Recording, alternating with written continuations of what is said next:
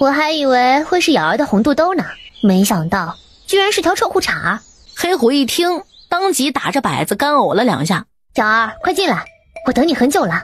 路遥快步一闪进林子，迎面就看见姬无暇正坐在树下，以及他旁边蹲着的一只傻鸟，一人一鸟正在分食一只鸡，吃得不亦乐乎。你还敢让他去偷鸡啊？冤枉啊，这鸡可是我亲自去偷的，它完全没出力，属于吃白食。嘿，吃现成的感觉真好。上回黑虎好不容易才虎口脱险呢，你就不怕轮到你自己被奸佞抓去受死吗？他抓不着我，虽然我打不过他，但我绝对跑得比他快。哼，听你这语气，你还很自豪啊？哼，这也是我的本事，我能不自豪吗？来，吃个鸡腿。我不吃。那你等等啊，等我们娘俩吃完这顿就干事儿去。哎呀，这宫女的伙食也太差了，就我们这种要干大事的人，就那点清汤寡水的，根本就不顶饿。你吃点啊，现成的。自己吃吧。黑虎狼吞虎咽地吃下去，那眼神充满了不理解。现成的居然还有人不喜欢吗？唉，自己找个地儿待着去吧，我和你二娘要去干事情了。那剑足有手指那么粗，锋利之际又充满了张力，真要是射到路遥身上，那股冲劲儿能直接把他钉在对面的墙上。这楼里有机关，方才他一进门时就已经触动了机关，头顶轰隆一声巨响，紧接着哐当一声，一只巨大的兽龙从上而下，将他困在了笼子中。后来又一轮更加猛烈的箭雨尽数朝兽笼里的路遥全无死角地射来。苏怀回头看了眼怡真园所在的方向，随后还是转身一步步地往怡真园的方向去。后来离怡真园不远的小径上，迎面一道夜风拂来，苏怀蓦地就停住了脚步，空气里有股极淡的血腥味。片刻，就见这条小径所在的尽头正缓缓走来一人。苏怀定定地看着他，他一步一步走得十分缓慢，尽管一身黑衣，隔着那么远的距离，路遥也认出了苏怀。路遥也知道，对面那人一旦盯上了自己是不会放的。随着距离逐渐被拉近了，夜风拂过路遥身侧，送来的血腥气息更浓郁了几分，足够近了，可见月光下将路遥的脸映照得十分惨白。然一个字还来不及说，便是满口鲜血再也包不住溢了出来。下一刻他身子再也支撑不住，整个人便往前栽倒了去。苏怀就站在那儿，任由路遥一头栽到他怀里。苏怀抱着人站在阴暗处，招来自己的眼线，应道：把剑征叫回来。眼线转头就消失了。没多久，剑征动作快，便回到了苏怀身边，把他带回去。是。莫大夫在自己的药炉里都已经准备歇下了，殿征这么晚来求他，你家相爷又不好了，他又干什么不听医嘱、离经叛道的事了？莫大夫赶紧去瞧瞧就知道了。前2次都是因为他又嫖又睡的，伤势给拖重了，我也劝过不止1次，叫他节制节制。估计他全当耳边风了。也是，你家相爷以前没碰过女人，大概是没想到女人能把他缠得这么狠，别到头来身上的毒还没解，就先给女人掏空了。多带些药吧，多是外伤，又是给女人抓的挠的，还好意思让我多带伤药？这得给抓挠多狠！你们相爷玩起来真是不要命了吗？剑征也不好多说，他要是说让莫大夫去看的不是相爷，莫大夫还是得逮着他一通询问。等到了后院，剑征一打开房门，莫大夫才站在门口就动了动鼻子。这是流了多少血？莫大夫再往床上一瞧，愣了愣。感情你不是叫我来给相爷看的？相爷呢？主子今晚有事，眼下还在宫里。是相爷叫我来看他的吗？剑征沉默。不是相爷叫的，你干嘛来叫我呀？他伤得不轻，主子让我把他带回来。我想主子的意思应该不是要我带个死人回来，万一你主子就是想你带个死人回来呢？又或者他叫你带回来就行了，管他是死是活呢？你家主子什么个德行你还不清楚吗？剑征沉默。话虽如此，但这陆姑娘毕竟是跟主子同床共枕过的，你擅自揣测你主子的意思，回头他说不定还得治你的罪。要是主子回来见他没得救了，又得知莫大夫过来却不救，还不知会怎么样。主子什么意思目前我都不清楚，何不先治他，等主子回来还是想让他死的话，再杀了也不迟。把活人弄死简单，把死人弄活比较难。我觉得你说的甚有道理，这样相爷怪不着你，更怪不着我。可这姑娘家我怎么给她上药啊？毕竟是相爷的露水情人，相爷要是知道我看了她的身子，别等她要死要活了，首先把我弄死怎么办？你先配药。宫里忙了整宿，这厢苏怀房里的灯也亮了整宿。等苏怀来家时，已是天清旭日将升的时候。苏怀进自己内院，抬头就看见自己床上正躺着的人。苏怀走到床边，见他身上穿的是自己的衣衫，该包扎的伤口也都包好了。谁来处理的？属下叫了莫大夫来处理的。苏怀回头看向剑征，剑征头皮一麻，感觉自己是不是又做错了。莫大夫给他换的衣裳，上的药。不是，莫大夫给配置的伤药，属下叫了个嬷嬷来给陆姑娘更衣上药的。苏怀没再说什么，看了眼睡得正沉的陆瑶。陆瑶躺在他的床外边，苏怀还是抬腿跨上床，在里边接被躺下，合眼补一会儿眠。他倒是会给他找事情，一回比一回整得大。等我找到你那同伙刺客，我就把他在你面前剐杀了。你要想随他去，我也可以考虑成全你。他一边温柔地说着，一边随手给他掖了掖被角。你同伙在哪儿？陆瑶没反应。不醒了是吗？陆瑶想，他当然不能醒了，就当他是重伤醒不过来好了，不然醒来不就得面对着奸佞了吗？得受他盘问，说不定还得受他严刑拷打。陆瑶暂时还没有想好怎么骗他。苏怀伸手来解他衣裳，就跟解自己衣裳一样平常。陆瑶眼下穿的也确实是苏怀的衣裳，对此陆瑶十分坦然，反正又不指望他能做个人喽。见他跟条咸鱼似的挺尸，照这架势，哪怕是把他脱光了，估计他也不会抖一下眼皮子。这会儿睡死了不打紧，你要能一直睡死过去，才算你厉害。说，同伙在哪？陆瑶闭着眼睛不搭理他，然后他就听苏怀对剑征说道：拿2根竹签来。剑征十分利索的拿着竹签就回来了，交到主子手上。苏怀一手捏着竹签，一手就来剥陆瑶的眼皮儿。陆瑶眉头跳了跳，看向这鬼畜的狗男人：你作甚？给你撑开来，好好见见我，想见多久就见多久。陆瑶感觉自己死了都得被这个狗男人给气活。你同伙在哪？我不知道。你不知道？但他现在应该知道你在哪儿。要不要我把你挂起来，让他来救你？哎呀，就是挂不了多久，你可能会浑身伤口崩裂流血而死。别说我了，先前黑虎被你挂了那么多天，毛都快拔光了，怎么见他来救啊？哼，不试试怎会知道呢？他多处多了去了，他又没跟我说，他不就是跟你打了一架吗？还没能打赢你，你又不吃亏，用得着带着不放吗？不就跟我打了一架？哼，他想要我的命。切，你树敌那么多，谁不想要你狗命啊？打架不都是这样吗？要么我杀你，要么被你杀，难不成你跟人打架只是玩玩啊？当时要不是他跑得快，估计早被你给杀了。要不是你，我也不必这么费力。是，当初呢，是他及时拖住了他，才放跑的姬无暇。哎呀，相爷，冤冤相报何时了啊？你在劝我对要杀我的人大度一点是吗？没等陆瑶回答，他突然欺身破镜，把他压在床头，整个气息就变得有些张狂。你跟你的同伙一样该死，你来找我就是想要利用我进宫，你不仅进宫盗宝，你还伙同贼子弑君。你这有点子虚乌有了。我们什么时候弑君了？我要是弑君，早先和阿汝一起的时候机会多的是，要下手早就下手了。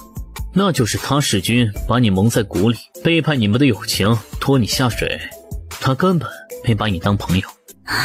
也不用说的这么严重吧。算他前脚替你引开守卫，后脚便潜入乾兴殿行刺，你觉得不严重是吗？不可能。不可能，他犯完事就逃之夭夭，宫中掘地3尺也要捉拿住他。要是拿不了他，就得你死活替他兜着。苏怀见陆瑶端碗喝药，然后拿筷吃饭，也没说什么。拿到你要的东西了吗？这一提，陆瑶顿时就觉得眼前的饭菜没那么香了。香爷知道仪真园里有机关，是一门心思等着我去送死是吧？仪真园里就真寿楼有机关，但你要去的不是藏药楼吗？这就是你骗我的后果。他想，这奸佞要是知道他去的是珍兽楼，估计会敞开大门让他和姬无暇进去，再把他俩锁在里面受死吧。我要是告诉相爷我去的是珍兽楼，难不成相爷就会提醒我里面有机关？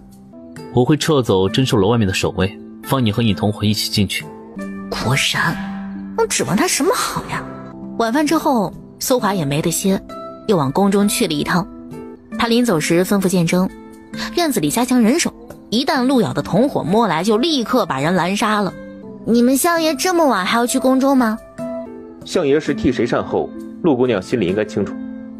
你不说我怎么清楚啊？除了陆姑娘还能有谁？宫里大家伙要抓的闯夷之源的贼又不是我，要抓的刺杀皇上的刺客更加不是我，你们相爷替我善什么后啊？原本是陆姑娘说的这样不错，可那刺客昨晚行刺时就暴露了，是个女的，还遗落了一根宫女发簪。由此可见，刺客都半是伪装成宫里的宫女行事的。眼下那刺客受伤遁逃，宫里正挨坐宫殿的搜查所有宫女，但凡有受伤者，皆是重大嫌疑者。等搜查到暖阁，也不过是近2天的事。要是这期间再找不出刺客，到时候搜查到陆姑娘身上，就陆姑娘这身伤，相爷都保不了你。监正说完以后，等了一会儿，不见陆瑶有下文，不由回头往门缝里探了一眼，就见他居然靠在床头，安然合着眼睡着了。主子在外为他惹出来的事奔波劳碌，他倒好，居然还能睡得着。等苏华回来时，已是半夜时分。陆瑶嗅到身侧有道新冽而又有些清润的气息，下意识地皱了皱眉头。你跟长公主还真是天生一对。我跟她怎么天生一对了？切，你们臭味相投。那怎能比得上我跟你水乳交融，彼此契合呢？真不愧是狗男人啊！这话一听进耳朵里，就满满一股子混账劲儿。事实证明，越担心什么越来什么。陆瑶连养个伤都没得清静。第2天姬无暇就找来了，当时陆瑶正在房里休养，听到外面有打斗的声音，他真是瞬间清醒，然后从床上惊坐起来，紧接着就听见了姬无暇的叫喊声：瑶儿，瑶儿，听见你就应我一声，我来救你了。陆瑶抬手扶额，只觉得太阳穴突突突的跳啊，这会是生怕自己死得太慢吗？坚定可就等着他送上门来呢。陆瑶开门出去，抬头就看见苏怀也站在屋檐下。陆瑶赶紧出声道：我没事，你速速离去。切，奸贼果然就是奸贼，这么下三滥的招数，亏他想得出来。妈的，气死我了！这奸贼找了个体型跟你差不多的人挂在阁楼墙上，我以为是你，妈的，差点遭他暗算。你来干什么？当然是来救你啊！要不是黑虎找到了你，我都不知道你被这狗贼囚禁呢。瑶儿，你这脸色怎么这么差呀？狗贼折磨你了？我没事，这里是相府，岂容你乱闯？冒犯了相爷，你担待得起吗？还不哪里来的去哪里去？这奸人不是离府了吗？我是看着他离府我才来的，结果他怎么又没走啊？这不明摆着的吗？他当然知道是你来了，所以他又回来了。你到底有没有事儿啊？你再待下去，我就要有事儿呢。那你的意思是我走？再不走，我俩一起死。行吧，你且忍辱负重，我再寻时机救你。陆瑶生怕苏怀突然就动手，连忙挪到他身边，若有若无地勾着他的手臂，看似亲昵，实则满是防御。姬无暇瞪了瞪眼：瑶儿，你什么时候跟这奸人这么要好了？我问你，宫里行刺皇帝是你干的吗？我干的啥？行刺，你有没有去行刺啊？我行刺谁？行刺皇帝，是不是你干的？你再废话一句试试。我就是感到不可置信，确认一下嘛。你就说你有没有干，我也是有原则的，没钱的事儿我怎么可能会干？那你听见了，不是他干的，而且我可以作证，他的确是个拿钱办事的人。拿钱办事儿？那我的命他又拿了多少钱？这厮还真是会往自己身上对号啊！他没收钱，他完全是为了给我找场子。姬无暇看着陆瑶那一本正经胡诌的样子，是这样吗？他不是为了10万两银子吗？搞得他差点都要相信了。哎，相爷，干什么去啊？姬无暇瞪了瞪眼珠子：瑶儿，你居然拉着死人头的手！这话一出，苏怀拂开陆瑶的手，深吸倦狂，直接冲姬无暇极快的掠来。今日他是打定了主意，非要弄死这姬无暇。陆瑶见状也非常的眼疾手快，立马从身后使出仅有的力气，用力抱住苏怀。不能打，不能打，他现在就形同废人一个，帮不上什么忙。奸佞真要是跟姬无暇打起来，又有剑争这帮狗腿子助阵，姬无暇一个人会十分吃亏，说不定今个真得交代在这儿。别生气，别生气啊！你自个儿也有伤，别跟他一般见识。苏怀低头看了一眼腰间扣着的手，又看着目瞪口呆的姬无暇，放手！陆瑶是坚决不能放啊！一放这俩货就得拼命的撕咬起来啊！我要是亲自动手把你掀开，你可能会被我摔到墙上摔死。相爷有话好商量嘛，他也不是坏人。那你觉得我是好人吗？你还想干什么？还不快走！姬无暇见陆瑶不是开玩笑的，转头就要从剑争和影卫们那儿闯出个出路来。苏怀回眸看着陆瑶那张脸，苍白虚汗，那双眼睛也暗淡。痛归痛，但他面上却硬是没有流露出半分痛楚的神色。痛吗？说实话有点。那你还不松手？松手你就得去杀我朋友了，他是我从小一起长大的朋友，不能跟你杀。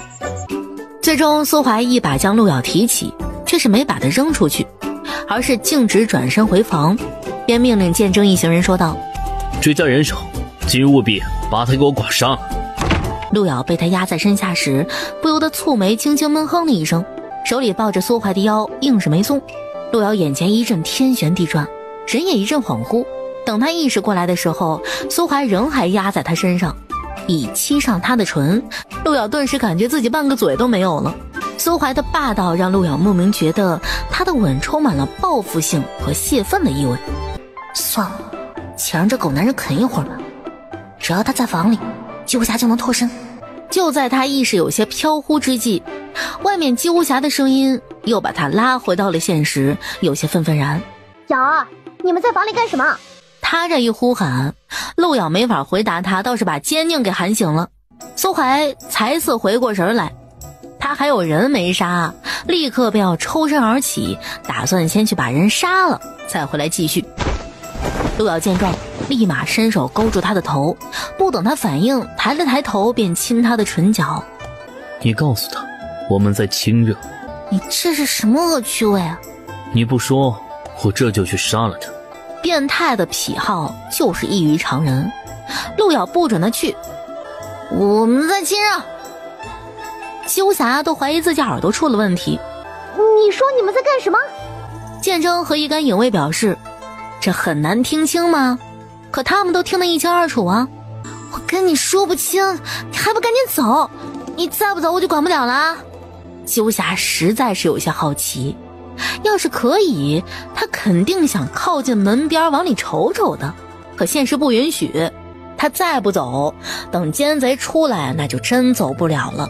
最后硬是被他拼出个缺口，他绝不恋战，动作飞快地逃出了院子。陆瑶听着外面的动静，晓得姬无暇总算是顺利走了，他绷着的脑筋松了松。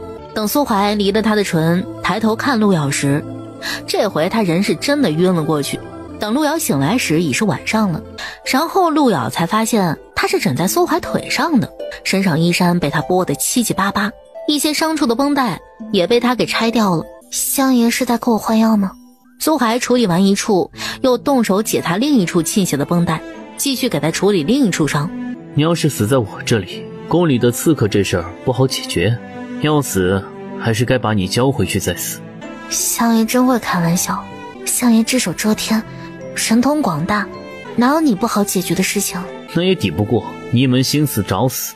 你放跑了同伙，那就只有你替他去死了。都说了不是他干的。哼，谁干的重要吗？相爷应该去找真正的刺客。你在教我做事？我只是建议一下。瑶儿，这是奸贼的院子没错吧？这是奸贼的卧房没错吧？你怎么会躺在他的床上？姬无暇一脸严肃，快步走到床边来。他此刻这脑思维啊是十分的活跃，联想也非常丰富。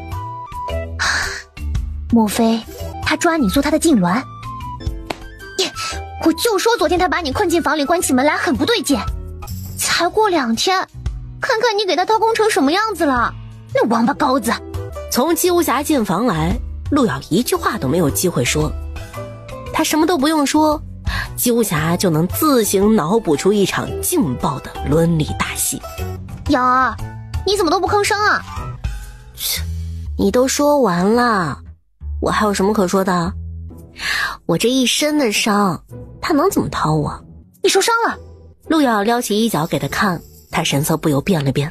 怎么弄的？怎么这么多伤？医生园里有机关，所以是那奸贼救了你。你以为他是好心救我吗？还不是为了引你来。他还给你处理过伤了，你叫我来干什么？去给我拿药，这儿的大夫的药迟迟好不了。成，药在哪儿？你去宫里的暖阁，药在一把不常弹奏的琴的暗格里。姬无暇也不耽搁，转身就利索地消失在房门外。陆瑶感觉自己只是打了个小盹的功夫，他人就回来了。那藏宝楼里的机关有那么厉害吗？竟然把你伤成这样。对于现在的我来讲，确实是厉害。大意了，外面把守森严也就算了，没想到里面还有机关。他给陆瑶把原先的药粉残余给清理了，手法十分娴熟，又重新抹上陆瑶自己的药。那座藏宝楼无非就是收藏一些兽类的玩意儿，能比那些稀世珍宝还值钱吗？怎么就那座楼设了机关呢？能收藏在里面的大多都是稀世珍宝吧。就我要找的那一件，听说已经绝迹了，这世上唯一的最后一只脚，只有那楼里有。看样子这次你是没能拿到喽。啊，能捡回条命就不错了。那你告诉我找什么，我下回进去给你找。你连虎骨狼骨都分不清楚，怎么给我找兽脚啊？你必须得回宫里去。必须回去。阿汝还在宫里呢。宫里正在搜查，你这伤就是用了上等好药，一时半刻也不可能恢复如初。你回去不是送死吗？用这药至少能止血结痂，剩下的还得要你帮我。要我帮你是吗？给我弄点好东西，你擅长的。今日苏怀回来的早，他傍晚就来家了。苏怀进院子时收敛了声息，而此时陆瑶和姬无暇又在房里忙活，压根儿就没空闲留意到。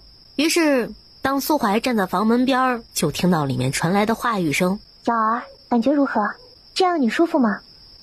还好，你弄便是。那我就照我的手段来弄了啊。是当苏怀站在房门边，就听到里面传来的话语声：瑶儿，感觉如何？这样你舒服吗？还好，你弄便是。那我就照我的手段来弄了啊。你们在干什么？当然是在干我们要干的事啊。陆瑶默默地把衣裳拢了拢，十分佩服姬无暇这货总能越描越黑，一下就把仇恨值拉到最大了。正好我也有一件要干的事情。还等什么？还不快从窗户跑？他要干的事情除了杀姬无暇还能是什么？姬无暇好歹也在江湖上混了这么久，小的高手越是和风细雨，越是能出其不意的一招干死对方。这房里空间有限，窗户又那么大点儿，这回姬无暇没能逃脱，就被苏怀给截住了。两人一句话不说，直接就打起来。这架打得狠呐，都使了全力想要取对方的命，所至之处犹如狂风过境，一片狼藉。这时陆瑶就抽下发间黑簪，在苏怀对姬无暇下死手之际，倏而扬手朝苏怀额心一掷。陆瑶虽身体不行，动不了武，可支根簪子不在话下。姬无暇得此空档，赶紧开溜。靠，他个疯批！苏怀看着姬无暇跑了，看了看墙上的黑簪，又转头看着陆瑶，然后抬脚朝陆瑶走来。你们干什么事情得脱了衣服干？陆瑶一时没反应过来。你敢背叛我？我没有背叛你。那你跟他脱衣服干什么？他除了帮我弄伤口还能干什么？你不是要他把你弄舒服吗？难道我没把你弄舒服？这狗玩意儿的狗逻辑一来，又开始说混账话了。陆瑶晓得姬无暇没走远，正叉着腰在屋顶上喘口气儿呢。你脑子里能想些干净的东西吗？我们两个女的能怎么弄舒服？两个男的都可以，你骗我两个女的不可以？姬无暇听着就问剑争：这奸贼怕不是脑子有病吧？大家都是习武之人，能听得一清二楚。有本事你上来啊！剑征和影卫们没有主子命令，哪敢轻易上主子的屋顶去啊？要是一会儿打起来把屋顶给掀翻了，可怎么了得？先生，看清楚，他在给我贴伤口。只见他锁骨下方原本的一道剑伤此刻消失了，乍一看肌肤是完好无损。苏怀探指抚上他肌肤，约摸是想找点贴合的痕迹，可路遥就发现他手指摸在他锁骨处，显然没摸对地方。我没伤着骨头，相爷不知道吗？骨头有什么好摸的？苏怀看他一眼，然后手就伸进他衣襟里了，摘了一把他肚兜下的桃。是没有肉好摸。顿无耻，谁能比得上你啊？昨天你还说想跟我在一起呢，刚刚却又想杀我。我哪能杀得着相爷啊？相爷不是好好的躲过去了吗？我没有说过爱你爱得要死，可你天天把爱我挂在嘴边。瑶儿，你什么时候爱他了？你不是最爱我吗？一切不还都是为了生存吗？给你身上几颗痣都知道，你倒是吃得开啊！男人女人你都来。好你个淫贼！瑶儿，他在对你做什么呀？哎，帮我贴伤口。这奸贼疯了吗？一切都由着他心情来，他什么时候正常过呀？我劝你还是自觉点，下来，不觉得自己煞风景吗？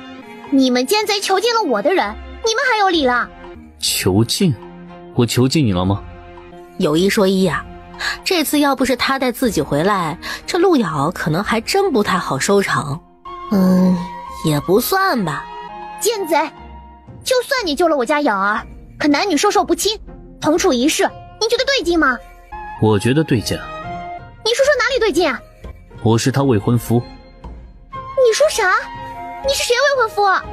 苏怀不再说了，差点急死姬无暇。除了陆姑娘还能有谁？这门亲事是陆姑娘亲自登门认领的，你问问她就知道了。瑶儿，这奸贼真的是你的未婚夫？是吧？我知道你有个未婚夫，可你没说是他呀。我在来之前也不知道是他。虽说光线昏暗，可他眼神好啊，大概能看见奸贼还在给他家瑶儿贴伤口的动作。狗贼，你不点灯，是不是怕我看了瑶儿的身子？你放心，他身子我早就看光了，我们经常一起洗澡，他身上有几颗痣我都姬无暇捂脸闷哼一声，总觉得自己半边脸都快没有了，不由长抽一口气，破口大骂：狗贼，我去你大爷的！苏怀吩咐剑征把他堵住。他这儿快弄完了就去收拾姬无暇。等他弄完出去，姬无暇早就脱身而逃了。哎呀，算了，他的轻功也不是一般人能追得上的。你跟你同伙平时怎么玩的？什么怎么玩的？他连你身上几颗痣都知道，你倒是吃得开啊！男人女人你都来。相爷，你是不是想得太过龌龊了？姐妹之间平时一起洗澡不是很正常的事吗？一起洗澡，他还专门数你身上几颗痣。路遥发现呀，跟他的狗逻辑讲道理那是讲不通的。你放心，他不像你这么野。我看你能不能次次都救得了他。听他这语气，人他还是一定要杀的。在相爷眼里就只有打打杀杀吗？要杀我的人不杀了，难道还要把他供起来？相爷完全可以换一种平和一点的方式去处理事情吗？平和一点，那能让我再多活2年吗？路遥大概懂，无非就是他若是找不到治他的人，就只有2年活头，可能连2年都不到。那他不使劲折腾，当个坚定魔头，还指望他做个菩萨，把爱传播人间吗？侍女姑娘倒是乐得清闲，躲在房里2天，六姑娘可把小的差遣坏了。你哪儿坏了？小的真是操心坏了。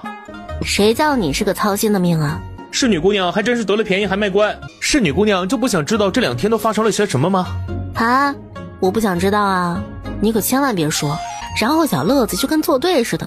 长公主搜遍了全宫上下，都没能搜到刺客，你猜怎么着？皇上就把这事儿交给了咱们相爷来处理。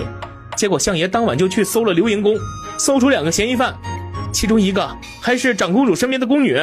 哦，原来是这么回事。那长公主定是从什么渠道知道她受了伤，所以才有了这出等着她呢。那宫女落到相爷手里如何了？那当然是不掉块肉也得脱层皮呀。听说长公主去接人的时候，人从审讯室出来，浑身上下都没有一处好的。竟然还有人落到你们相爷手里还能被送回去的。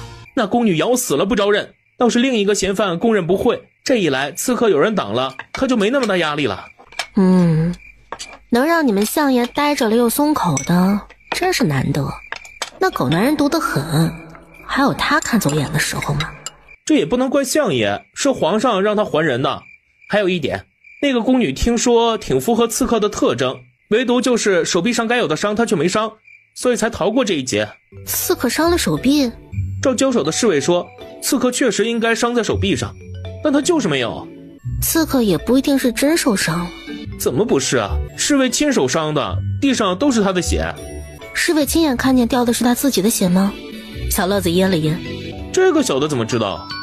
如果真的是祸水东引，刺客必须掉血才会让人误以为是受伤了，然后才会查到他头上。可刺客要是真伤，不也给自己增加隐患，招惹祸端吗？到时候查起来洗都洗不脱呀。所以在行刺现场，刺客血要掉，但也不能真伤，随便弄点什么狗血不是一样吗？晚上的时候，陆瑶听见窗户那边有动静，便缓缓坐起身来，转头往窗边看去，只见窗户被打开了，紧接着人影就轻车熟路地从外面翻进来，紧随其后的还有只傻鸟停在窗棂上，然后一人一鸟摸进了屋子后就往床榻这边来。你大晚上的不睡觉坐着干嘛？坐着吓人吗？切，你一个做贼的还怕被吓吗？还好意思问别人为什么大晚上不睡觉？我还不是想来看看你。姬无暇走进来就坐在陆瑶床边，从怀里掏出药丸子给他吃下。黑虎飞过来停在几步开外的桌上，对着陆瑶兴高采烈地左右打了2下摆子。陆瑶一瞅见他，顿时就有些面瘫，他嘴里叼着一只鸡仔，大约一路上叼累了，嘴壳子一松，那鸡仔就啪嗒一下掉在了桌上。瑶儿，饿不饿？吃不吃鸡？黑虎专门弄来孝敬你的。我不吃。那我就说你二娘不吃你这玩意儿，你还是自个儿消化去吧。真的不吃吗？我想不通你为什么不吃。晚上吃这个后面还要不要睡了？吃归吃，睡归睡，我不明白为什么吃了还不好睡。你自己吃吧。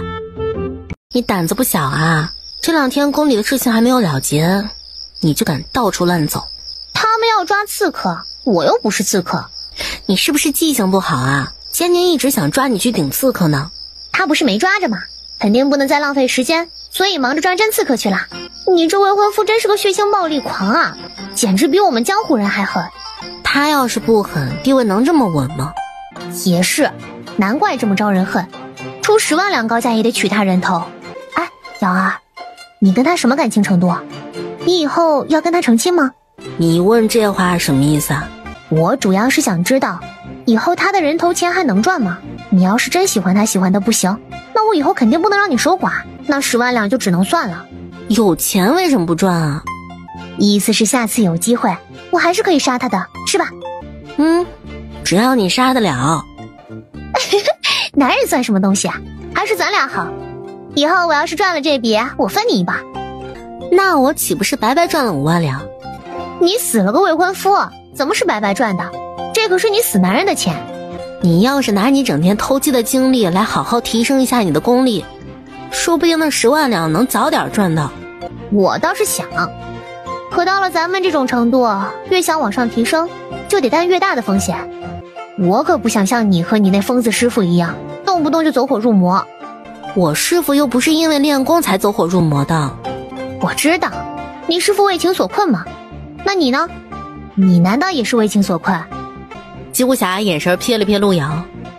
我还不知道你山盟海誓都没一本武功秘籍来的实在。是，你最知道我。那你到底找的什么东西啊？你告诉我，我去其他地方帮你找。我要找灵犀角，你去哪帮我找啊？灵犀？听说这玩意儿已经绝种了呀？最后一头是由别国进贡到这宫里来了。哎呀，那别处还真就没得找了，怎么办呢？哎，要不要找你的奸贼未婚夫帮帮忙？要是有那奸贼帮忙，这事儿肯定手到擒来。那你觉得他凭什么会帮我啊？他不是你未婚夫吗？他都不关心你为什么要去藏宝楼，弄得一身伤回来吗？他倒是问过我要去找什么。那你告诉他了没？哼，告诉他好让他给我毁了嘛，他肯定不会让我如愿的。还未婚夫呢，他怎么是这么个烂人？我们不也在合计着杀了他分赃吗？这么说，我们完全是在为民除害，我们都是好人。西门主是好人。两人聊完，夜色已经很深了。姬无暇带路遥下去。这阵子苏怀很忙，宫里的刺客才告一段落，他又在筹备云金国的事儿。筹备云金国什么事儿啊？当然是云金国来使的事儿。按照国约，又到了他们送贡品宝贝的日子。这次听说还要送个质子过来。你们知道云金国在哪里吗？我们不知道啊。云金国就在咱们南怀以南，这几十年来一直都是本朝的附属国，到了时间就往咱们这边运送贡品。送的都是宝贝吗？那当然了，要不是宝贝，敢随便拿出来糊弄咱们？既然是宝贝，到时候岂不是要收入仪真园？为什么还要送个质子来呢？这可不能乱说啊。不说便算了，我们又不在乎这些。还是别勉强他了，他自己都不知道，你问他也没用。他要是知道，岂有不说的？谁说小的不知道？小的知道可多呢。你要是知道，怎么会说不出个名堂来呢？还不是因为云金国近来好像不老实，所以才要求他们送质子来。这次来的好像还是云金最受他们皇上喜爱的王爷。没想到你一个小太监知道的还挺多的嘛。那不是当然的吗？想要在宫里混得开，首先消息得通。这样的话，那我考考你啊，你知道这次云金国都送来些什么宝贝吗？侍女姑娘又想干嘛？你看，这回你不知道了吧？就是小的知道也不能说呀。不过云金国自称送来的最令人骄傲的一件宝贝，就是他们的靖王爷了。那位王爷很厉害吗？小的听说他容貌无双，惊为天人，才高八斗，善治国策略。云金国正是因为有他，这几年才国力增长相当迅速。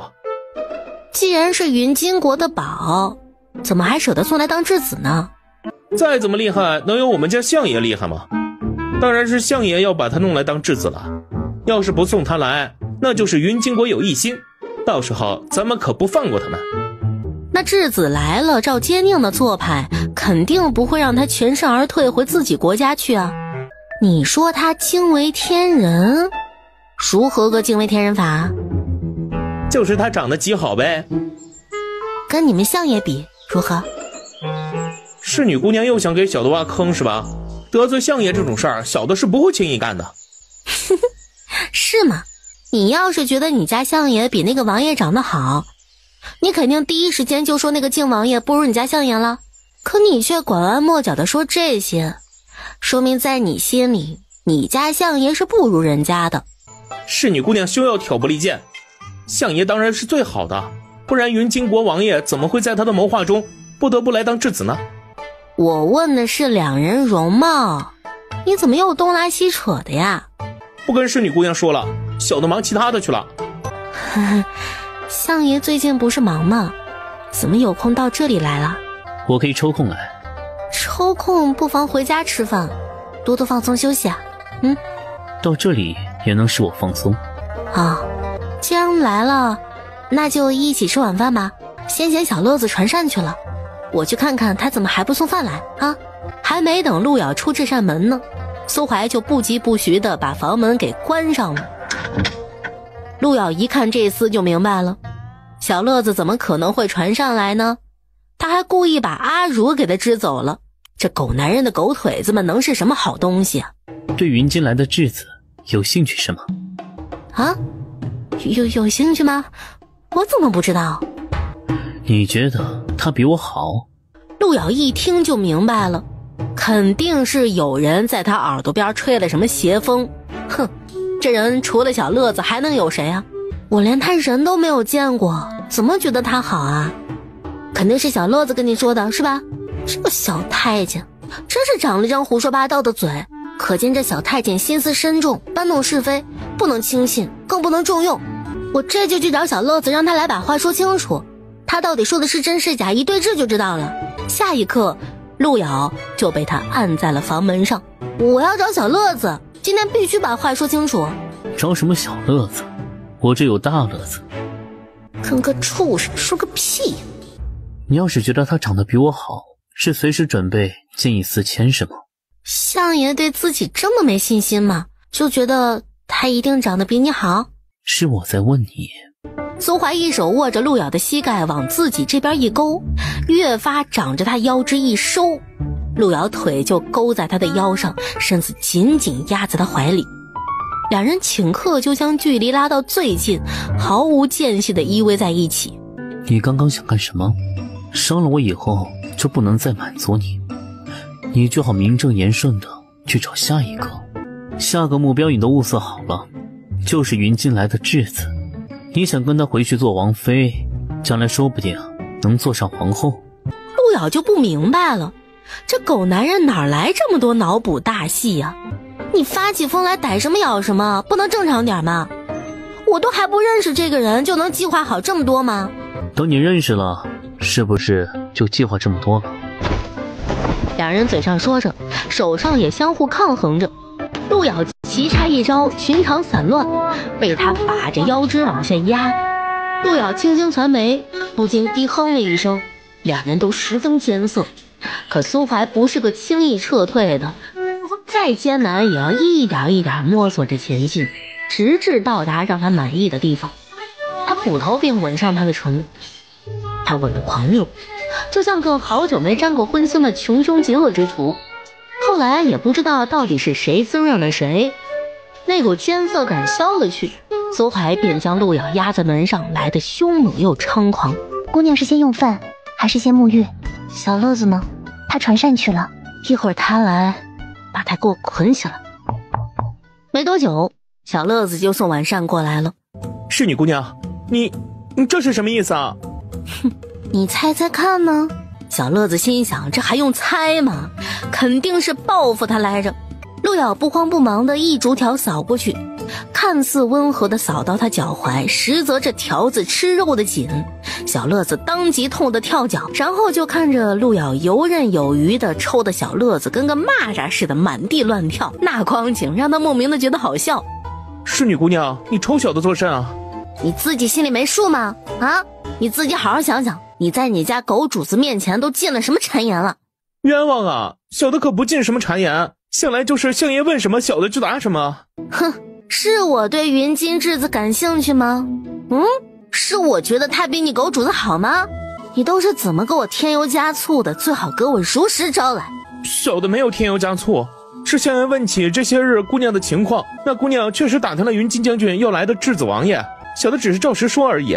哈，你要是没添油加醋，那你的狗主子是怎么认定我对那什么质子感兴趣，觉得人家比他好呢？那肯定是相爷自己悟出来的呗，像相爷那般的人领悟能力超强，姑娘又不是不知道。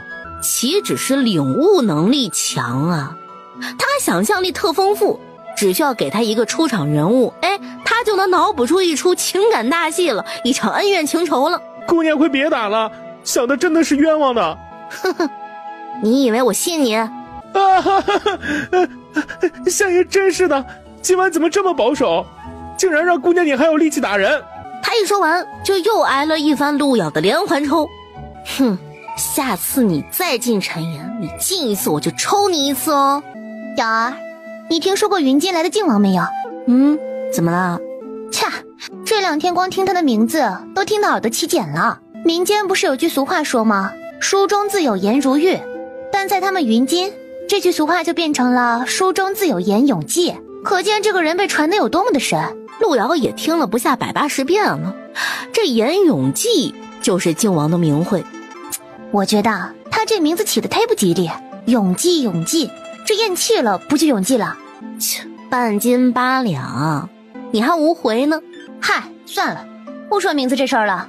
听说那是个绝世美人，就是不知比你的未婚夫如何？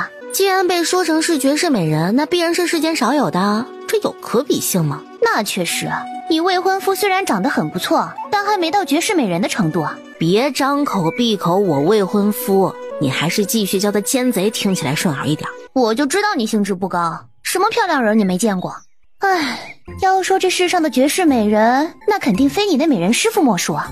以往你日日同她朝夕相处，再看别人肯定就眼光挑。切，我看云京这次送来的宝贝也没有特别出挑的。你说灵犀角是产自他们国家的，可这回没有那个角。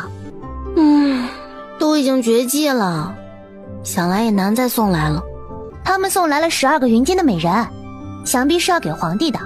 我看哥哥长得倒是水灵，身材好。啊，那个王爷，我倒是特意去瞧了2眼，运气好，去的时候正好碰上他洗澡。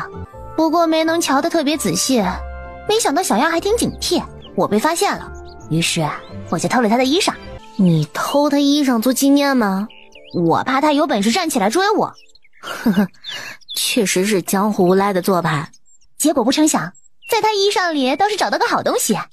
说着，姬无暇就伸手一摊，这玩意儿看成色有点值钱啊，可比那些贡品宝贝好。这个应该是他的贴身之物吧？是吧？不然怎么能在他衣服里找到的？说着，他就往陆瑶手里塞。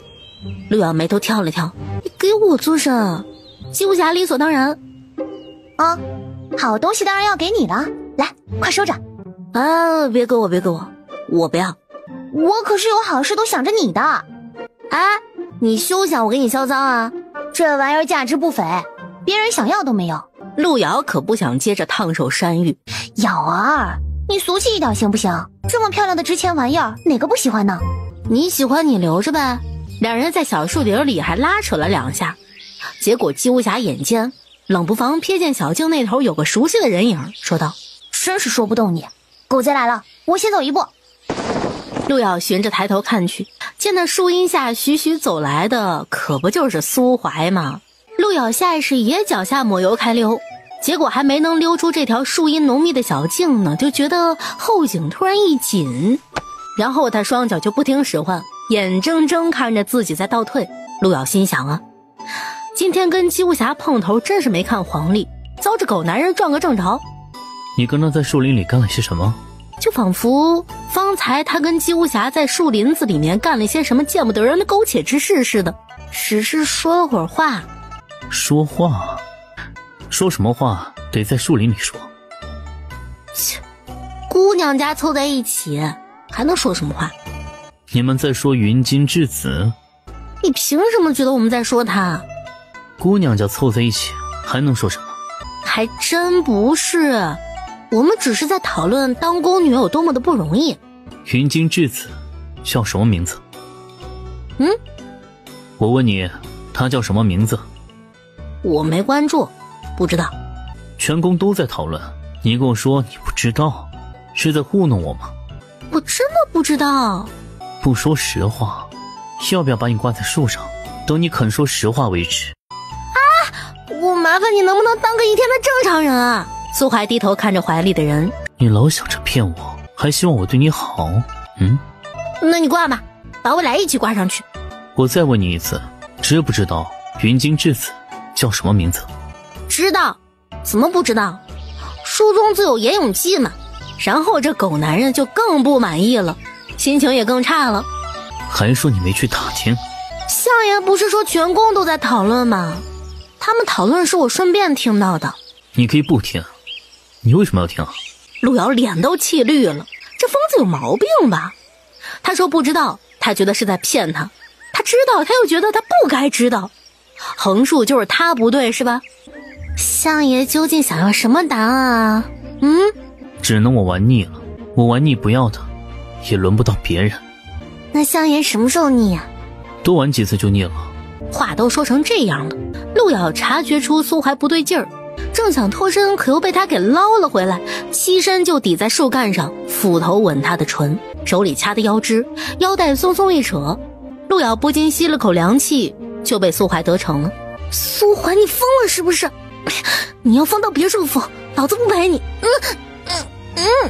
话没有说完，就又被他吻住了唇。后来陆瑶再没有说话的机会，狗男人，不分地方场合也能野，就不怕一会儿有人来撞见吗？随着衣衫松松垮垮，怀里方才那枚玉佩冷不防从衣间掉落，只不过苏怀暂没有空闲去理会它。苏怀似乎很喜欢他唇上的味道，反反复复地吻他，又停留在最深沉的地方与他火热厮磨。路遥咬着牙，除了凌乱的呼吸，不发出任何声音。后来路遥把心一横，横竖都已经这样了，不能每次他都做咸鱼任他为所欲为吧？而且每次他撒野于他来说也是一次机会，能不能踩到他的精元气儿，全看他自己的本事了。就算暂时拿不到药引子治他走火入魔，踩他的气补补自己也是有益无害的嘛。所以路遥突然反客为主，缠住他的腰，勾上他的脖子，极尽热烈的厮缠。这次路遥是使出浑身解数，让他没能忍得住，将元气泄给了他。路遥歪头靠在他肩上，全数将他的元气纳入体内，顿觉丹田浸润，十分舒泰。而苏怀似乎被他惹毛了，休整片刻又重新上阵，他是发狠地掐着他的腰讨回来。有本事你再炸我一次试试。你自己没忍得住，怪得了谁啊？不过后来这野狗又狂力气又大，苏怀你要死啊！我要死，我要欲仙欲死。也不知过了多久，苏怀狂浪个彻底之后方才平息下来。他整了整衣袍，衣着整齐，然后不疾不徐地弯身去捡地上躺着的那枚玉佩。他什么也没说就收走了。本宫不在这些时日，听说多是六姑娘在替皇上分忧解劳，这阵子多亏了六姑娘的照顾了。民女不敢，皇上都准你来参加宫宴了，你不必如此谦虚。这后宫的一众姐妹们确实不如你有经验，也不如你温柔体贴。在场的后宫妃嫔们嘴上虽不语刁难，可看向阿柔的眼神儿都充满了鄙夷。那回头得向六姑娘好好取经了，看看我们怎么才能讨得皇上的欢心啊！再聊什么？这么热闹，再向六姑娘取经，怎么哄皇上开心？这阵子宫里发生了许多事，皇上焦头烂额的，好在有六姑娘给皇上解忧，伴皇上左右。再者，六姑娘是皇上请进宫里来的，自从她来以后，皇上的睡眠确实改善了不少。她本身才貌双绝，皇上看重2分，无可厚非。没多久，太监便来请各位主子进殿了。阿乳的位置被安排在妃嫔们后面。皇上驾到！这时皇帝到了，满殿的官员女眷们全都起身参礼相迎。路遥看见皇帝步履稳健朗阔地踏进殿门，身后跟着奸佞。奸佞一身紫衣官袍，端的是人模狗样。皇帝上座以后，命众人平身，苏怀便也到侧殿百官之首的位置落座。皇上难得让六姑娘也来这宫宴上，六姑娘却坐得那么靠后，岂不埋没了去？不过是来见识见识，坐哪里不一样啊？当然不一样，六姑娘可是皇上的贵客，当然得坐在前头。六姑娘来这里坐。民女身份微贱，不敢逾矩。贵妃娘娘让你来，怎会是逾矩？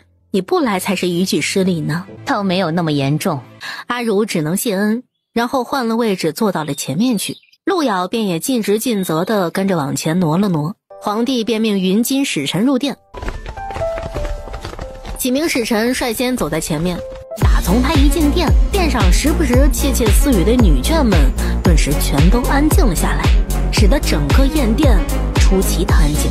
来者便是大家盼了好久的质子王爷严永济。陆眼瞧着，大家的眼睛都似乎看直了，他也百无聊赖地转头往殿门看了2眼。他果真模样生得极为俊美，长眉入鬓，不染琼华，一身衣袍素雅整洁，整个人犹如从9天玄境而来，而非属于这皑皑尘世。路遥表示，这真是一个看脸的朝代呀。连苏怀那种贼子奸佞，只要长了一张还不赖的脸，依然能有不少的姑娘排着队想与他染上一段风月。无怪大家盼了这么久，云金来的靖王果真仪表堂堂，名不虚传呢。既然贵妃让你弹奏一曲，你便弹奏一曲吧。何况朕听来，你的琴确实比朕宫中那些个奴才好得多。听皇上这么说，我等又有些迫不及待的想见识见识了。我知道六姑娘弹琴有个条件，得以屏风遮挡，她才能心无旁骛地弹奏出最好的琴声。听说先前在皇上那里也是如此的。阿汝不知道常贵妃是何用意，但这样也好，至少有事儿她能和陆瑶商量。今儿个满殿文武朝臣还有云津使臣在座，给六姑娘一展才艺的机会十分难得，六姑娘可不要让大家失望，民女自当竭尽全力。阿汝端坐桌前，双手抚在弦上，然还没有拨动。陆瑶倏儿按了按他的肩膀，陆瑶摇摇头。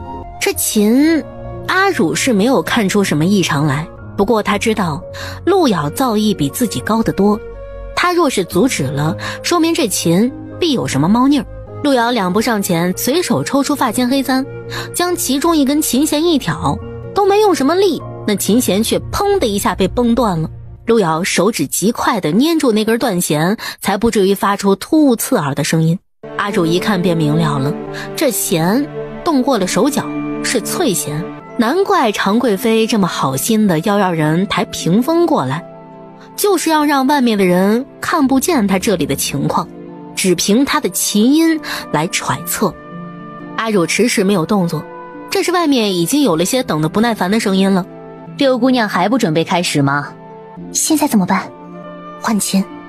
不是民女不准备开始，只是一架断弦之琴，民女实在不知该如何开始。乐师连忙跪地请罪，是奴婢失职疏于检查，求皇上娘娘恕罪。稍后再罚你，先给六姑娘重新再换架琴。于是乐师又立马送了第二架琴入内。这架琴的琴弦没有问题，可弦底却另有玄机。只见弦底借着光线不同，偶有锋芒闪现。他定睛一看，心下不由一沉，弦底竟布满了密密麻麻的薄如蝉翼的细刃。怎么了吗？要是不想弹奏，便不弹奏吧。乐师继续奏乐。话说得如此大度，可今日阿汝真要不弹奏，那便是扫了皇帝的颜面。阿汝心知不能再要求换琴了，所有人都看着，如若断弦是意外，那这次他再换琴，那就是挑明了有人在琴上做手脚。请皇上恕罪，民女只是第一次参与这样的宴会，宴请的又是王公大臣、各位娘娘，还有别国的来使，民女着实受宠若惊，很是紧张，一直在努力调整，想努力表现得更好一些。无妨，随意弹奏一曲，给大家听听便是。阿汝深吸一口气，准备拨弦，这双手不想要了。他真要是弹一曲下来，双手手指肯定被削得不成样子了，以后也别想再弹琴了。形势所迫，莫要担心，我轻点弹。他的琴就如同他的人一般，令人回味。先前不愉快的前曲顿时烟消云散，几番美妙的音色流转出来，阿汝的手指尖拧着一抹艳丽的血红。他忍着痛继续弹，陆瑶却是一把握住他的手腕，琴声戛然而止。姑娘让我继续弹吧。怎么停了？至少得把当下应付过去。别急，我来替你弹。陆瑶一边落座，一边将黑簪重新撑在琴弦上，他随手往弦上一拨，琴音乍然而泄。阿汝坐在他旁边，听到这缕音时，心神都跟着蓦然一荡。殿上重归寂静，坐在殿首的苏怀正拿着茶杯饮茶，闻声时饮茶的动作微微一停顿，面上是惯有的风平浪静之色。与此同时，云津使臣那边在座的那位靖王先前一直无所表示，而这道音色一出时，他亦正了正身。阿汝睁大了眼睛瞧着，他方才可亲手弹过了，这琴弦被绷紧且挑离琴身的情况下，他每拨一次琴弦都异常艰难，而眼下弦到了陆瑶手上，仿佛就变成了服帖又乖顺的小宠，只顾着往他手指尖上舔，即刻想讨他欢心一般。那从他手上流出来的音色，没有琴身的依托，竟与他那黑簪撞击出一抹浑厚。待一曲终了，殿上仍是安安静静，率先有人鼓起了掌。众人循声看去，见鼓掌的是云津的靖王爷。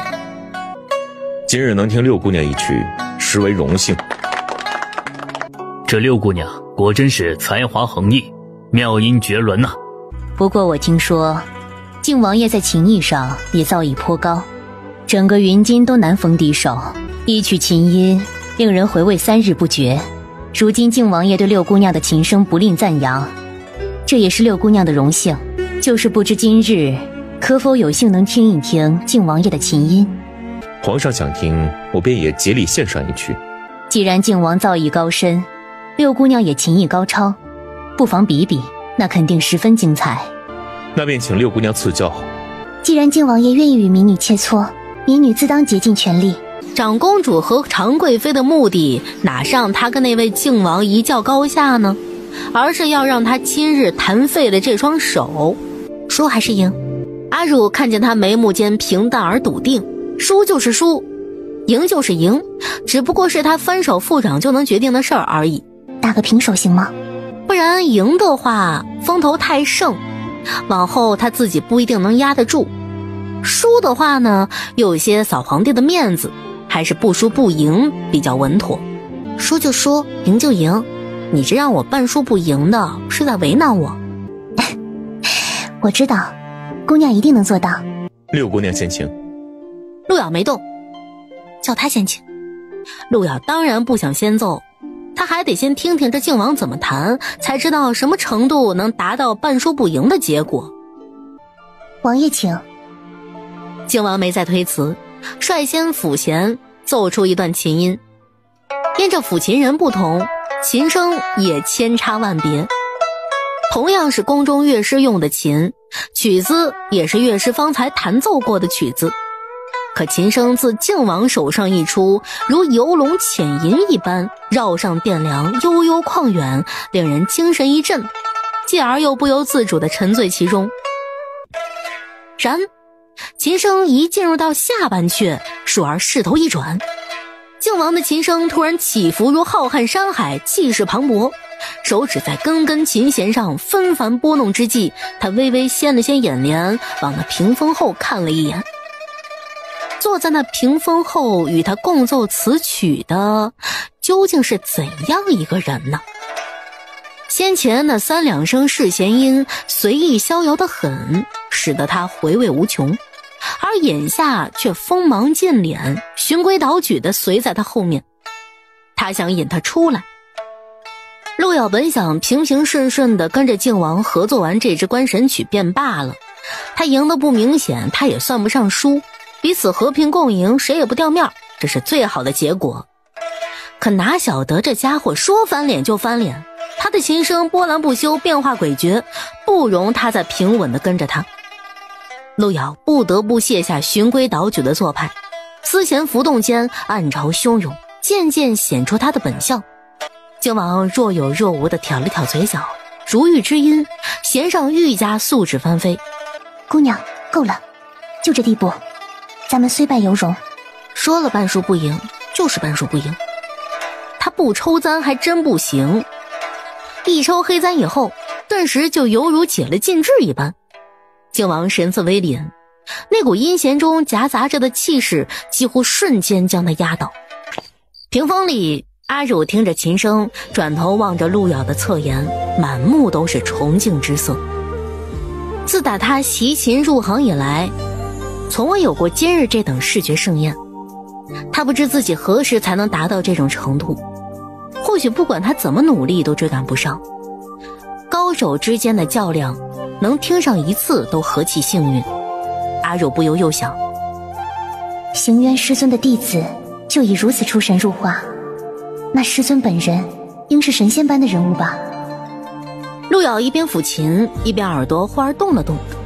先前还觉得他们身后是一片侧天帷幕，理应不会有人从帷幕后面出来呢，眼下就有脚步声按捺不住地过来了。下一刻，他就被陆瑶拉过来坐在身边。阿若顿时明了，是有人来了，而且听动静还被一名太监给拦住了。春梅姐姐哪出去？我奉长公主之命来给六姑娘送点点心，她辛苦了。哎呦，春梅姐姐，眼下还是别进去的好。这六姑娘与靖王正比秦呢，你这一去要是扰了六姑娘，六姑娘输了，皇上不高兴，你可讨不着好。那个叫春梅的宫女心知，要是再不抓紧机会进去瞧瞧，等曲子奏完再进去，可就没什么好瞧的了。我送完点心便出来，还是等六姑娘弹完再送吧。别慌。说罢，他便缓缓站起身来，站在阿汝身后。尽管是带着阿汝的手在弹，可起落间仍是一股子游刃有余，并且依旧行云流水，听不出任何停顿异常。宫女势在必得，陆瑶和阿汝在屏风里听得一清二楚，太监拦不住他。当宫女利索地掀开帷幕走进屏风内，就听见阿汝忽细细地惊呼一声。陆瑶微微探身，站在阿汝身侧后，捻着的一根琴弦，弦上染着血色，倏地被他径直捻断了去。弦上发出一道粗嘎的声音，那断弦一头带着一股子张力，直直往边上迅疾地弹开。他捂住脸痛叫一声，吓得摔倒在地，琴声戛然而止。于是乎，宫女还来不及看清楚状况呢，那根断弦就猛地弹向宫女的面门。你在干什么？秦氏没听到一丁点的脚步声。是不是听着你二娘弹琴，鸡都比平时好吃些？那可不是，平时可难得听她正儿八经的弹，以往她比哪个都逍遥自在，而今为了个破灵犀角，不得不在宫里小心做人，还得发挥才华，真是便宜了那帮狗贼的耳朵。后来他听见殿上的琴声嘎的一声，不用猜，他这个外行人都知道肯定是断弦了。而且琴弦于他而说那是可以杀人的，当然是由他自己随意掌控了。怎么回事？回皇上，六姑娘正在弹琴，这宫女突然从帷幕后面闯了进来，惊吓了六姑娘，结果导致琴弦断了，无法再继续抚琴。你是哪个宫的？皇上，她是我宫里的，我见六姑娘弹琴辛苦，让她送点点心过去，不成想这奴才这点事都办不好。送点心为什么不等弹完了再送，非得要正弹奏的时候送？像今晚这样的曲乐，在场的诸卿包括朕能有几回闻的？朕听得正尽兴，结果全被你这狗奴才给败坏了。你到底是何居心？是真想给六姑娘送点心，还是存心给朕找不痛快？那宫女吓得瑟瑟发抖，一个劲儿的求饶。奴才不懂事，皇上切莫因此动气伤身。陈华，你来说，这狗奴才该当何罪？皇上处置他便是了。来人，把这奴才拖下去，重则50大板。破坏了皇上的宫宴，民女实属有罪，恳请皇上准许民女告退。六姑娘也累了，回去歇着吧。随着阿汝就和陆瑶一同离殿了。六姑娘断了弦，曲子没能弹完，这一场是靖王赢了。这场若算我赢，那也是胜之不武。六姑娘断弦是意外，且六姑娘琴艺了得，实在算不上输。那就当是各有千秋，打成平手了吧。随着皇帝圣驾就先离去了。你在干什么？秦氏没听到一丁点的脚步声，随着突如其来的一句话，吓得他差点瘫倒在地。把琴给咱家吧。琴断了弦，等带回去修理好以后再给公公吧。你以为是咱家要着琴吗？等回头苏怀送走了皇帝，随后宫宴也散去了，才有人把那琴送到他面前来。相爷，这是今晚六姑娘所弹的那架琴。只见灯火下那根断弦全曲，其他的琴弦完好无损，琴弦下方亦是血色一片，洒在密密麻麻的细薄刃片上。在刀刃上弹琴，还能弹出那等恢宏大气的曲子，太监光是想想都觉得疼。这六姑娘确实是厉害。皇上，相爷差人传话来了。什么话？还是今儿个晚上的事儿。相爷发现有人在六姑娘弹的琴上动了手脚，怀疑是云京那边混进来的奸细，特意于空宴上使我方在云京使臣面前闹出笑话，失了国体。那就让苏青去查，务必把云金奸细给朕揪出来。是。话传到苏怀这里时，他人已经坐到乐司的正堂上了，脚下跪着一干今夜殿上奏乐的乐师。相爷明察，奴才这些年一直在宫中，从未与外界接触，跟遑论与云金有联系，奴才绝不是奸细。那就是你们自己的意思了。将琴带去，在牢里也能弹，把这辈子的琴都弹够。太监会议带的不是别的琴，正是那布满刀片的断弦琴。后来关押乐师的大牢里，不分白天晚上都有断断续续的琴声传出，哪怕是双手被削得鲜血淋漓，露出森森白骨也不能停。跟云金质子弹琴弹得过瘾吗？没你昨晚回去睡大觉过瘾。那你弹什么琴？怎么不去睡大觉啊？哼，我们这些小人物得处处为处境考虑，哪比得上相爷啊？让着那么大一帮子人，想回去睡觉就回去睡觉。小人物还想偷偷的进怡真园，怎么不考虑自己的处境了？让我看看你这个小人物是怎么跟云金质子琴瑟和鸣的。苏怀扯开陆瑶手上的绷带，就看见他手指艳红，那原本葱白的指尖此刻是血肉模糊，无一丝完好之处。看来那质子很对你胃口，你才不惜废了这只手也要跟他谈到底是吗？苏怀，你脑子有尿是不是啊？你怎么不去追究是谁在琴下面放刀片啊？我跟他比个不输不赢，也给你们找回了面子不是吗？是不是突然发现遇到知音了？陆瑶心想，单纯就琴上来讲有点那种感觉的，但他又不能说，不然又得刺激这独占欲惊人的狗男人了，产生惺惺相惜的感情了。不得不说，相爷着实会自编自演。既然这手你不想要了，我可以帮你废了。谁说我不想要了？戳别人手你比谁都积极，你怎么不戳自己手啊？真是老子上辈子欠了你的。哪想下一刻，苏怀拿着他的手指就一口含进了嘴里，陆瑶还有点猛，直到他指尖传来湿如软热的触觉时，他才反应过来，那种感觉莫名其妙地从指尖蔓延到心头，然后瞬间扩散到全身。一个疯子。苏怀似乎听了很满意，他抬头，一手握着陆瑶的后颈，偏头就吻上她的唇。他怔了怔，却被苏怀更紧地压在树干上。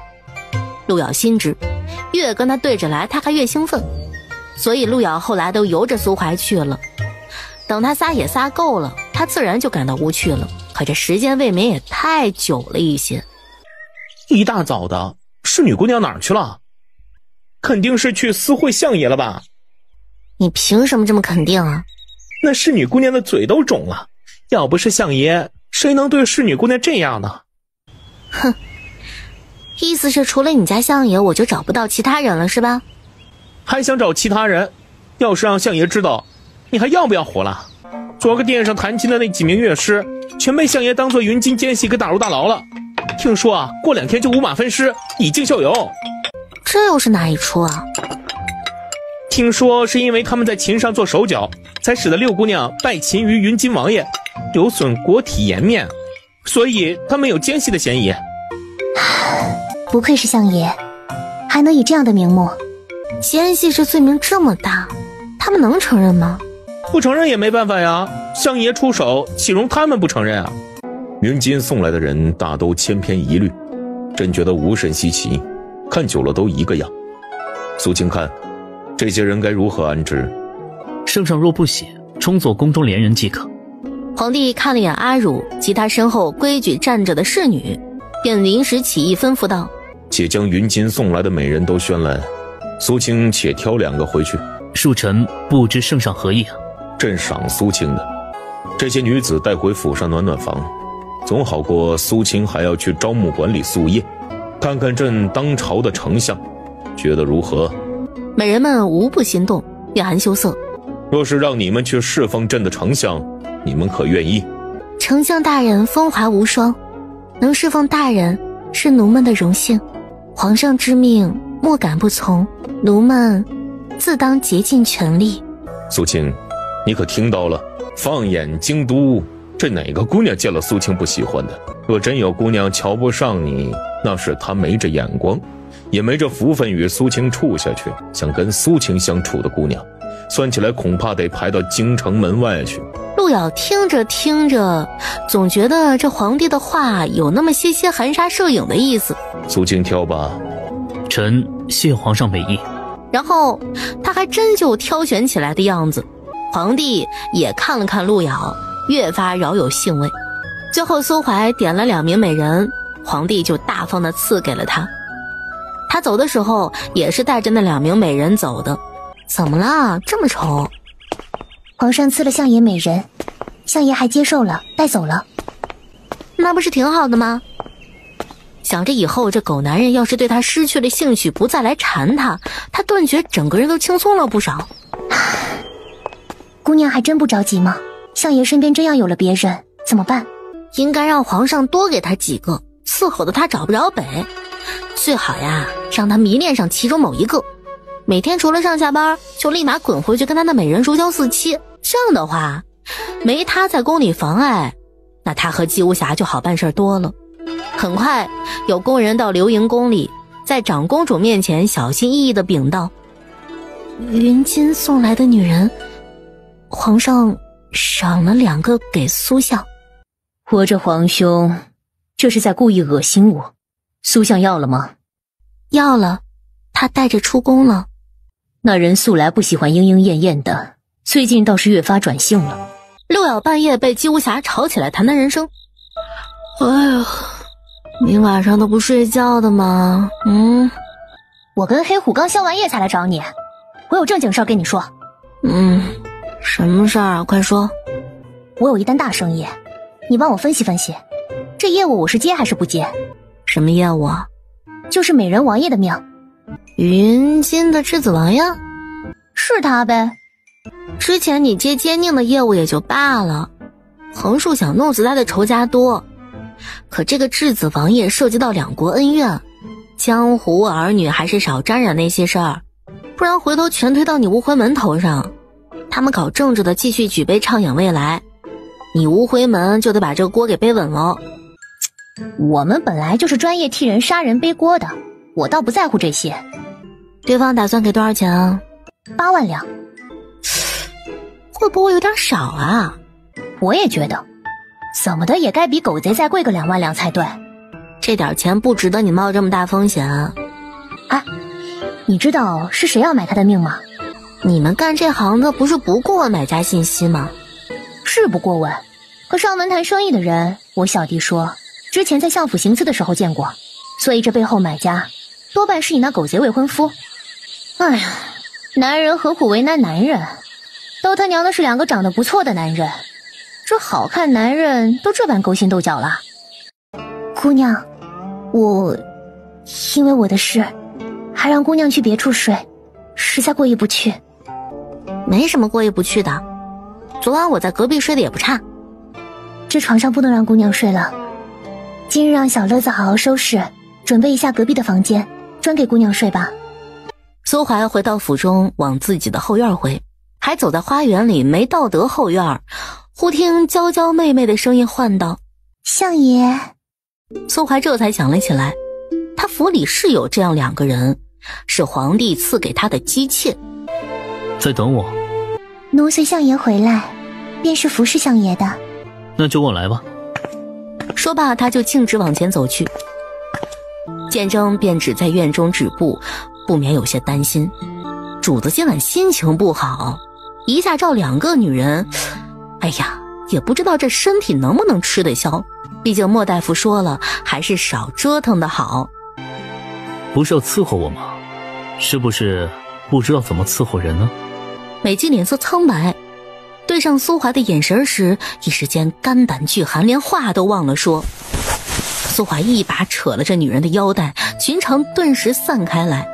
女人都是一个样，该有的都有，那应该滋味也都差不多。只是苏怀眼神往下略略一扫，看见她那烟紫色的肚兜、白皙的肌肤，还有因为惊恐而起伏的胸膛时，他突然竟什么兴致都没有了。但他也试着缓缓靠近那张女人的唇了。苏怀盯着那红唇，女人的唇不也是一样的触感吗？可他在这么想时，又发现气味和唇脂的颜色都让他反感，着实下不去口。相爷饶命，求相爷饶命！苏怀手里摩挲着这截脖子，他眼里杀意未退，显然也在考虑，留着他是用不着，但也没多大害处。改天再来伺候我吧，回吧。美姬手忙脚乱地爬起来，顾不上整理衣着，连忙就转身逃也似的跑了出去。主子今晚兜着股邪火呢，还没找地儿发泄呢。建征再三犹豫，最终还是决定悄悄地退下去。哪去？属下不敢打扰主子休息。你觉得我今晚睡得着吗？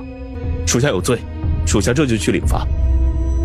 来人，主子吩咐，把他弄去，给我吊着他。今晚建征啊，是撞刀刃上了，让手下看着他被吊打，他这脸还是要不要的呀？苏怀拭干了手，把金子丢回盆里，他转身就出了房门。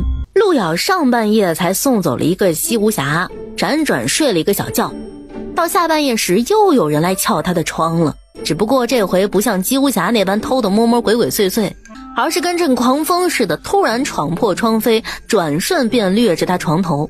陆遥还没睁开眼看，就先嗅到一股子芳烈的味道，还隐隐夹杂着血的冷腥气。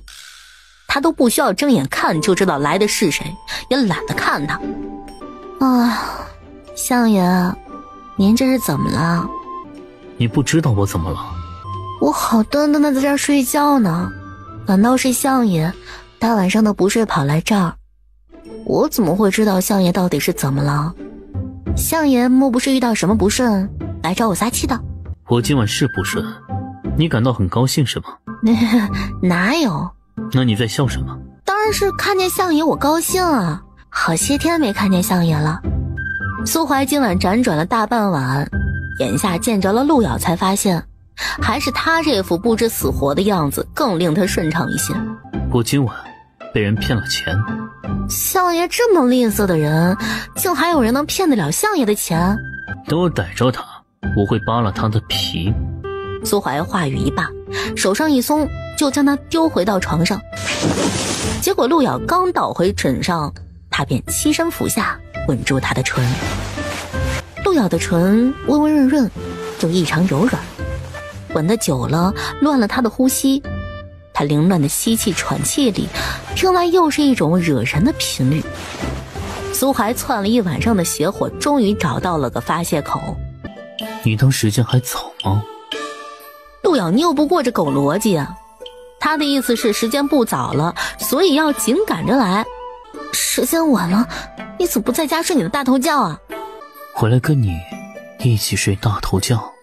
这后半晚陆遥都没个歇口劲儿的机会，这男人就跟条狗似的缠着他死命折腾。床榻因着苏怀的力道而不住地发出吃力的声音。陆遥攀着他的后背，又掐又挠，沙哑道：你妈的，床要垮了！垮了就垮了，垮了不能睡了。垮了怎么睡啊？滚地上睡。不知不觉黎明将近，这野狗还不罢休。天都亮了还不滚，一会儿让人过来撞见好看吗？话音刚一落，只听这床突然咔嚓一声。陆遥望着苏怀，紧接着下一刻床居然真塌了。陆遥被他压着动弹不得，顿时整个人往地上滚去。苏怀顺手扯过床单，翻身一把将他捞在自己身上。苏怀裹在床单里，就着余韵又跟他私缠了一番。那你还不滚？激烈的翻云覆雨之后，房间里全是旖旎的气息。后来苏怀打开床单起身更衣，陆遥则用床单把自己紧紧裹起来。他一时半会儿无力起身去床上了，而且床都是斜垮着的，根本躺不住人。苏怀理好衣着，浑身浸着汗意，别有一番韵味。他垂眸看了看陆遥，走之前还是弯身将他从地上抱起来。陆遥眼皮都没掀一下，压根懒得搭理他。苏怀把他放在坐榻上。你腻我了？我腻得不能再腻了。是不是找上了云京质子做下一个目标了是吗？你又扯他做什么？要是让我知道你们有了私情，我让你俩做鬼都能天各一方。陆瑶看着他从窗户离去，一脸日了狗畜生的表情。有了私情？他都没跟那云京王爷有过任何接触，哪里来的什么私情啊？再让苏怀编下去，是不是下次他跟那劳什子王爷就该有个私生子了？侍女姑娘起了吗？没起。侍女姑娘要沐浴吗？小的给送了浴汤来。陆瑶走到门边，拨开了门栓。不过小乐子目不斜视，提着水进屋里来，要往浴桶里灌去。等备好了浴汤正要退下时，床榻那边实在是太过显眼，想不注意到都难。哎呦，床都坏了呀！还是相爷。话没说完，哪晓得陆瑶突然捡起地上的鞋底板，转头就朝他扔过来，正中他面门。小乐子一手捂着脸，一手赶紧关门。又不是小的弄他的，侍女姑娘这么大火气做甚啊？陆瑶沐浴完，阿汝也起身了，到隔壁来看看，见床塌了，很是惊讶。这是怎么弄的？六姑娘猜猜。你脸上的血印子又是怎么回事？阿汝你猜猜。侍女姑娘可真会看人下菜，怎么不找相爷撒气去啊？阿汝一听顿时就明白过来了。你一个小太监还这么嘴碎，不就是自找气受吗？说不过两位姑娘，小的还是再去准备个结实点的床吧，不然万一睡不了2晚又塌了呢。晚上你我还是睡一间房吧，省得让狗男人钻了空子。那房里皇上来过，姑娘不介意吗？招募馆里还人来人往呢。倒也是，不过要是相爷想来，便是我与姑娘睡一间房，我也会被赶去沏茶吧。事实是这样的。一个妓女而已，还真把她当回事了。我的长喜宫你不来，偏偏隔三差五就去那个人尽可夫的妓女那里。常贵妃想不通，一股气性上来，当即就要去暖阁那边。结果才出长喜宫的宫门，就被流盈宫那边来的人给止住了。贵妃娘娘，这又是何苦啊？长公主听说了这事儿，差老奴来无论如何也要拦住贵妃娘娘。娘娘今夜要真是去了，除了能惹怒皇上，还能落着什么好啊？只怕往后皇上更加不会往长喜宫踏一步了。难道就任由那个贱人如此得意吗？皇上对那六姑娘也只是一时的新鲜，哪比得上与贵妃娘娘的同床共枕之情啊？等这阵新鲜劲儿过去了就没事儿了。凭那六姑娘的出身，皇上是万不会给她名分的。再者，一个继子死不足惜，而贵妃娘娘何许人也？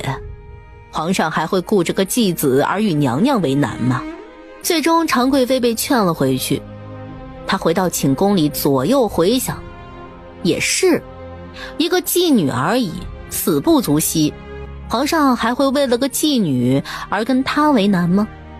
以往宫中姐妹有个聚会，皇上都是来坐一会儿就走了，今儿个却是留得长久。怎么的，是不是因为六姑娘在这里啊？朕今晚恰好得闲罢了，爱妃是不想让朕久留在这里，还是如何？怎么会？皇上在这里，我们大家还求之不得呢。皇帝今晚在观景台一直待到夜宴结束。天色不早了，都早些回去休息吧。众妃嫔们闻言也不敢再耽搁，便陆陆续续地收了场。下楼的时候，皇帝和常贵妃走在一起，身后便是按品阶等级跟着的妃嫔们，而阿汝自然而然的就排到了最后面去了。就在阿汝经过一处楼道时，突然窜出一道黑影。阿汝没看清，只觉得有道风拂到身后来，下一刻整个人却失去了意识。那人动作非常利索地把他搬进了楼道口的阴影里。后来阿汝中途醒了醒，他迷迷糊糊，头脑晕胀，好一会儿才渐渐反应过来，他竟是被人在黑暗中给拖走的。方才那帕子上定是用了药，他吸了过后，浑身瘫软的提不起一丝力气。他被人搬起，半斜在栏杆上，顿时他一个机灵，这人竟是要把他从这儿推下去。皇上，敢问我家六姑娘人在何处？方才众位娘娘们都出来了，唯独不见六姑娘。打从皇帝第一个出来开始，路遥可就一个个留意着，直到所有妃嫔都出来完了，他还是不见阿主出来。六姑娘没有下来吗？怎么会没下来？她是跟大家伙一起走的。正是。六姑娘，六姑娘，你在哪儿啊？快出来吧，别躲了。皇帝怒的是，他没有想到，他都已经出面在场了，竟还有动作，这是根本没把他放在眼里。来人，封锁此楼，进楼去给朕挨层楼挨层楼的找，务必找到六姑娘，有可疑人等，给朕拿下。然而所有人都还没有来得及走到大门门口，突然伴随着一声惊恐的吼叫，一道人影犹如一只蝴蝶一般，在层层楼廊的灯火下衣袂翩翩，直直凌空而下。路遥当时抬头看见了，脚下一蹬，极力往前冲去，试图想要接住他。然而他的速度不如从前，终究是赶不上那只蝴蝶凌空而落的速度。就在他以为可以接住时，那蝴蝶却堪堪从他手外2-3尺的地方砰然落地。路遥被那道落下来的风震得颤了颤眼帘，脸色煞白。去请太医。是女姑娘，小的去请太医来。你不去，你去他房间里把另一把琴拿过来，快些。阿叔，别怕，别怕啊！你相信我，会没事的。好，不要动他，他现在动不得。太医怎么还不来？小乐子比太医更快到来，他满头大汗地跑回来，就跪在阿汝身边。是女姑娘，你要的琴。路遥拿过琴，就打开里面的暗格，取出药瓶来，倒出药丸子，一手微抬起阿汝的头，喂进他嘴里。这是什么药？能救他的命吗？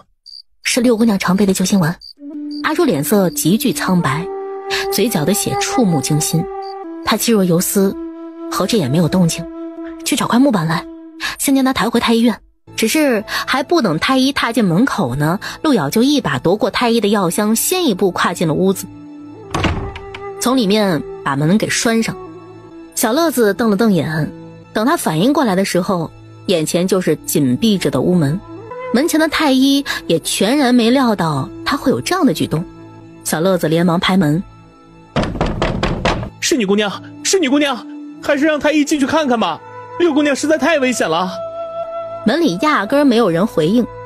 太医见状也不强求，他们见到六姑娘，心里就想到了多半是没救了。现在有人进去把门关起来也好，这样即便是六姑娘救不回来，罪名也不会落到他们头上。眼下路遥解了阿汝的衣裳，歪头抽出黑簪，手法飞快地打开一边簪头，一根根的针落在他手上，他手指绕转，又快又准的一根根捻在阿汝身上。别怕，他先护住阿汝心脉，再给他把脉时神色顿了顿，眼里意味不明。外面的太医全然不知道路遥在里面干什么，就只听见砰砰砰砰的捣鼓声。阿汝伤得极重，路遥不指望这一时半会儿能治好他，只要先吊着他的命就行。相爷，属下先去查清楚，这是哪个宫里的太监？他是太监吗？侍卫闻言立即检查他的身体，结果还真不是个太监。先排查宫中所有的侍卫、禁卫军，看看是否缺人。宫中各宫门值守处严加盘查，这些日有哪些人进出宫？还有，既然不是宫里的太监，那他身上这身太监服是从何而来？小乐子听说相爷进宫了，就慌里慌张地跑到苏怀这儿来禀道：相爷，六姑娘摔得那样重，是女姑娘把门关起来，也不知道在里面做些什么，太医怕担责任，要是六姑娘救不回来，恐怕都往侍女姑娘头上推脱啊，这可怎么办啊？苏怀哪有空理会这个呀？他趁热打铁，让今晚禁卫军把各宫都围了，并且派发各宫的太监服，内务府都有记录，基本上各宫太监一人2身，禁卫军去清点各宫的太监服，若谁缺了则有嫌疑。不用证据摆在眼前，大家也都心知肚明。常贵妃在长禧宫里哪能睡得着觉啊？她也没想到这苏怀一出手，没要半晚上就找到了纰漏。他竟然从太监衣服上着手查到了长禧宫，不过转念他又想，六姑娘是个青楼女子，皇帝便是知道了，也犯不着为了个继子跟他犯难，毕竟利害关系在那儿嘛。将此结果通告六宫，把那丢失太监服的太监送去严刑审问。苏青，你替朕前往太医院看看。这厢阿汝安安静静地躺在小床上，处理完这些，陆瑶方才起身去开门。不想刚一开门，门框外就立着一人，正要往里进的样子。明明上次相见还抵死纠缠，眼下却如同108000里不相关一般。六姑娘想出宫去，还请相爷转达皇上，行个方便。出宫？他亲口跟你说他想出宫？是他亲口说的。苏怀站在床边，看了看此刻的阿汝，几乎与死去无异了。他就这样亲口跟你说的？先前醒着的时候说的。宫里太医都被你赶到门外，也是他说的吗？那麻烦相爷去问问外面的太医，看看能不能救得好他。方才他一来，在门外自是问过太医的，太医果真第一时间往陆瑶头上推。你是要让他回去自生自灭的意思？他是我带进宫里来的，也理应由我带他回去，就让他最后过得清静一些，这也碍着相爷了。你是这样有求于人的吗？陆瑶抿了抿唇，这狗男人还真是不分地点场合，不放过任何可以搓磨他的机会。当时我求相爷。当时我求相爷去备辆马车。姑娘如何了？回圣上，情况不乐观，太医们也束手无策。六姑娘最后说只想出宫去。对皇帝来说，如若太医也救不好的话，那六姑娘继续留在宫中也不好处理。苏青看着办吧。哎呦，阿如怎么回事儿？怎么会变成这样啊？陆瑶无暇跟他多说，从怀里掏出一张纸递给宝妈。宝妈打开一看，上面全是记载的药名，这是陆瑶需要用到的药材，先前在太医院等待皇帝放行的消息时就提前写好的。公子要的这些，库房里有一部分，可有些药材我听都没听过，市面上也不一定有啊。这里有云断绸庄吗？有，就开在西城。像这京都繁华之地，想当然怎能没有他的铺子呢？这会儿应该还没有关事，找个靠谱的自己人，现在立马去云断绸庄，跟他们说你要买10根红蜡烛，他们若答没有红蜡烛，你就说买10把镰刀，他们自会带路去买。宝妈一头雾水，可咱不是要买药材吗？现在市场我想要的药材都有，再给我弄一套江湖黑衣郎中所持的医疗用具。什么是江湖黑衣郎中所持的？去那里一问便知，我要全套。宝妈立即去准备银钱，多少钱都得把药材买回来。天还没亮的时候，派出去买药材的人就回来了，将陆瑶所需要的药材全部悉数带回，并且还带来了一只箱子。今夜出去的人，叫他管好自己的嘴，不得对任何人声张，否则回头查到他头上，别怪我没提醒。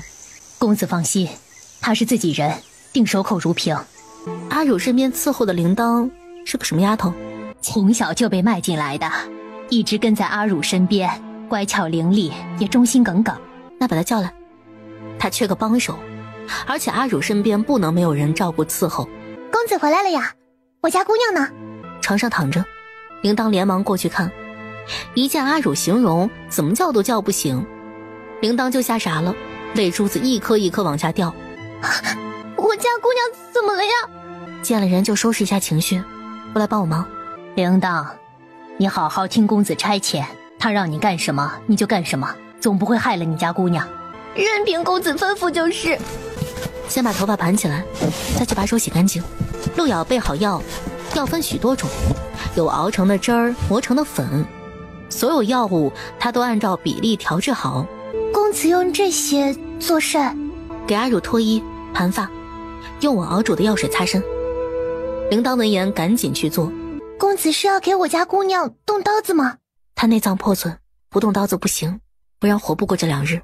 就见陆瑶手持薄刃，抹了麻醉药汁，先往阿汝的侧胸和侧腹处开了一道小口，顿时嫣红的血水争先恐后的从里头涌出来。而后陆瑶又换了把刀刃，刀片上抹过药之后，手指一寸寸的往阿汝的腹部捋过，下刀精准而又利落。娘娘，他都招了。都招了，皇上知道了吗？皇上已经知道了。那他往本宫这里来了吗？皇上去早朝了。这个档口还去早朝，说明那六姑娘委实没什么分量。只是昨晚苏怀将搜查的结果六宫通报，现在恐怕不止后宫，就连前朝都知道昨晚观景台的可疑人是他宫中安排的了。死了个继子是小事儿，但毕竟是条人命，说出去名声也不好听。皇帝只是存心不让他好过，有他兄长在南怀坐镇，皇帝即便是知道是他做的，也不会把他怎么样。他也知道皇帝对他没什么感情，无非就是利害关系维持着，那以后也继续这样维持下去好了。皇帝一下早朝，顾不上处理折子，便第一时间往长喜宫来。你的太监都招了，你还有什么可说的？招什么了？一个太监受不住严刑拷打，一些屈打成招之言，皇上也信吗？臣妾也没有想到昨晚会发生那样的事，臣妾也受惊不小。皇帝突然发作，扬手一耳光狠狠甩在了常贵妃脸上。翠想急了，带着莫大的怒气：你好大的胆子，居然敢窝藏男子进宫，还伪装成太监，可身上的太监服就是你长喜宫的，你如此淫乱后宫，还有什么可说？常贵妃原以为皇帝是为了那个继子而来，却没想到一出口竟又是另一番罪名。诚然，为了个继子掌过贵妃，这事儿皇帝做不出来，可若是窝藏男子淫乱宫闱，那就另当别论了。臣妾没有，臣妾绝没有做这种事。前有采花大盗对你旧情不忘，今又有宫外男子伪装成太监窝藏你宫中，你这淫妇就这么耐不住寂寞，少了男人你就活不下去了吗？他是丝毫没想到，他竟一字不提六姑娘，就把他罪名定得死死的。朕念你兄长于国有功，虽对你百般纵容恩宠，而你却恃宠而骄，对朕不贞不忠，如此荡妇毒妇，如何配统领六宫？不是这样的，你知道不是这样的。你以为仗着你兄长撑腰，朕不敢动你什么？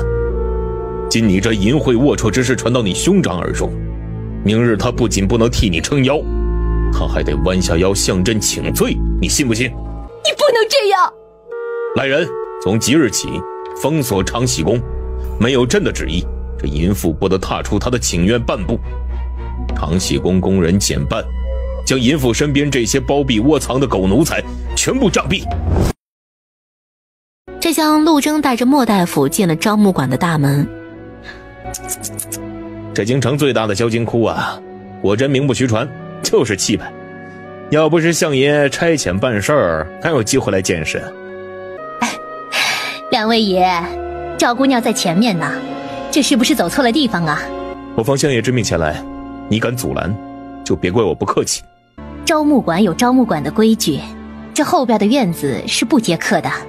以前就接。哎呦，那也只接过相爷一位主啊。眼下我来也正是相爷的意思，相爷让我带莫大夫来瞧瞧阿汝姑娘。阿汝姑娘可是在陆姑娘这里？哼，今日你狗主子不在，你这狗腿子的腰杆都挺直了不少吗？人命关天，还请陆姑娘行个方便，让莫大夫进去看一看。宫里的太医都没辙，这莫大夫能行吗？行不行总归还是要看了才知道，都是相爷的意思。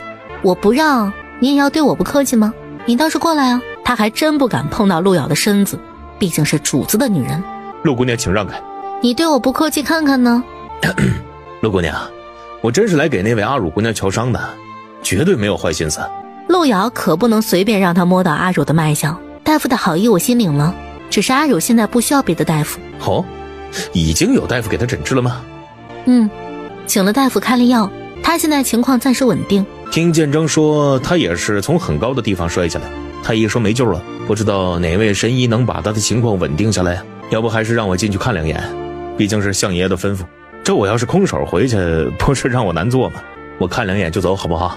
他的情况我说了，你转达给你们相爷就是了。这居然还有不给相爷面子的女人！我真的不是来害人的，我是来救人的。哟，这里怎么还有两位爷？你们来的正好，这两位爷可是相爷的人，你们无论如何得给他俩伺候好了。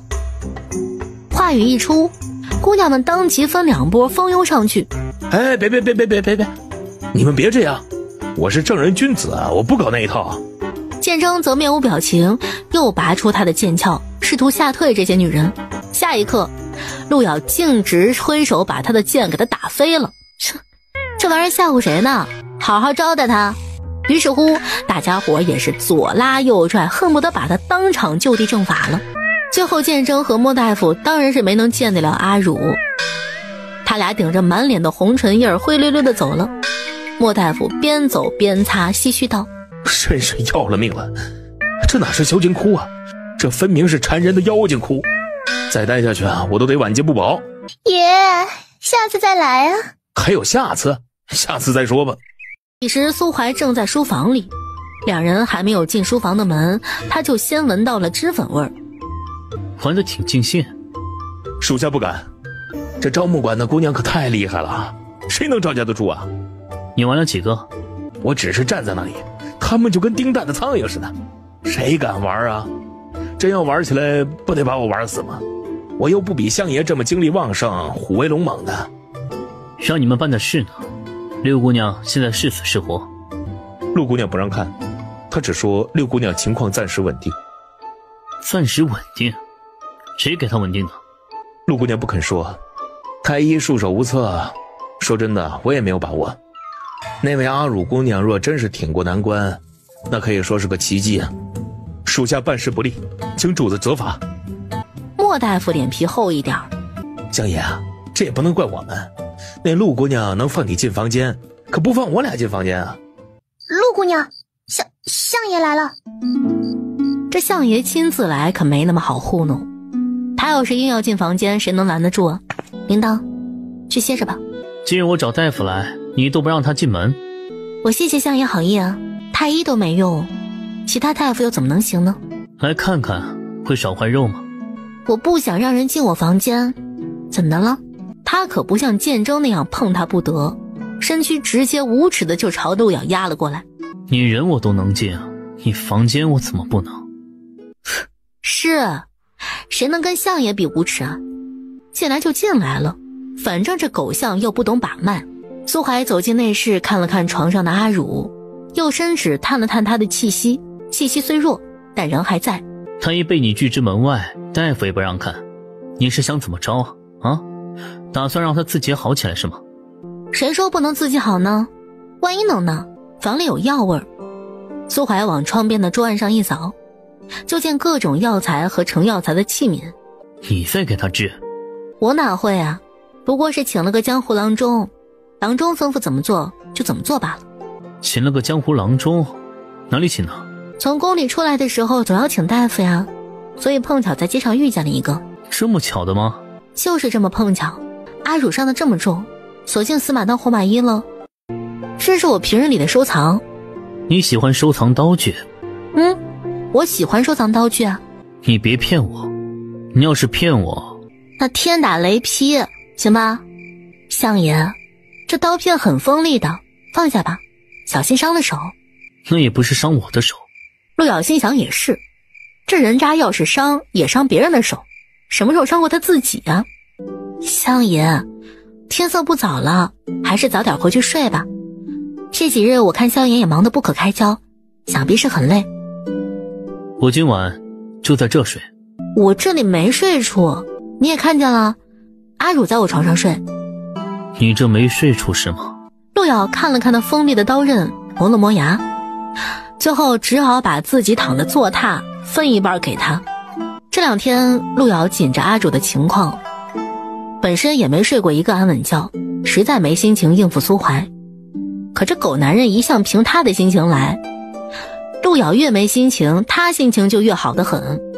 这坐榻本就不宽敞，现在还有人来跟他挤，就显得更窄了。放着自己家里软和的床不睡，跑来这儿跟人挤坐榻，是没带脑子出门怎么的？睡了挤糟我的床，就晓得我床上软了。他一提，陆瑶想不回忆起他在床上的光景都难，给他气得胸闷气短。再不济，前面的一间间客房也比这儿舒服啊，还有姑娘暖床。你不能暖床吗？我暖你妈！话音一罢，他就冷不防被苏怀给拽住手，一把拽得翻过身来，紧接着身躯一压，那让陆瑶熟悉又嫌弃的气息就变得愈加浓郁。苏怀低头咬他的唇，嘴唇若有若无地剐蹭他的颈子，触感莫名。陆瑶不由得仰头拉长了颈部曲线，异常的纤细优美。苏怀一路往下，又一口咬住他胸口。苏怀抬起头看着他，你不比床软吗？陆瑶瞧见他眼里的神色，蓄着暗潮，要是再刺激他，可能这野狗也不顾及房里还有其他人，就会当场撕他衣裳了。相爷也累了，还是睡吧。最后苏怀还是缓缓俯下身，将头埋进他颈窝里。你倒是起来啊！我就这么睡。就这么睡是怎么睡啊？这坐榻硬，我睡软点的，又能暖床的。后来狗男人还当真压着他不起了。苏怀，你要压死我了！我倒要看看能不能把你压死。没想到他居然真的能睡着。香爷，他这睡会压迫到心肺，要是一个不小心就容易睡死过去，那得有多好啊！只是这狗男人一直在他颈窝里呼吸，自己被压死了，他都还活得好好的呢。陆瑶实在被他压得难受，麻木的双手双脚须得动一动，遂趁他睡着了，他轻缓地扭动腰身，试图从他身下滑出来。可人还没能脱困呢，却是把什么东西给磨醒了。本就半睡半醒的家伙一点点苏醒过来，然后斗志昂扬又势头凶狠地紧紧抵着他。陆瑶暗吸了一口气，一动不动了。怎么不扭了？陆瑶翻了个白眼儿，自己心里没点数吗？香爷，能从我身上起来吗？压得我着实难受。压得你难受？以往你没被压过大晚上吗？从他狗嘴里能听到一句好话吗？是不是非得做点事情你才不难受啊？顺你的叫吧。事实证明，这狗也是真的狗，居然真真实实的压着他睡了一晚上，到天快亮的时候才起身离了他的锦瑟院。皇宫里，皇帝又是一夜失眠，他心情烦闷的起身更衣，正准备去上早朝，旁边太监手捧托盘，托盘里整齐摆放着的龙纹佩就有许多种。皇帝扫视了一眼，发现不见他平日里最常佩的那只白玉飘丽的腰佩，便随口问了一句：皇上恕罪，那只腰佩奴才四下找过了，确实没能找着。去观景台附近找找。他想起夜宴当晚他就是配的那只腰佩。回皇上，观景台里里外外都找过了，奴才无能，没能找到。皇帝沉吟着，当晚六姑娘似乎抓了他的衣裳，难道被他抓掉了？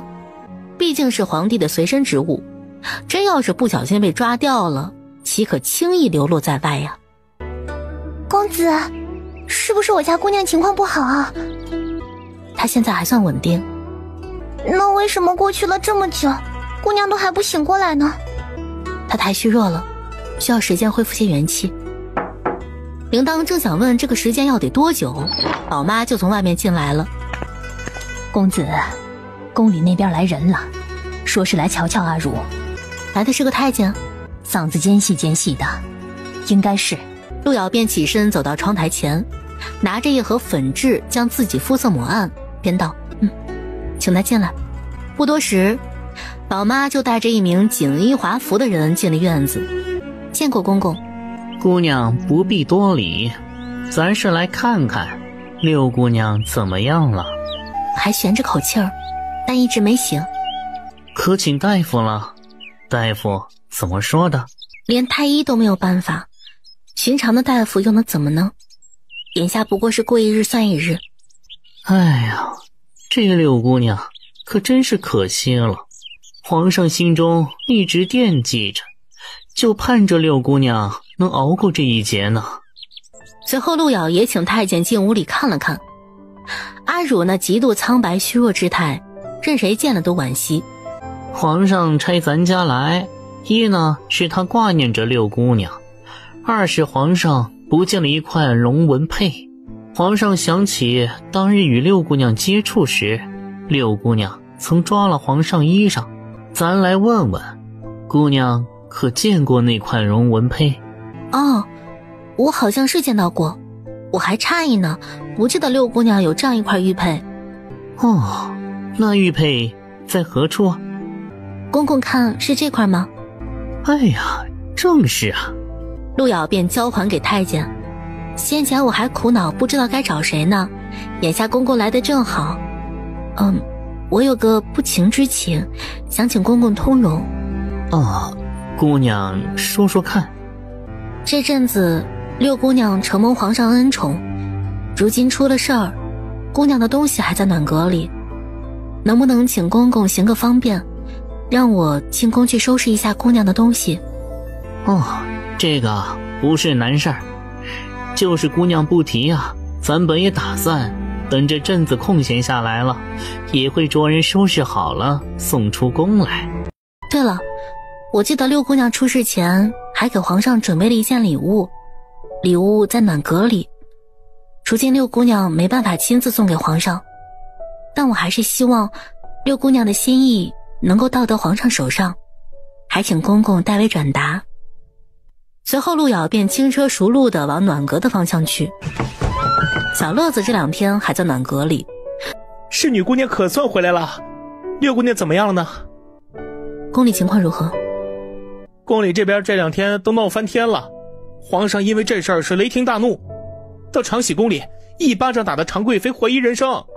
到现在长禧宫里的大部分宫人都撤走了，常贵妃身边的亲信也都被处死了，常贵妃被禁锢宫中，不得踏出寝院半步，基本上与冷宫无异了。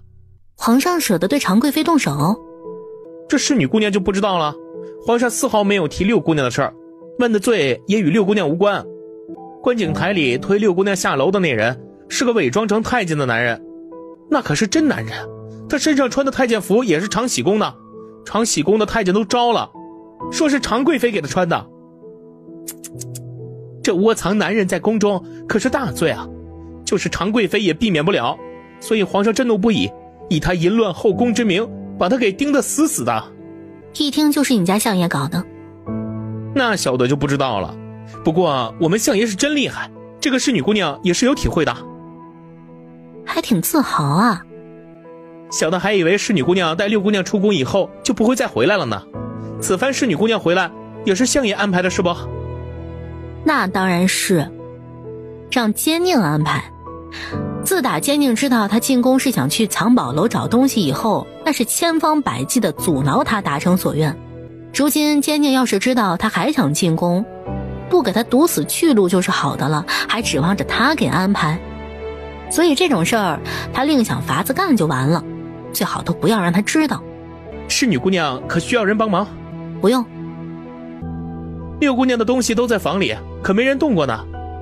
她的琴小的也从观景台那边搬回来了，除了侍女姑娘当天晚上让小的跑回来拿的那把琴以外，六姑娘以往弹的那把小的也捡回来了。在哪儿捡回来的？就在观景台的过道里，上面都沾满了血迹，还断了一根弦。血迹小的没能全部擦去，断弦小的也修不来，索性就摆在那里了。陆瑶看见岸上摆着的琴，拿过来见琴面上还残留着隐隐血痕，一根断弦也横在那儿。房里有备用的弦丝，陆瑶便席地而坐，将琴放在膝上，先将断弦修理好。见到陆瑶低头修琴的模样，倒鲜少见他这般温柔耐心，像对待婴孩一般。等他修理好琴，拿帕子轻轻拭过琴身，小乐子正要开口说话，却见他手上往琴弦上一拨，顿时琴音乍泄，如松声石拳一般，那股子震耳的力量却由沁人心脾一般的动听。随着琴声缓缓从房里传出，小乐子张着的口硬是久久没能发得出声音。他万没有想到，六姑娘不在，这侍女姑娘竟也能弹得出如此美妙绝伦的声音。皇帝找回了自己的腰佩，又听身边太监说亲眼看过六姑娘，至今未醒，奄奄一息，恐怕多半是醒不过来了。好好的一个姑娘，她是眼睁睁地看着人摔在她面前。还没走到暖阁，皇帝就听见暖阁那边隐隐传来琴声。皇帝脚下猛地一顿，驻足听了一会儿。宫中乐师哪弹得出这样的琴声啊，而且还是从暖阁传出的。一时恍惚，还以为是六姑娘回来了，当即快步就往暖阁去。你怎么会弹琴？民女回来见六姑娘的琴坏了，便试着修理一番，一时想起六姑娘抚琴之景，满心伤感，就袭着往日六姑娘所受，也弹了一番。真是天妒红颜啊，朕又何尝不伤感？这是天妒红颜吗？这是杀人害命。皇上保重龙体，这是六姑娘绣的，是赠给皇上的。她着实有心了。民女跟在六姑娘身边时，六姑娘从不吝啬教授民女。民女愚钝，学得一些琴艺上的东西，如皇上不嫌弃，就让民女再替六姑娘为皇上弹奏一曲吧。皇帝闻言哪有不允的？何况先前他在暖阁外就已经听见了，又岂是一般般的拙劣声音？皇帝也想再听一听琴曲，便坐了下来。你跟着六姑娘学了多久？从民女被卖进招募馆，跟在六姑娘身边以后，六姑娘就开始教民女了。那你哪是愚钝，能弹成方才那样，分明是天赋异禀。皇上过奖。陆瑶重新拨动琴弦，曲子再次流泻出来。那曲调缓缓沉沉，余音绵绵不绝，极具魅力。后来贴身太监就觉得不可思议，因为皇帝斜斜支着头，似睡着了，并且面上渐渐浮现出快活的神色。直到陆瑶一首曲子终了，皇帝也丝毫不见苏醒的样子。皇上这几日都没睡过一个安稳觉，没想到你这一首琴曲颇有六姑娘的风范呢，竟让皇上有个好眠。那是皇上顾念旧情啊。皇上不是政务繁忙吗？睡在这儿会不会不妥呀？有何不妥？这整个皇宫都是皇上的，皇上想在哪里睡就在哪里睡。可是我还要收拾六姑娘的东西啊。哎呦，我的姑娘哎，急什么呢？等皇上睡醒了，准少不了你的好。那我就等着吧。没想到侍女姑娘居然这么闹，没有六姑娘在，你也能把皇上哄睡着。皇上早不来晚不来，偏偏在侍女姑娘回宫的时候来。侍女姑娘是不是就是等着皇上来，好弹琴给她听呀？这一切是不是相爷的安排啊？陆瑶看着小乐子不置可否。侍女姑娘看着小的干嘛呀？小的心里怪发毛的。哼，你还知道发毛啊？嘴贱话多死得快，知道吗？我跟侍女姑娘是一头的，侍女姑娘怎么能害我啊？哼，谁跟你是一头的呀？像你这种小太监，要是出了事儿，就是第一个被拉去顶罪的。你知道相爷的事儿知道的越多，就多一分危险。你还敢探听相爷的大计？好好好，小的什么都不问了，也什么都不知道，行了吧？你是个聪明人。结果皇帝这一觉睡足了2个时辰，等他醒来已经是半下午的时候了。他没召见陆瑶，就先起身匆匆回乾心殿去更衣，只因他睡着过后做了个梦，梦里与阿汝颠鸾倒凤，那销魂蚀骨的感觉真实至极。这种事儿当皇帝的哪能宣扬啊，所以先回去再说。这是什么呀？你家姑娘在宫中得的赏赐。他转身去看床上的阿汝，低低又道，够他下半辈子不做花魁也能衣食无忧的生活。公子今天不在的时候，我都照公子吩咐给姑娘按时服药敷药，擦身更衣。我还以为今儿个公子在宫里不会回来了呢。事情办完了，我当然会回来。这厢苏怀正着人全力追查有关无回门的任何蛛丝马迹，他这回是铁了心要把无回门给搞死。无回门也有心避他，一夜之间跟在江湖上销声匿迹了似的。相爷，白天的时候，周默管那六姑娘的侍女进宫了，说是去收拾东西，结果她弹琴使皇上在暖阁睡着了，2个时辰之后方才醒。人出宫了吗？天黑时才出宫。今儿个那姑娘竟然背着主子进宫，即便她是去收拾什么东西，也得要宫里有人同意她才能进得去。也不知道她究竟使了什么法子，方才也没来得及问。要不是主子眼下有别的事忙，暂顾不上她，今晚肯定会去整治她。2位客官想买什么？买10根蜡烛。他没说什么颜色的蜡烛，2号不对，他们果然不是江湖人。没有蜡烛。那就买10把镰刀。这是布庄，也没有镰刀。客官要买镰刀，还是去铁匠铺吧。我只是想来买东西。这里真的没有镰刀。也无意难为你们。剑征紧了紧伙计的脖子，带我们去，否则谁都别想好收场。你们到底是谁啊？听说进黑市不必报身份，你是在故意难为我吗？伙计接触到他那眼神儿，仿佛只要自己再乱问一句，他就会失了耐心痛下杀手了。最终剑征说好不闹事儿，2人在伙计的指引下才进了黑市。苏怀和剑征走在黑市上，恍若和白天的街市差不多，只是卖的都是寻常市面上见不到的东西。苏怀去到一处地方，那里没有摆着的商品买卖，一进门只见里面墙上挂着许多只牌子，每只牌子上都写着一个名字，并标着价目。也有其他人进来转一圈，看到想接手的目标便摘了那牌子。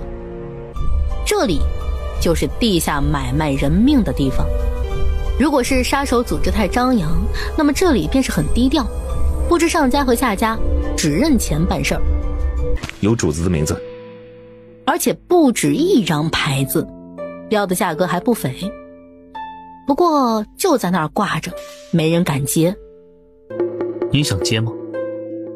属下不敢。想在这里挂牌，有什么条件？给得起钱和任务的详细情况。另外这里不涉及门派纷争，只寻私仇。主子自己能杀，恐怕不会出钱请别人杀。要是请别人杀，主子也不会这么费心费力了。这时剑征便听主子又问的管理人，可以寻人吗？当然可以，寻人往这边走。便又有人领着苏怀往隔壁去。可有画像？可以现画。他抬手执笔蘸墨，而后在纸上勾勒起来。就凭这画像，要是遇到真人十分好确认。要是各家画师都能像客官这样，怕是寻人能方便得多啊。客官是找一人一鹰？他有一只鹰。客官与画上的人是什么关系？苏怀看着自己描的画像，她是我失散多年的亲妹妹。神色非常温和，让见者无不深信画上的人就是他的亲妹妹。这一人一鹰特点就比较显眼了，江湖上若是了解些内幕的人一看便知道这是谁。又不是去杀他，只是帮忙寻个亲，只需要提供信息就能完成，那这任务轻松多了，而且也乐意赚这笔钱。苏怀路过一家药铺门前时，看见橱窗里摆着的鹿皮箱子，脚下支了支。哎，客官要点什么？雄心虎胆狼鞭，封侯断金融师，救人杀人都有。苏怀随意看了看，然后目光又一次落在那鹿皮箱子上。掌柜便把箱子给他取来，他捻着锁扣打开一看，里面清一色的薄如蝉翼，寒意闪闪的尺寸不一的刀刃。这是干什么呢？客官既然不是这行的，何必多问，买来也派不上用场。我买来剥皮挑筋断骨，也派不上用场。看来是其他方面的行家。当然可以，这刀锋刃口锋利，切骨也不在话下，只是这个照一整套卖，一只箱子100两。这一整套是医用的刀械，靠这一套能救垂死之人，亦能使人求生不得。如何救垂死之人？倘若重伤伤及肺腑筋骨，可开膛破肚，剥出筋骨来挽救。一派胡言，开膛破肚活人亦会死，又如何能把濒死之人救活？银针可封周身大小穴，大夫都会。这是麻药，涂抹于刀刃上，下刀时伤者无所觉，再用银针专缝补破损处，起火。伤者若五脏俱损，不及时补救，只会油尽灯枯，唯有下重手用猛药，才是最快的救人之法。客官没听说过吧？江湖流传的医圣一脉最善用这法子，经他们手的又岂止1、2个例子，就是只吊着一口气儿，也能给从鬼门关里拉回来。江湖上非高人不敢用此法，稍有不慎就会损及性命。据鉴征以往打探得来的消息，那医圣一脉是被传得神乎其神，但打探的都是药理解毒的方向，还没怎么涉猎这等救人之法。倘若从高楼坠下，用此法能救命吗？从高楼坠下，5脏6腑定无完好，不用此法还真不行。苏怀走出铺子时，掌柜还在问：客官，有伤者从高楼坠下，那要不要看看我这儿的药啊？药都是好药，药性来得烈，起症见效快。鉴征拿好那只鹿皮箱子跟在后面，也不明白为什么主子突然要买这个，难不成真拿回去审问犯人时抽筋扒皮用的？皇上昨日听了侍女姑娘的琴以后睡着了，所以今日又惦记着。早在姑娘来之前，皇上那边就来人知会小的了。侍女姑娘只是来给皇上弹琴助眠的吧？你想说什么？小的想劝侍女姑娘，这后宫水深得很，侍女姑娘可千万别步六姑娘的后尘啊。再说了，侍女姑娘前已经有相爷了，就不要想着再去招皇上了。别说后宫里容不下，皇上和相爷肯定也容不下一个女子在他们之间左右逢源，到最后吃亏的还是侍女姑娘自个儿。你以为我是你吗？一边攀这个相爷，一边又想着认干爹呢。要不我跟相爷说说，放你认干爹去？就当小的没说，反正小的也是为姑娘好。以往你家姑娘弹琴时须得以屏风掩着，怎么如今你却是不用啊？以往六姑娘是怕面见皇上时乱了心神，你就不会乱了心神？民女样貌丑陋，谁见了都摇头，自然就心宽一些。诚然，以前六姑娘弹琴时，皇帝希望时时能看见她，眼下这侍女弹琴，皇帝只想闭眼听琴。后来他便合着眼不再说话了。随着琴声渐入佳境，他的睡意也慢慢袭来。一时间，皇帝的寝宫内外都飘荡着琴声，悠悠缓缓引人入梦。他回到房间，把门关起来，转头就又从窗户出去了。去叫皇上来，否则本宫今日就自缢在此。娘娘若是自缢，那是畏罪自缢。不光娘娘身后背负骂名，就连大将军也得进京请罪。陆瑶从怀里取出一只瓷瓶，打开瓷瓶盖子，一股略刺鼻的气味飘上来，里面装的是火油，遇水不灭，附着性强，还耐烧。他打算动手，却又不得不掂量一番，太着急了。今晚才是他重新进宫来的第一晚，他不能这么着急，否则容易落人把柄。所以最终他又将东西收了回去，再看了一眼长启宫的宫墙，转身离去。翌日，皇帝那边的太监就到了暖阁里来，还带着赏，当然是给陆瑶的。皇上昨夜睡得很好，今早起来啊，神清气爽的，只感慨姑娘不愧得了六姑娘亲授情谊，是青出于蓝胜于蓝呐。只要能为皇上分忧就好。这几日姑娘啊，就继续住在暖阁之中，听皇上宣诏吧。可是公公，我得回去看看六姑娘。唉，六姑娘红颜薄命，已是尘埃落定的事情了。可姑娘你啊，还有大好前程，到底是六姑娘重要，还是能决定你往后荣华的皇上重要？这不是显而易见的吗？那好吧，民女听从皇上差遣便是。只是过几日，民女还是想要回去看看的。那就过几日再说吧。听小乐子说，这几天狗相着实很忙，朝中也因为常贵妃的事而争执不下，这倒正合陆咬的意。只要狗相不来掺和，一切便好。不过事实证明啊，这种事儿还真不能庆幸。走火了，走火了！常贵妃在寝院里睡得迷迷糊糊的，听到外面人声杂乱，被惊醒了来。她刚要下床，不晓得被从什么地方飘来的一阵箫笛声钻入脑中，一下子将外面的嘈杂拉得很远，使得她脑仁倏的一激。常贵妃脑子有些发木，那箫声持续不断，时而低沉如泣如诉，时而又高亢尖声咆哮。常贵妃听着听着，突然像是有根银针狠狠地往她脑仁里扎去似的，使她缓缓抱着头，眼前有些发花，好一阵都缓不过来。何人在此吹奏？箫笛声起起伏伏，犹如波涛骇浪，在常贵妃脑海中掀起一层又一层。别吹了，别吹了！她鼻子有些痒，淌出血迹，一滴滴掉在地上。她痛苦地在地上打滚，可那箫音丝毫没有停歇的架势，还愈演愈烈。我求你，求你啊，别吹了！常贵妃匍匐在地上，面容扭曲，痛苦至极。她感觉自己的耳膜已经被刺破，那声音在脑子里狠狠搅荡，长喜宫里如丝混乱，杂乱声中寻常人听不见这样的箫音，可苏怀一来就听见了。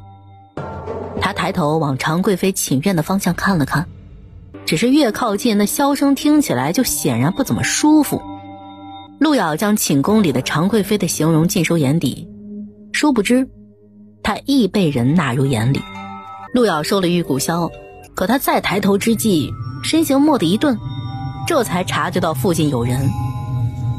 他猛地转头望去，果真见那方向的公檐屋陵间站着一个人，在漆黑苍茫的夜中似近似远。一看那隐隐的身形轮廓，他就觉得心里堵得慌。他转身便跃下屋檐，毫不耽搁地离去。没想到相爷这深夜了还没出宫，长喜宫着火了，相爷不赶紧去看看吗？我才看完出来，还听了听曲子，现在内息乱得很。哼，相爷真是的，这大半夜的竟还有闲情逸致听曲儿。你再东拉西扯一句我听听。那你当我怒作甚？千方百计瞒着我进宫，现在舒爽了？我不明白相爷在说什么。是皇上身边的太监来请我进宫的，我有什么好瞒着相爷的？请你进宫做什么？当然是收拾阿乳的东西了。收拾收拾，就谈起情了，还恰好让圣上听见。还有，那香囊哪来的？你绣的吗？陆咬看他的样子，面上也没有怒气冲冠，但他就是莫名感觉，他要是说是自己绣的，他能把自己当场撕了吃了。当然是阿乳绣的。阿乳绣的？我再问一遍，到底谁绣的？是你绣的吗？都说了是阿乳绣的，不是我绣的。你是没长耳朵还是听不懂人话呀？今晚你是舒爽了，我还没有舒爽。我哪里舒爽了？那我们一起舒爽。这畜生人模狗样的，就是话一从他嘴里说出来，就充满了一股子狗畜人渣味儿。哎呀，皇上，长喜宫出事了！陈华，你怎么也在这里？听说这里出了事，我便赶来看看。皇兄还请保重。皇帝也晓得里面情况不妙，但他身为帝王家，还会被这些事儿给惊吓住不成？只见寝宫里一片凌乱，地上柱子上全是血，而常贵妃衣发蓬乱，躺在血泊里，手脚因为过度扭曲还是怎的，姿势十分怪异。找太医来看过了吗？皇兄来之前，我让任何人不得妄动。眼下太医在外候命。皇帝让太医进来，太医初初检查过常贵妃，禀道：回皇上，贵妃娘娘这是头部受到重创，脑中血散而亡。今夜长喜宫小厨房那边走了火，工人都赶去救火了，贵妃却在寝宫里发生了这样的事，这事儿恐怕有蹊跷。着人去小厨房那边查一查，看看究竟是因何走火。听说六姑娘身边的侍女这2日进了宫，为皇上奏曲。她与六姑娘一向主仆情深，六姑娘的事在她心里怕是留下了很深的阴影。便是他话没有说得明白，皇帝一听也明白了。那侍女如今才进宫2天就出了这事儿，她很有动机。可一个小小侍女能干得出这么大动静吗？陈华这话什么意思？怀疑是那侍女做的？我也只是这样说。今晚在得知消息以后，我便着人前往暖阁查看，结果发现那侍女不在暖阁里，也不知去了何处。有这事？皇上不妨找她来问问。皇上，那侍女的确不在暖阁里。这么大个活人，总不能在皇宫里消失了。来人，去把她给朕找到，带到朕面前来回话。皇上，相爷来了。不多时，苏怀走进寝院。长公主的意思是，六姑娘这侍女才进宫2天，长喜宫就出了这等事，又加上六姑娘与这侍女主仆情深，故她很有犯案嫌疑和动机。皇兄这话可说得我无从辩驳了。不过既然时间这么凑巧，仔细查问一番也无妨。所以先前事发之时，长公主派人去暖阁那边查看，发现这侍女人不在暖阁之中，没想到她竟与苏青在一起。是民女有话与相爷说，所以从皇上那离开以后，便与相爷说话，耽搁了些时间，一时没顾得上回暖阁，还请皇上恕罪。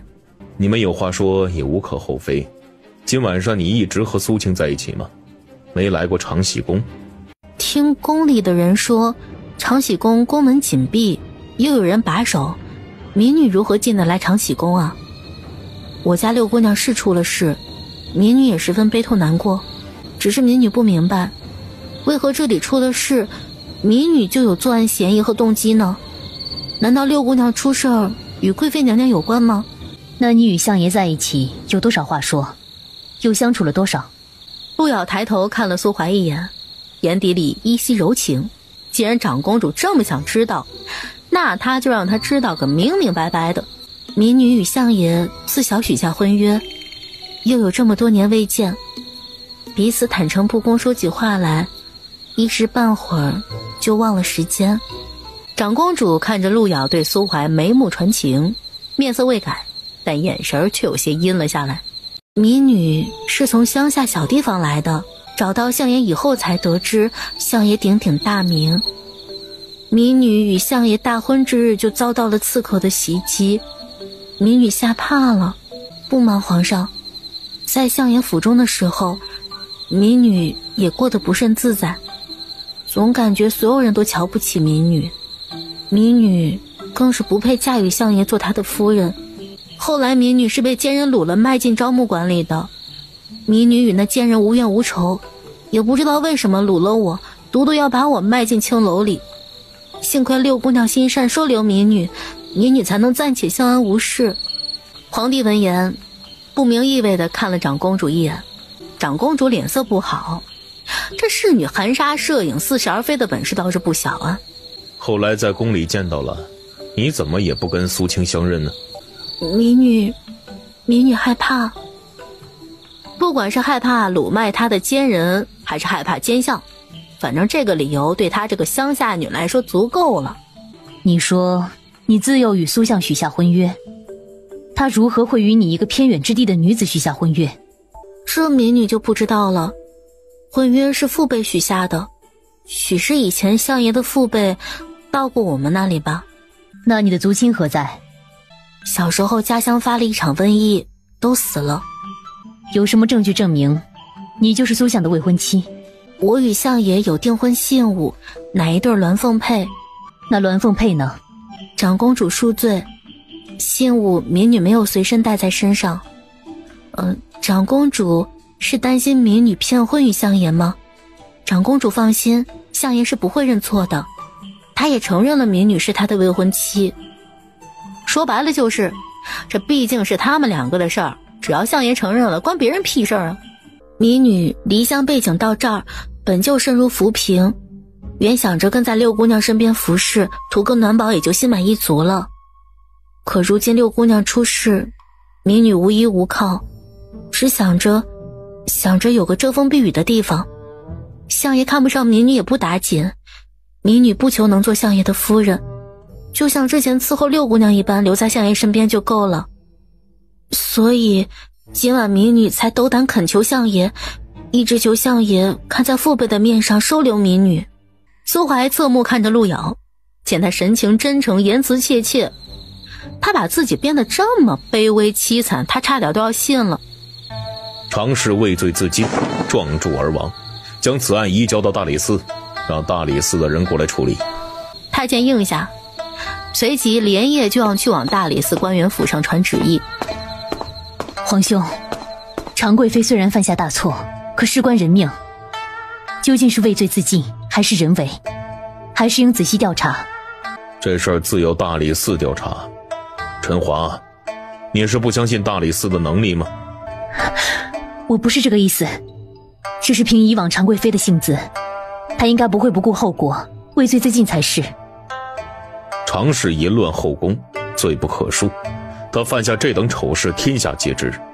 朕没处置他，他还有何颜面苟活于世？大理寺办案自有大理寺的章程，你觉得他应该不会，就非得要捏造出个杀人凶手吗？臣妹不敢。常氏一案关系到朝廷，你身为宫中公主，这不是你能智慧的事情。是臣妹失言。今晚的事儿不可能这么蹊跷，他直觉与那侍女脱不了干系。他一心想着找出凶手，却忽略了在皇帝的立场上想这件事儿。常贵妃犯了皇帝的讳忌，就连淫乱后宫这种罪名都给他安下了，皇帝却只是把他禁足起来，并未进一步做处置，还是因为忌惮南怀那边的情况。现在常贵妃人死了，畏罪自尽和受人谋害同样是死，但两种结果却大不相同。苏青，这侍女你打算如何处置？他知道皇帝是故意问给他听的，他索性就定了定脚步，听上一听。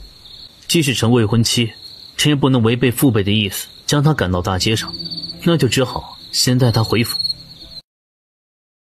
去招募馆把准夫人的东西都搬回相府，包括她院子里那个半死不活的人。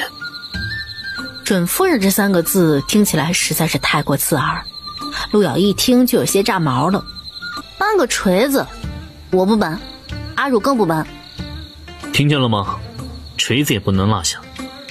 不是一直用后脑勺对着我吗？你的后脑勺比你这张发黑发绿的脸好看些。他是黑，在宫里都打扮得比较黑，可脸发绿是他扮的吗？是这狗男人给气的。哼，怎么，相爷嫌我脸色不好看啊？那真不好意思，还得累相爷今后时常面对我这样的脸色了。陆征本来尽职尽责地驾着马车，怎想里面左晃一下右晃一下，搞得马车很不平衡，他得比平时更费心力地稳住马车。可刚一稳住吧，这里面的茶几突然又翻地朝他砸过来，结果突然一个力道往一边灌去，马车都差点翻了。陆征不得不硬着头皮建议道：主子，还是回家再打。话没说完，又是一只鞋从里面飞出来，砸在建征头上。两人不干架还好，这一干起来，各自都是兜着一肚子的邪火。还想杀我吗？是你说我后脑勺好看，我专门转过去给你看的，你又拽我做甚？倒没想到你这么顾及我的感受。那我说你身子好看，你就专门脱了给我看吗？你不要脸！只是陆瑶刚觉得他火气大时，他又突然低头吻下来，陆瑶紧闭口唇，似乎惹着他了，他一口咬下来，他满是倦狂的气势卷入陆瑶口中，狠狠地撕磨纠缠。这野狗发起疯来实在是有些难招架，他手上也没闲着，探入陆瑶衣里捞的裙子。苏怀，这是在外面马车上，我不是又黑又绿吗？相爷真是不讲究，这也下得去口？我就是下得去口。不等陆瑶开骂，他一口吮住他耳珠，在他脖梗锁骨间亲得甚是激狂。我身上都是药粉，也不怕毒死你。我试试看能不能毒死我。陆瑶不停地骂他，只有这种时候苏怀由得他骂。建征在外面驾车听得都头皮发麻，还从来没有人敢这么骂主子。他内心也很焦灼，恨不能快点到家，又恨不能跳下马车去，省得在这听到点有的没的。马车前面停靠，去把他鞋捡回来。建征如获大赦。是，属下这就去。建征一走，巷子口里马车内的动静大了起来，若有若无的月色从巷子口斜斜照进来，恰好落入了几许近窗畔。要是这时候有人来刺杀你，肯定能成功。那我们一起死。建征故意拖延了时间，回到巷子口附近，见着车里马车似乎没有动静了，方才慢慢靠近。鞋找到了吗？找到了。陆瑶正要伸手去接，却被苏怀先一步拿了去。一只鞋这狗男人拿去干嘛？拿去吃吗？结果下一刻却见苏怀将鞋给他穿上，这狗男人从来不吃亏，然后掐力把他的胸口讨回来。走吧。再不久就天亮了，相爷早点休息，我还是回我以前住的那个院子吧。你以前住的那院子有人住了。啊？谁住了？我的姬妾。那我不能和相爷的姬妾抢，要不我还是先住回招募馆去。不愿自己走是吗？我累了。我也累了，你还想要我抱你走是吗？哼，要点脸，又没人让你这么累，是你自找的。而且我也没想要你抱，你自己回你的后院吧，我另外去什么？话没说完，陆瑶瞪了瞪眼，苏怀已经将他拦腰抱起，大步往自己的后院走。陆玉些个下人见他相爷回来，连忙驻足行礼。陆瑶让人撞见，连忙挣扎着要从他怀里下来，奈何这狗男人不放手，非但不放，他还紧了紧手臂，把他抱好。先生，让人看见好吗？你放我下来！还这么有力气啊！看来方才在马车里都是敷衍我的。方才是他们看花眼了吗？相爷竟然抱着个女人回来，前不久府里才进来2个美妾，今日又来一个，看来相府以后只会越来越热闹啊。趁着坚影没在房里，他得先去清洗一下身子。他一脸面瘫，从马车下来走几步，他裙下便满是稠腻感。他现在只想迫不及待地去洗澡。陆瑶困倦中感觉到身侧有人躺了下来，还能有谁呀？他嫌弃地往里挪了挪，片刻之后，身后的人亦往里挪了挪，他又往里辗转了一下身，身后的人也跟着往里挪，到最后他都快被疯狗给挤成一块贴墙上了。相爷是不是想睡里面啊？早说呀，我给相爷腾地儿。我不想睡里面。那相爷一个劲的往里挤什么？我喜欢一个劲儿的往里面挤。床都上了，不往里挤有什么趣啊？这玩意儿就不能好好说话吗？什么话从他嘴里说出来，莫名有种狗畜味儿。你往后让让，我要翻身。我不让你，你就翻不了身了吗？翻是翻得了，可就这点空间，他一翻身过去，必然就翻进他怀里去了，翻不了。那就别翻身了。闲人，你不去早朝吗？该去早朝了。他就等着苏怀起身，自己也好躺得舒服点，好好睡个觉。我今天不上朝。陆瑶下意识就翻身面向他，可不整个人就是贴在怀里吗？你为什么不上朝？你是一朝丞相，百官之首，怎么能不去上朝呢？说不去就不去，这样皇上怎么想你啊？让百官怎么看你啊？听我一句劝，相爷还是要以朝事为重，切莫耽误了正事儿。快去吧。今天我休沐。陆瑶默了默，然后很不给好脸色的背过身去。那我跟你说个锤子呀！相爷还没吃？我吃了，不能再吃。当然能，只要相爷想吃多少吃多少，就是把饭菜连带着碗盘全吃了都没有问题。你把这碗盘吃给我看看。陆瑶饿了，不想跟他一般见识。你下了毒？看看能不能把你毒死。我住哪儿？昨晚我让你没地方住了吗？那我总不能一直跟相爷住主院吧？相爷，我们还没有成亲呢。如若我跟相爷住在这儿，总归是惹人闲话的。就近收拾出院子出来。我就知道相爷是个明事理的人。我明事理，你也明事理一点。招募馆的东西什么时候搬？还是不能搬，等我安顿好他，便把东西搬过来。两人基本达成一致。吃完饭后，陆瑶就去建征安排好的院子里。虽然是换了个院子，可离坚宁的主院不过一条小径的距离，走不了多远就到了。这相府里院落这么多，就不能找个偏僻一点的吗？我喜欢清静一些。主子说了，就近安排，虽然不偏僻，但也不妨碍姑娘清静。姑娘需要几个下人伺候？把以前那位马大娘叫来即可。先前她从主院一出来，府里的下人们就晓得了，这回也看清了她的模样。下人们无不震惊，相爷亲自抱回来的女人，竟然是以前主动找上门来的那个乡女未婚妻。这才多久啊，便不识得了。这是当初陆瑶在柴房里救的那个哮喘发作的孩子，叫家俊。后脚进院里来的可不就是他娘马的娘吗？见过陆姑娘，这孩子真是的，听说陆姑娘回来了，跑得比谁都快。没想到你这么记挂着我。可不是，陆姑娘不在的时候，她经常问起您去哪儿了，光顾着说话了。我这边来给陆姑娘铺床。姑娘去哪儿了呀？姑娘，我被人卖了呀。那天我本来是要去和相爷成亲的，可有人对我用迷药，把我迷晕，装进了箱子里，抬出了相府，然后我就被卖去了其他地方当奴婢。是谁对姑娘用迷药啊？我也不知道呀，你娘前一刻还在呢，后来有人敲我房门，我还以为是你娘呢，结果哪晓得一开门就是坏人了。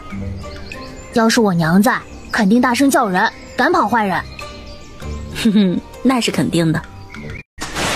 是我有罪，险些害了陆姑娘，我左思右想，良心难安，所以来向姑娘请罪了。请什么罪啊？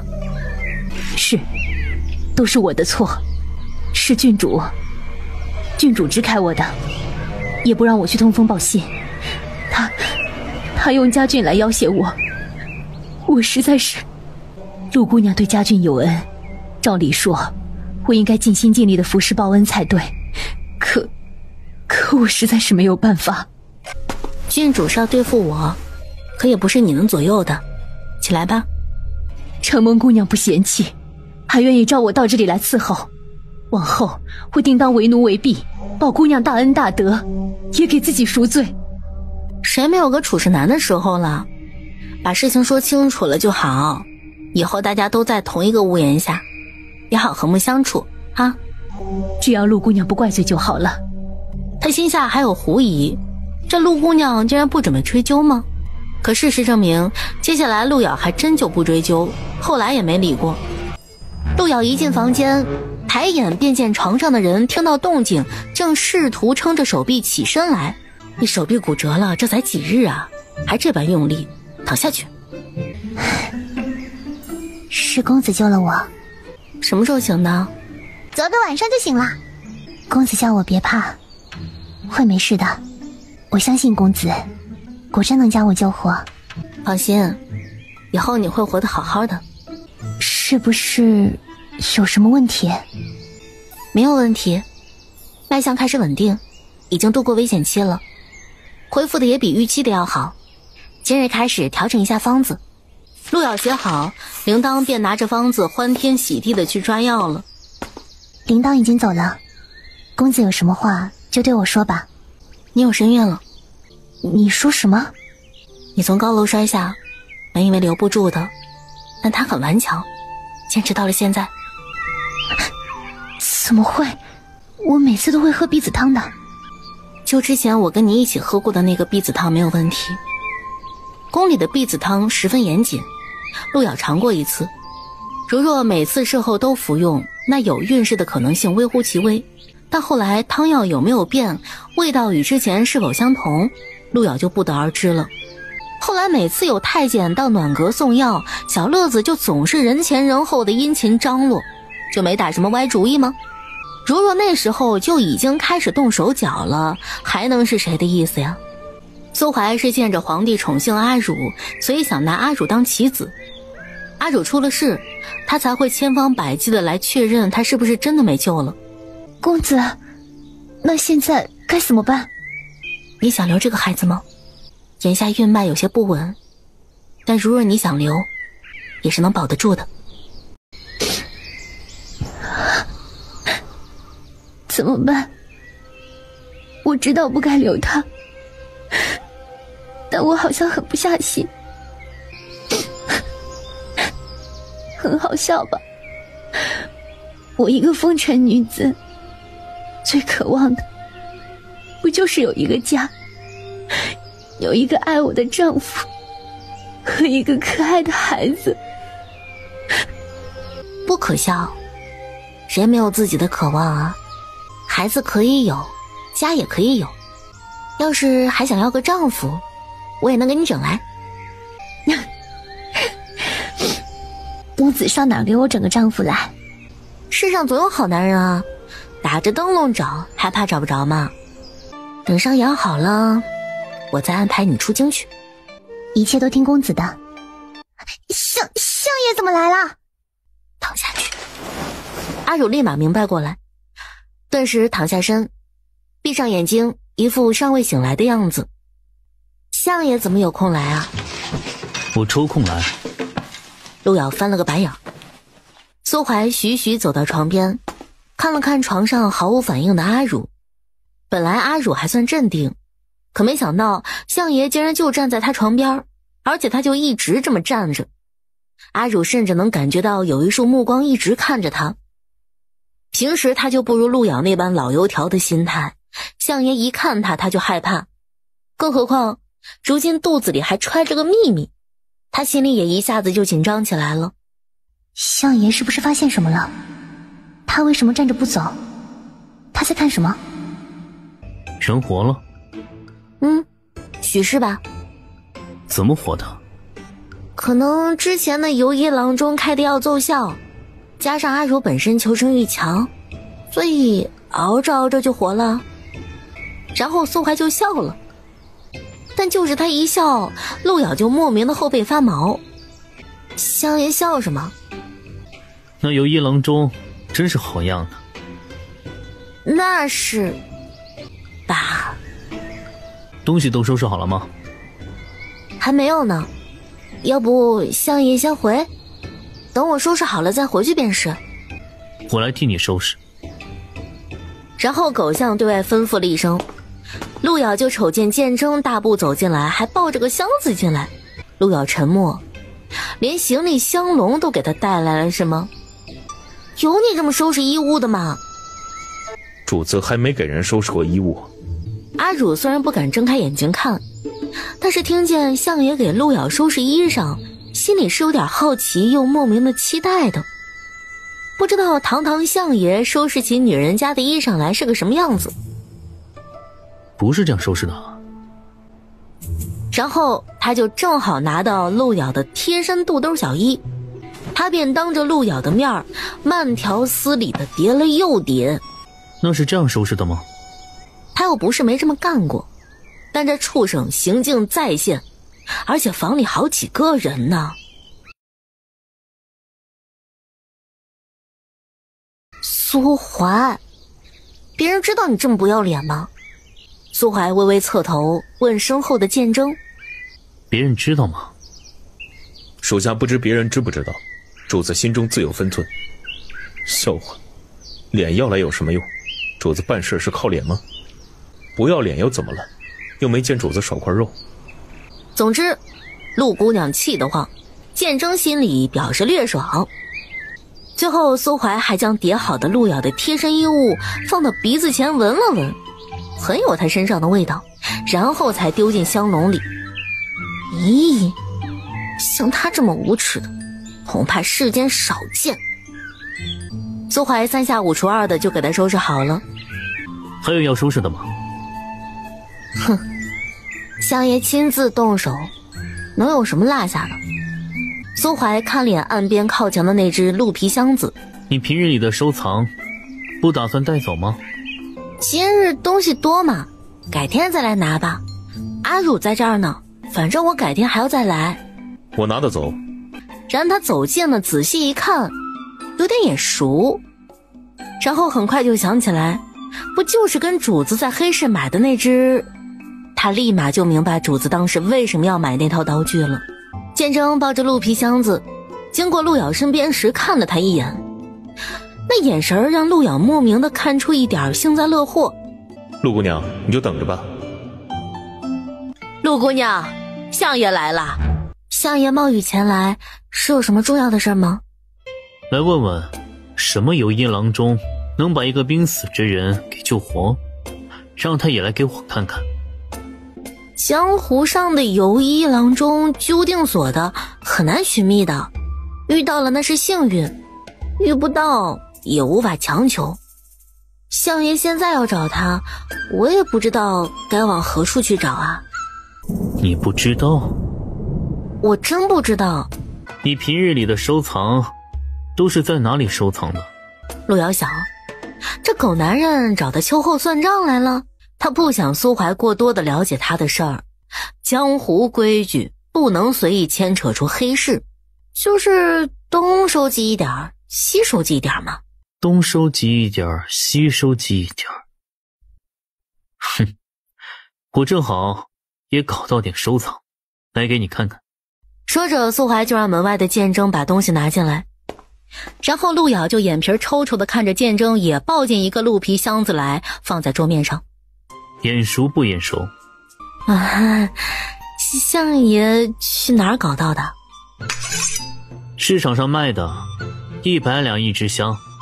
听说用这个给人开膛破肚，可以起死回生。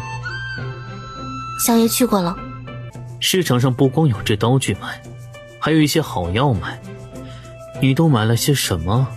熊心、豹子胆，你买来吃了吗？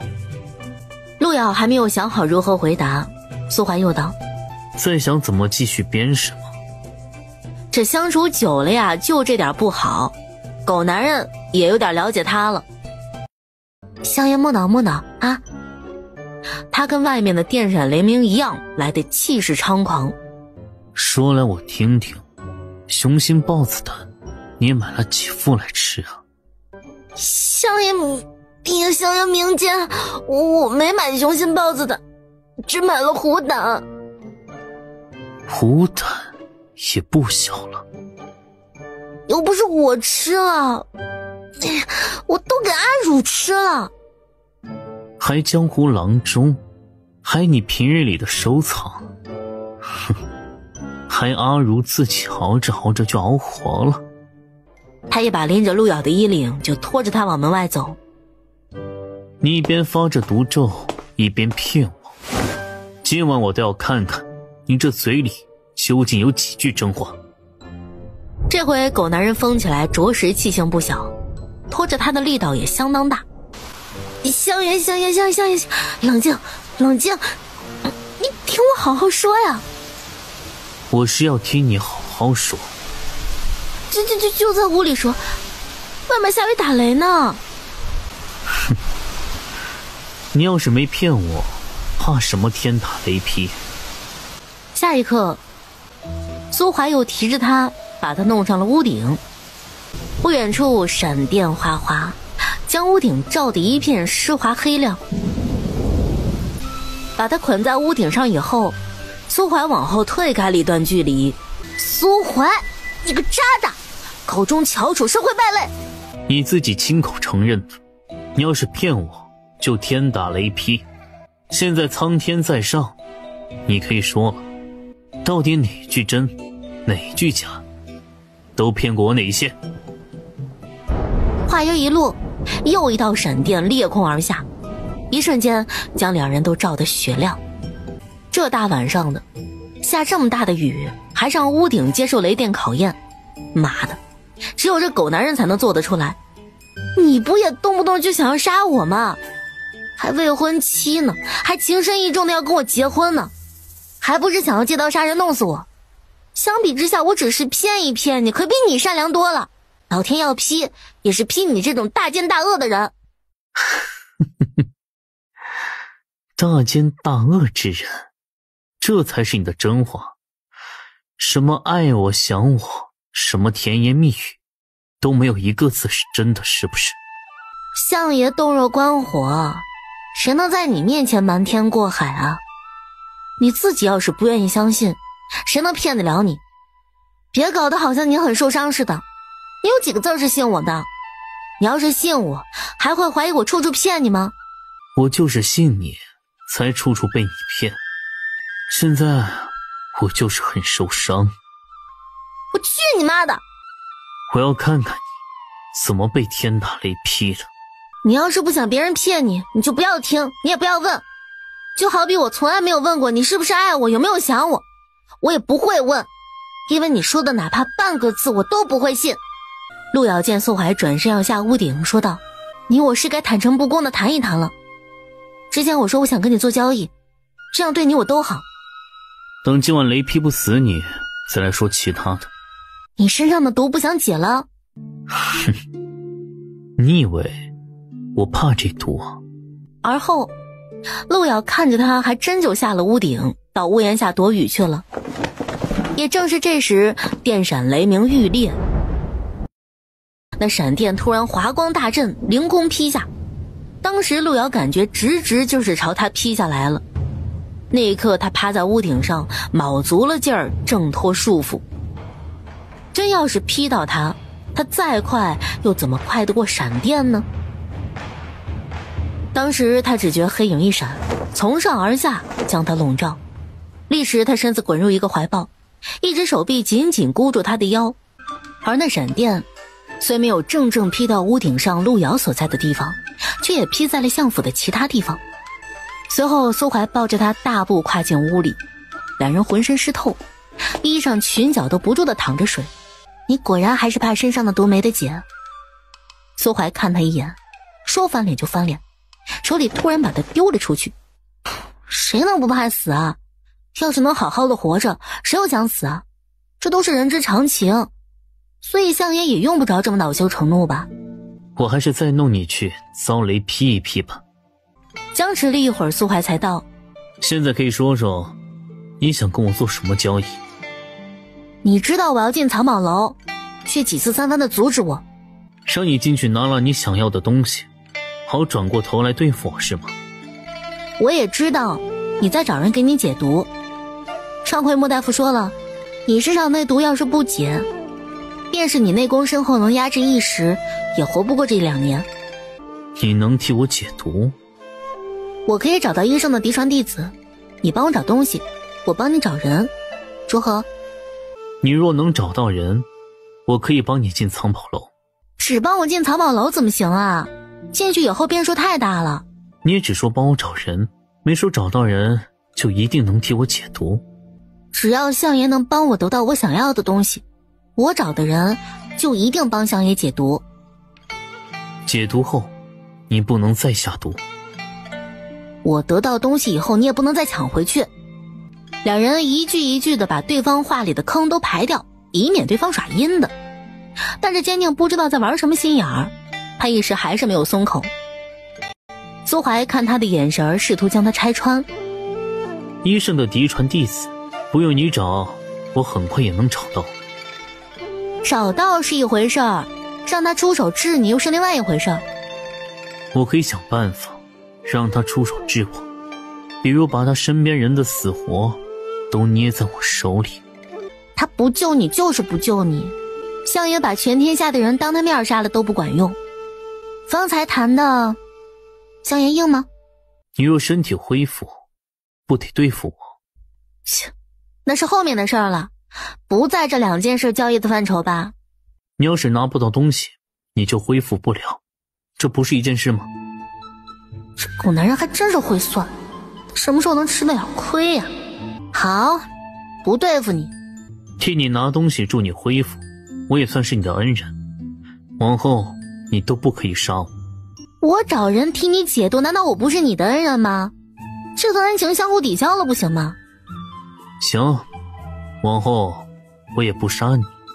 哼，那谈不拢就谈不拢呗，大不了我等2年，把你耗死了以后，我一样去取东西。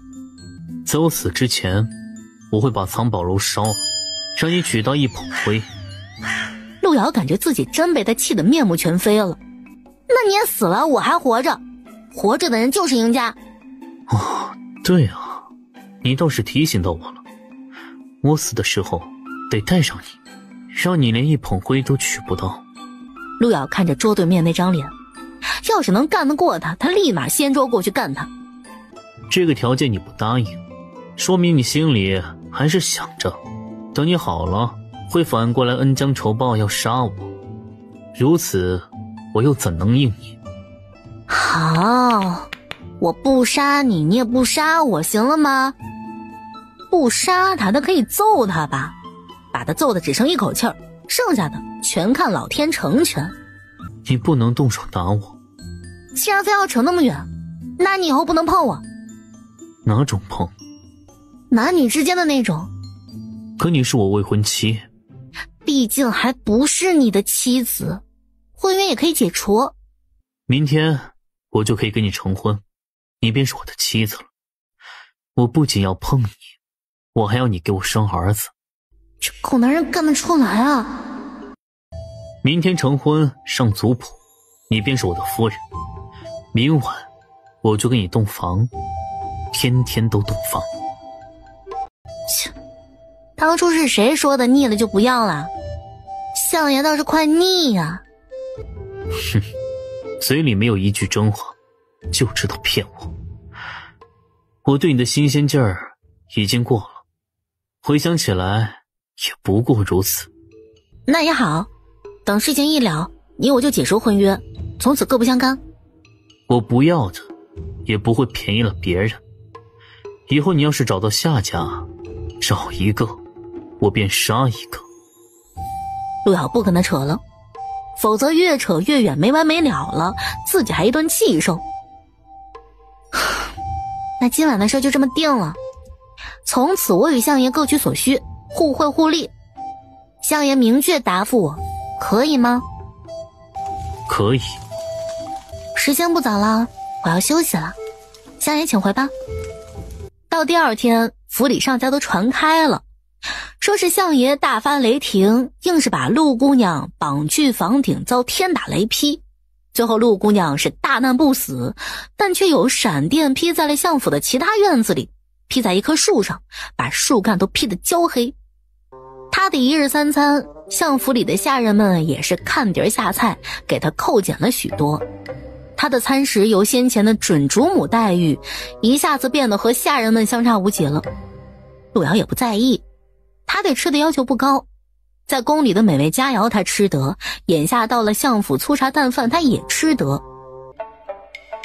这厢苏怀从外面回府之后，建征就将影卫对陆遥的监视成果上报，说道：主子，今日陆姑娘去了招募馆，回来途中又去了一趟药铺，不过她什么都没买，犹豫了一下又出来了。她在犹豫什么？属下不知。这时又有影卫到院里来报了。相爷，陆姑娘去药材库，她想进去。她去那里做什么？她说身体不舒服，想找点药来吃。她还说什么？还说既然身在相府，那相爷就得管她衣食住行和生病吃药。现在知道她在犹豫什么了吗？属下知道了，她想白拿。这个陆姑娘骗了主子不说，还想来打算主子的东西，属下这就去阻止她。只不过还没有走出书房门口，苏怀的声音徐徐传来：让她进。陆姑娘吃主子的，喝主子的，睡主子的，现在还想白拿主子的。她是病入膏肓了，才会想着到我这里来找药吃。不让她吃，怎么知道她的病？给她记账上。见证一听立马应道：是。既然是记账上了，就迟早得还。你们相爷让进的？相爷听说陆姑娘身体不舒服，就让陆姑娘进。没有额外的附加条件？相爷没说。放鹿咬进药材库，这跟放只老鼠进米缸有何区别啊？他晓得里面都是好药，不要白不要，于是就不客气的在里头溜达了好一阵子，取了好些珍贵的药材出来。管他取什么药，影卫一应全让他带走。回头他所取的药材全让鉴征给他记到小本本上了。陆姑娘从药材库回去以后就没再出房门，晚饭后厨那边送的青菜豆腐，她吃得下吗？说是吃了几口。吃了几口？是几口？后厨那边属下这就去敲打。去敲打什么？属下多事。苏怀看了眼膳食，最后碗筷都没动，便起身出了书房。姑娘从药材库回去以后就没再出房门，晚饭后厨那边送的青菜豆腐，她吃得下吗？说是吃了几口。吃了几口？是几口？后厨那边属下这就去敲打。去敲打什么？属下多事。苏怀看了眼膳食，最后碗筷都没动，便起身出了书房。相爷怎么来了？苏怀到桌边来落座。许久没见，过来看看。他见桌上的饭菜虽然没有他院里那般精细，但也是有荤有素，不止青菜豆腐。坐下吃饭。平日里你们就吃这些？相爷待我们不饱，这已经很好了。不合胃口吗？没有的事。那怎么还不动筷？两人正准备听话的动筷子，苏怀却吩咐下人：看来是不合胃口，把这些都撤下去，传话下去，往后后院女眷的膳食都一视同仁，按照我的分例来准备。是。两名姬妾还以为自己是听错了，不由得十分受宠若惊。桌上没饭菜吃了，也没法干坐着，苏怀便起身离去。走出院子时对下人说道：今晚的晚膳重新准备，做好了再送去。这是送错地方了吗？是相爷吩咐的。今晚相爷去了那两位姑娘的院子里，见两位姑娘的膳食过于简单，便心疼两位姑娘，下令后院女眷以后都以相爷的分例准备膳食。陆姑娘这是沾了那两位姑娘的光呢。然陆咬的思维与这下人全然不在一个频率上。哎呀，你们也是，把那两位姑娘的膳食做得简单了，相爷见着能不心疼吗？幸好是你们相爷没有发脾气，不然把你们全砍了。后厨下人心想，他是不是理解不了自己话中的含义呀？是我们的疏忽，以前没弄明白，相爷竟如此宠爱那两位姑娘。以前没弄明白不打紧，以后弄明白就好啦。下人一时间竟不知道该如何接话了。晚膳已送到，陆姑娘就慢用吧。然后就转头离去了。后厨送饭菜来，你说句谢谢就是了，何必那么不愉快呢？你没听他说嘛，我是沾那两位姑娘的光，又不是沾他的光，要谢也是谢那两位姑娘才是。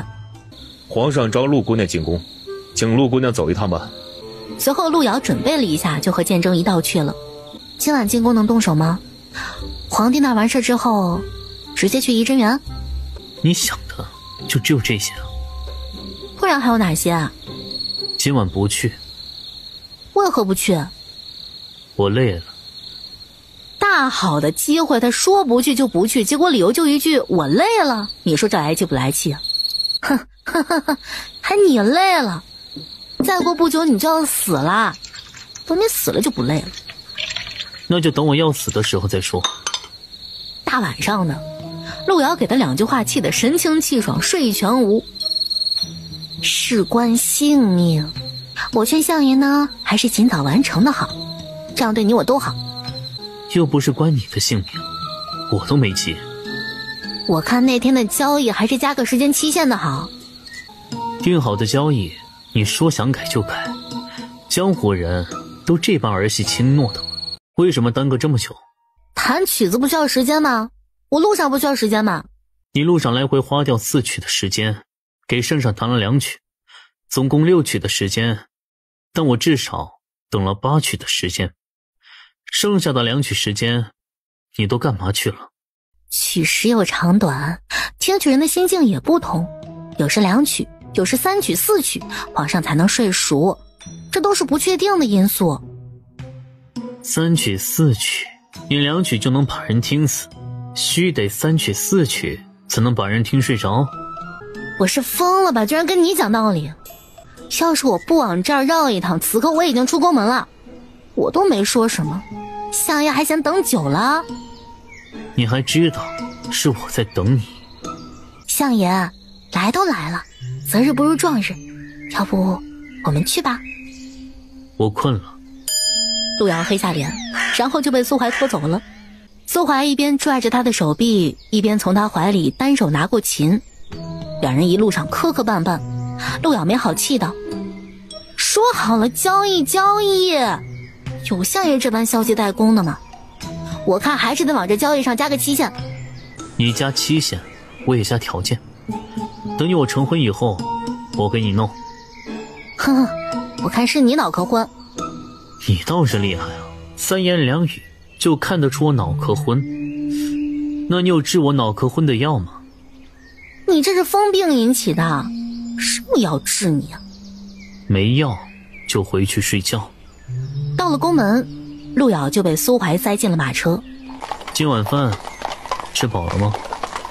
啊，说来多亏了你那2位爱妾，让我沾了点光。建征在外听着不由心道：沾什么爱妾的光？明明是那2个女人沾了他的光。既然没少你吃的，以后进宫圣上若是给你宵夜酒茶，什么该吃什么不该吃，不用我教你吧。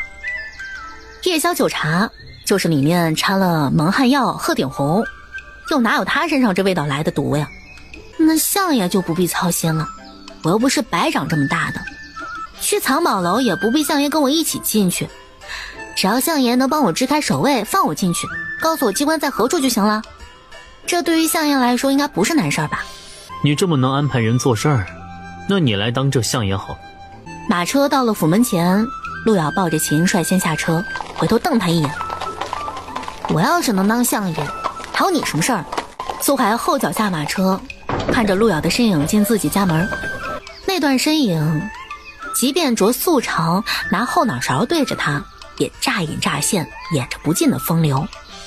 主子，剑霜那边有医圣弟子的消息了。说来听听。医圣的嫡传弟子竟是个女的，而且照此人之前途经的路线和方向，她应该是来了京城。建征觉得这个消息委实是很大的进展了，找人找了这么久，眼下就在京城，只要封锁城池，挨个查探，一定能把他给查找出来。把剑霜叫回来，不必再找了。主子不找医圣一脉的人解毒了吗？他到过京城，如今就在天子脚下，唾手可得。主子却要就这么放弃了吗？你觉得剑霜要花多久时间才能找到他？以剑霜的能力，定在花不了2个月时间就能探到他所在。花了这么久的时间去打探，人都在他面前晃了几大个月了，结果呢，才只探到人疑似到了京城，还要再花2月时间，最后探着探着就发现目标岂止就在天子脚下，还就在同一个屋檐下，更在眼皮子底下。到时候有趣吗？以剑霜的能力2个月是不是太短了？要不要我再给他加2年？剑生一听主子不高兴了，立马应声道：属下这就去把剑霜召回来。怕我？是我娘说不能与姑娘走得近。后来我不在这儿，你还要发病吗？有2次喘不上气，有一次是闻到了花香，还有一次是在灶房烤地瓜的时候。有粉尘的地方要少去，吸进鼻子里了就容易喘不上气儿了，知道吗？这是什么呀？我娘不让我吃姑娘的东西。不是坏东西，吃吧。吃了呢，能改善一下体质，以后尽量少生病，也少发病。苦不苦啊？我加了蜜，应该不是很苦。家俊就接过来，凑到嘴边咬了一口，小脸皱到一起，有点苦。但他发现苦过以后，有一点点蜜糖的甜。吃完以后呢，就把杯里的水给喝了，洗洗嘴，这样你娘就不会知道了。家俊怕他娘发现，吃完了药丸子，赶紧捧起水杯喝干净。陆瑶每日都会给家俊吃1颗药丸子，只可惜才没过几日，有一次呢，就正好被马大娘进屋来撞见了。谁让你乱吃的？给我吐出来！给你什么你都吃，给你药你也吃，你就不怕被人药死？陆瑶就在旁看着马大娘急得不行，后来硬是从家俊嘴里抠出半颗药丸子，家俊也吓得哇哇哭。我自认为平日里对姑娘也算尽心尽力，姑娘为何要给我儿喂药？这不是什么坏药，我儿没病没灾的，好端端的吃什么药？你到底安的什么心？相爷，奴婢也算尽职尽责的服侍陆姑娘，未曾有丝毫的怠慢，可如今她却趁奴婢不在为我儿吃药。家俊是我的命根子，要是有个什么3长2短，可叫我还怎么活？还请相爷为我做主。那半颗药马大娘也盛上去了，又道：这还是从家俊嘴里掏出来的，请相爷过目。哎呀，东西是好东西啊。去请莫大夫来。很快莫大夫就来了，得到了那半粒药丸，捏碎开闻了闻，道出一系列药材的名字。这是在玩我吗？什么毒药啊？这分明是调理小儿体虚气浮的药，还是用的好药材，且炮制方法有些特别，没有很重的火气，也不会虚不受补。小儿若是经此一段时间调理，体质可以得到很大的改善，身体好了以后病痛就少得多。这药哪里来的？陆姑娘给的。陆姑娘，这方子可否让在下一观啊？不可。陆姑娘哪里来的这药啊？一个江湖郎中给的秘方。马大娘呆若木鸡，一时反应不过来。她盯着那残缺的药丸子，原来那真是好药啊，结果是她自己一惊一乍吗？姑娘对我很好，她没有想害我。这孩子倒是知恩的孩子。是奴婢没弄清楚事情，请相爷责罚。苏怀对家俊招了招手，家俊脚下就不听使唤地走了过去。府里人犯了错，应当如何？会挨板子。恳求相爷让家俊出去，别让他看见。求求相爷，求求相爷不要让他看。陆瑶想，这种时候就不要求苏怀了，你越是求他，他越是得让家俊看。他要是兴致来了，不仅让家俊看，说不定呢还要让家俊凑近看，撑起眼皮看。然后苏怀就将家俊的小身板搬了个转，面向马大娘。管家那边一声令下，板子就一板一板地落在马大娘身上。马大娘死死抓着板凳，痛苦至极。家俊却吓得小身板一哆嗦一哆嗦的。瞧着，这就是过错之人应受之罚，便是至亲至性，也不可避免。陆瑶真是担心啊，这小孩一抽一抽的，要是控制不好，可能会吓得惊厥发病，还不劝劝你家狗主子，到底劝不劝？我不劝，要劝你自己去劝。俩人的这点动作被苏怀看在眼里，要不要多拿2条板凳，都上去躺躺？主子明鉴，属下什么都没做，都是陆姑娘使的动作。相爷就在这儿呢，往那一坐，又俊又好看。我顾着欣赏都还欣赏不过来呢，对你使什么动作？莫大夫拍拍剑争肩膀，这陆姑娘他们又不是没见识过，厉害着呢。没想到这当着满厅堂的人，这种话都说得出来，还得是相爷啊，脸皮厚，面色如常，绷得住。后来马大娘挨完了罚，还坚持到陆咬院子里来。是我以小人之心夺君子之腹，还望陆姑娘大人不计小人过，莫要与我一般见识。这里给陆姑娘赔礼道歉。我无妨，大娘还是回去好生养养吧。家俊，我不在的时候，你要好生服侍陆姑娘，好好听她差遣。家俊点头，相爷没要他的命，管家稍后也请了大夫来给他看看。姑娘，今天我发现有只小狗从墙洞里爬到府里来了，它看起来很饿的样子，都快走不动路了。要是这些吃不完，我可不可以拿点去喂它呀？不愧是狗主子的狗窝子，是狗都想往这边凑。家俊有些不懂，但陆咬同意让他拿去喂狗了，他十分高兴。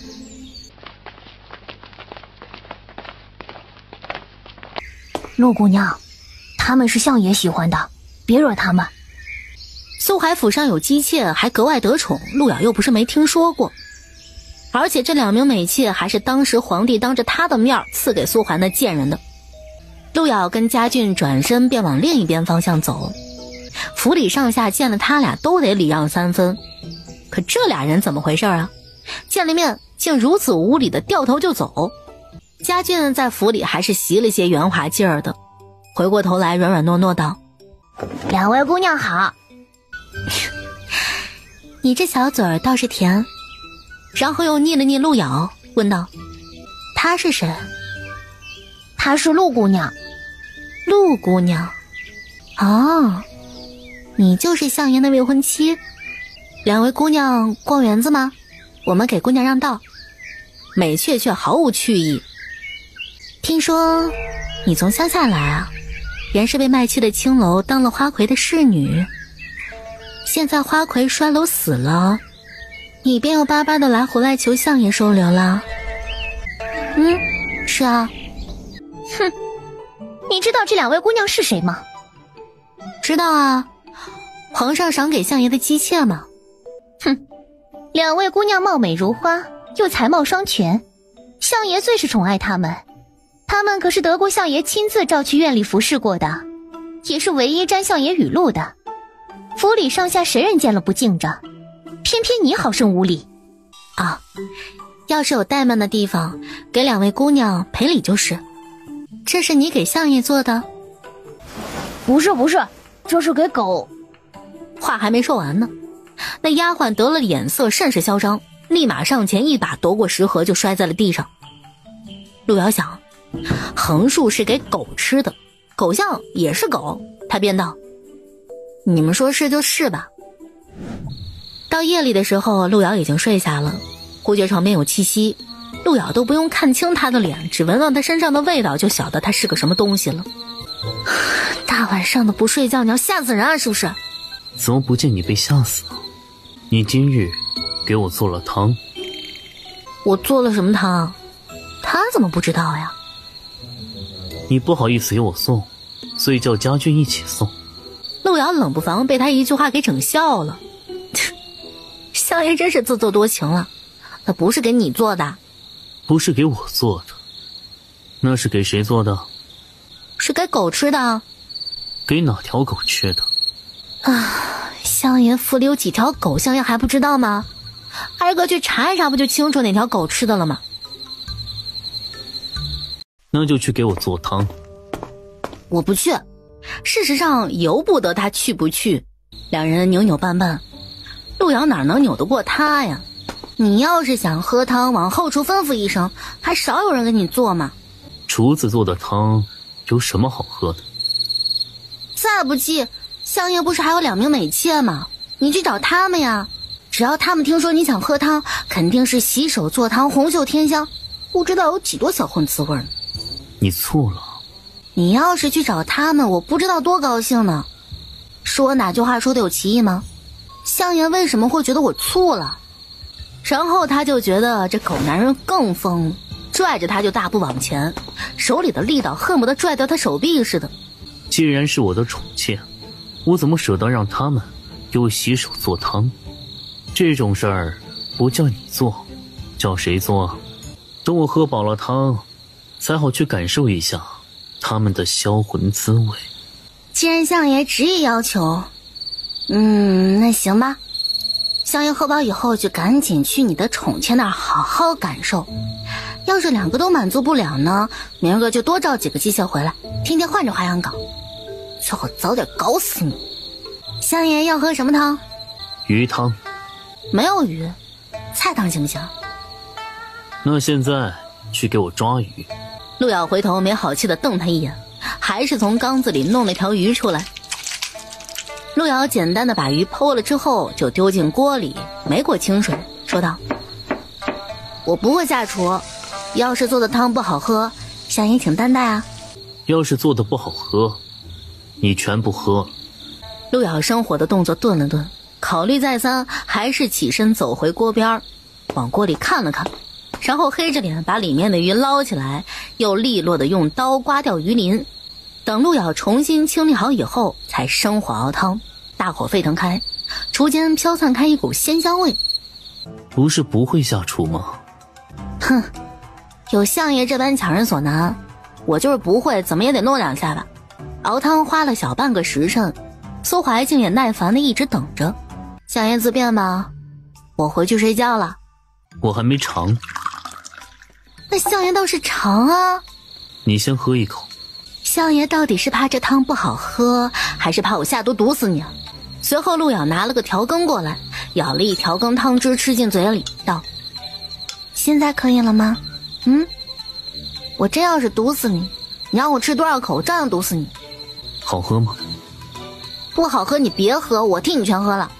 说着他又喝了一口，可这回还没有来得及咽下，突然苏怀一把扯过他，头顶的阴影一笼罩下来，他就被苏怀堵住了嘴。这玩意儿还想从他口里抢吃食不成？陆瑶不过是吞了一口鱼汤，可他那个架势像是要把陆瑶这个人给吞了一般。苏怀抵开他牙齿关，像是饿得久了，如狼似虎似的一阵风卷云残的扫荡。你们在干什么？当这什么地方？苏怀一手将人收紧在怀中，臂力大的陆瑶感觉快要勒断他的腰肢了。他徐徐回头盯着来人。相爷，你问我在干什么？是瞎了吗？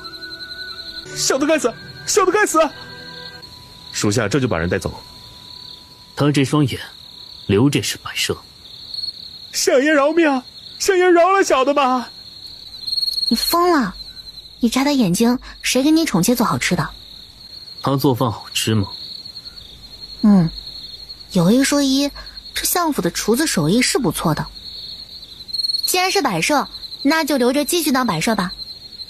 见证等了一会儿，还不见主子发话，只好先把这下人领走了。今晚算你运气好，保住了双眼。记着，要是敢对外吐露半个字，你这条命便也别想要了。小的什么都没看见，什么都没看见。走吧。相爷还是喝鱼汤吧，喝完不是还得去宠妾那儿吗？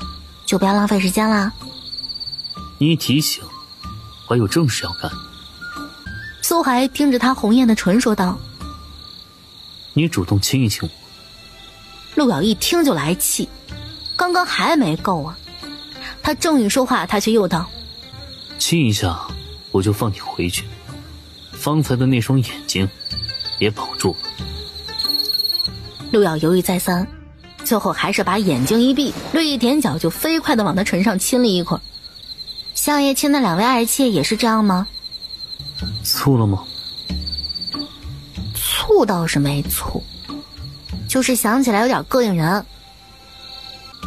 能膈应到你就好，下次我亲完他们，再来亲你。下次我便在齿缝里夹毒，你要是不想暴毙身亡，你就来。说完，陆瑶头也不回的大步走出了厨间。苏怀看着他背影消失在门外，片刻才回过头来看了看灶台上的鱼汤，他还是端起来吃了个光，就是面上兴致寥寥。这鱼汤哪有他方才的滋味好啊？相爷回来了，想两位姑娘的锦，请姑娘过去伺候。两人一听十分高兴。相爷想见我们，为何不在院中，要来这厅上？近来事务繁忙，没怎么顾得上你们。今夜得闲，想听你们弹曲跳舞，院子里却是摆不开，你们可会些？妾身自是会的，只要相爷想听想看，妾身自当让相爷尽兴。那就一人弹，一人跳。于是不一会儿，厅上就琴声响起，舞姿也展开了。苏怀支着头看了一会儿，一曲还没结束，他就合了合眼。美妾见状，下意识停了琴。不要停。连着弹了几首曲子，美妾一人手都麻了，一人腿也跳酸了。相爷，妾身如此卖力，相爷却没有好好欣赏呢。我希望随时想听想看就能听到看到，所以最好不要停。看这些，琴声停了就多一根手指，舞蹈停了就多一根脚趾，全部剁完为止。消息传到了流营宫，长公主正亲手点了寝宫里的熏香，那股熟悉的气息漫上来，真是让她又爱又恨。听着工人禀报完情况，长公主问：此前他们都干过些什么事了？听他们的丫鬟说，前一天他们在院子里遇到了相爷的未婚妻，使了些刁难手段。长公主挥手让工人退下。良久，长公主方才对身边的老奴道：所以我才觉得，纵使相府姬妾成群，却也不如那一个来的碍眼。那相爷心狠手辣，未必是良配。只可惜琼玉在前，世间万般皆褴褛。姑娘，我家主人想请姑娘一叙。你家主人？姑娘见过我家主人。见着别人家的随从真是客气有礼貌，陆瑶便一步过去见一见。里面是个美人吗？绝对是个大美人。陆瑶就抬脚踏进了屋门去。陆瑶果然是识得他的，见过一面，也还有点印象。那晚殿上的祭祀观神曲还历历在目，只是他没有想到，这位云金作为清贵的靖王，竟也来招木馆。陆瑶向他见礼，靖王道：姑娘不必多礼，本是想来碰碰运气，看来我运气不差，果真再见面了。王爷这般，倒叫我受宠若惊了。姑娘面上可没有受宠若惊的样子。方才王爷说来碰碰运气，是想见六姑娘吗？正是。真是不巧，想必王爷也听说了，六姑娘先前在宫中摔成重伤，无法出来相见了。如今见到了姑娘也是一样，只是姑娘与在宫中的时候相比有所不同。是因为我变白了吗？其他姑娘们都这么说，可能是在招木馆没怎么晒太阳的缘故吧。这招木馆在京都城里可是享负盛名的，既然靖王来了，我好好消遣一番，岂不是白来了？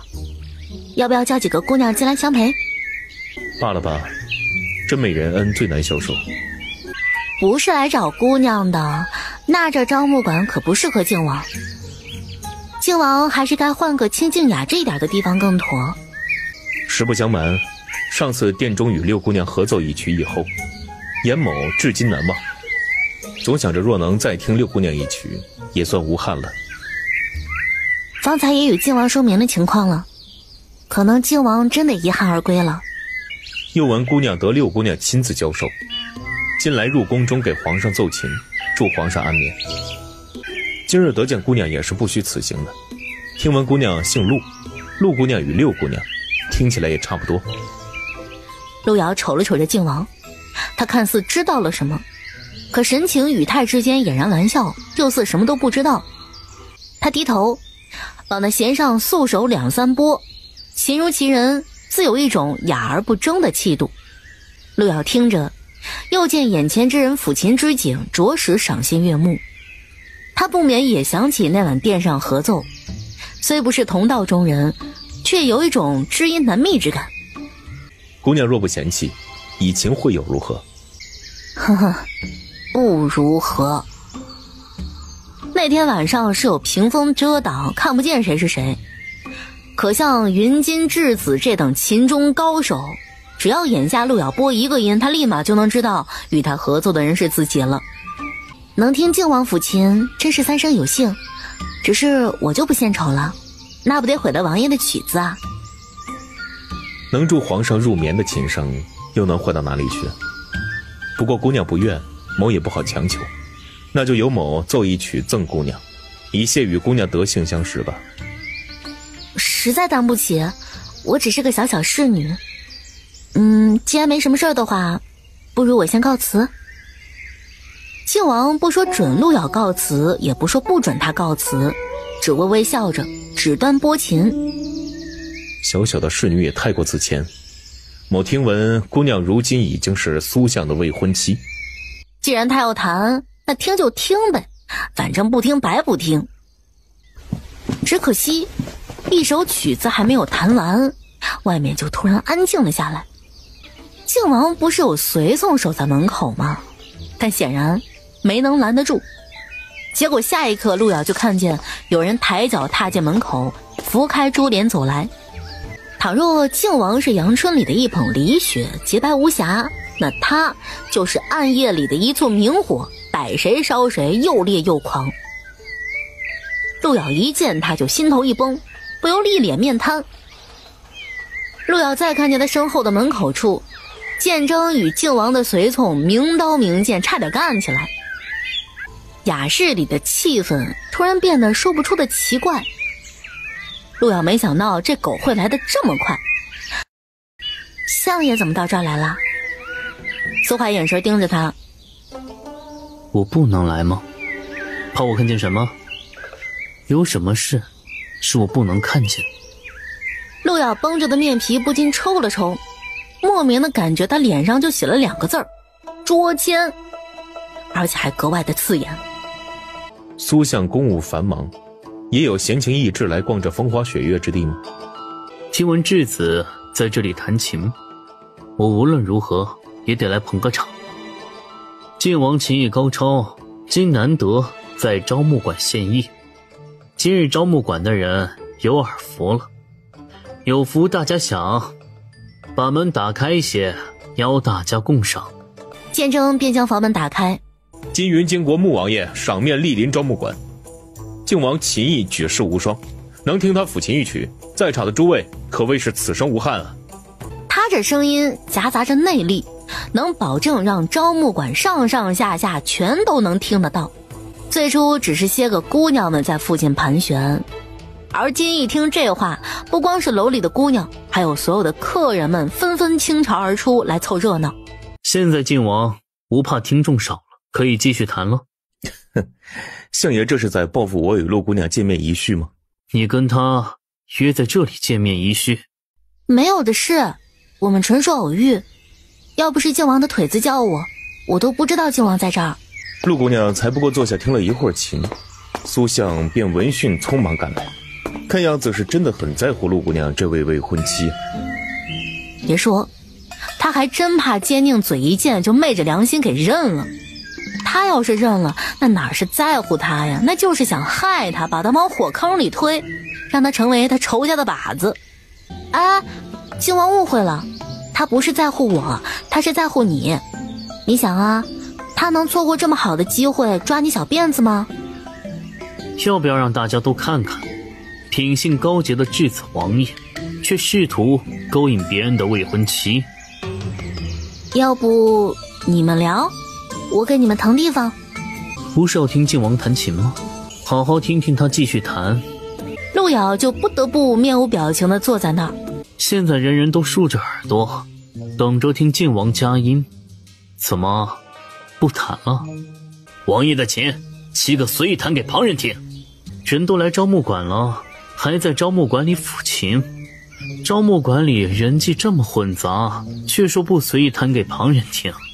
今日若听不到琴声，这一时半会儿怕是不会散场的了。遂靖王一连弹了2、3首曲子。他弹曲之际，还是他的随从跑回到使馆，叫了兵差队伍过来维持秩序。于是乎呢，众人这才被驱散。靖王在侍从的护送下离开了招募馆。他人一走，这雅室里顷刻变得冷清。你这么看我做甚？真的只是偶遇。曲子好听吗？路遥想，有时候也不怪他老是骗他，关键这奸佞总问一些送命题，他能怎么答呀？回答不好听吧，他肯定觉得是口是心非；回答的好听吧，路遥肯定也快玩完了。相爷觉得好听吗？是他弹的好听，还是我弹的好听啊？苏怀再看了他一会儿，那眼神让路遥觉得他估计是在想让他怎么死。相爷放心，我还没想找下家呢。随后苏怀起身往外走了2步，回头还见路遥还坐着。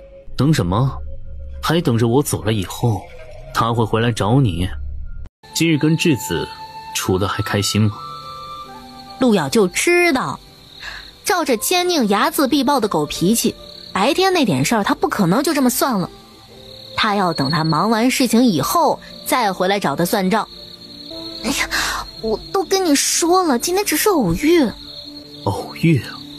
偶遇你跟他独处一室这么久，偶遇他弹琴给你听。要是偶遇，你进那间屋子做什么？那间屋子怎么了？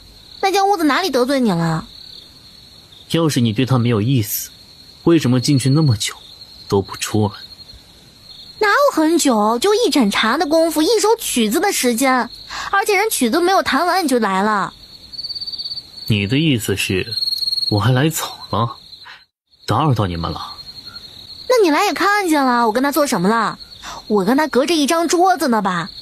苏怀看着他的眼神让路遥感觉他要把自己皮都扒了，一声低低的。你还怪我喝了他给你倒的茶是吗？我跟你说个蛋！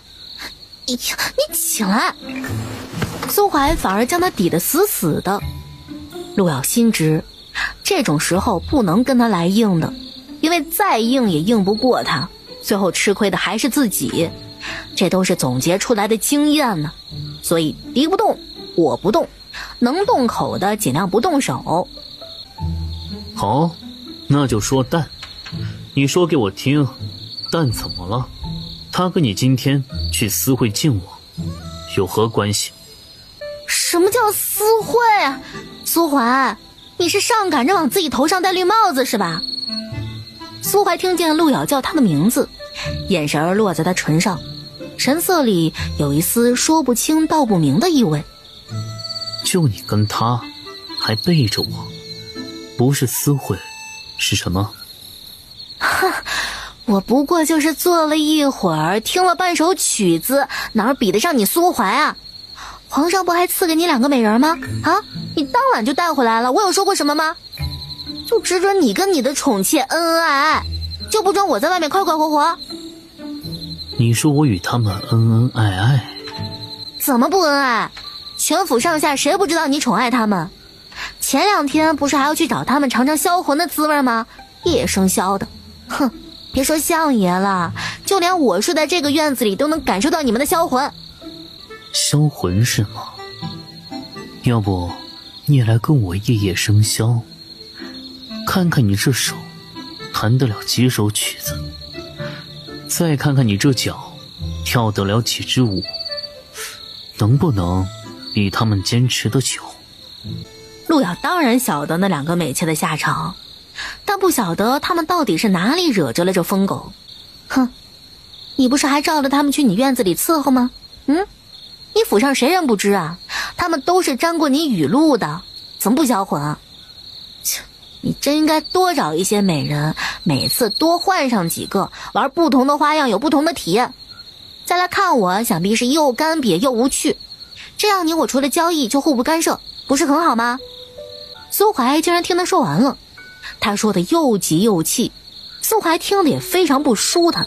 他道：你就想早点跟我撇清干系是吗？怎么不是？美人再多再怎么换，横竖未婚妻就只有一个。谁沾过我雨露，府里别人不知，但你知。我要全部一滴不剩的全塞进你肚子里，想跟我撇清，你非但撇不清，你生得跟我在一起，给我生儿育女，给我相夫教子，你死坟前也得称一声苏夫人。后来苏怀欺压上他的唇，便吻他，吻得异常激烈。你再不起来，我真要被你压断气了。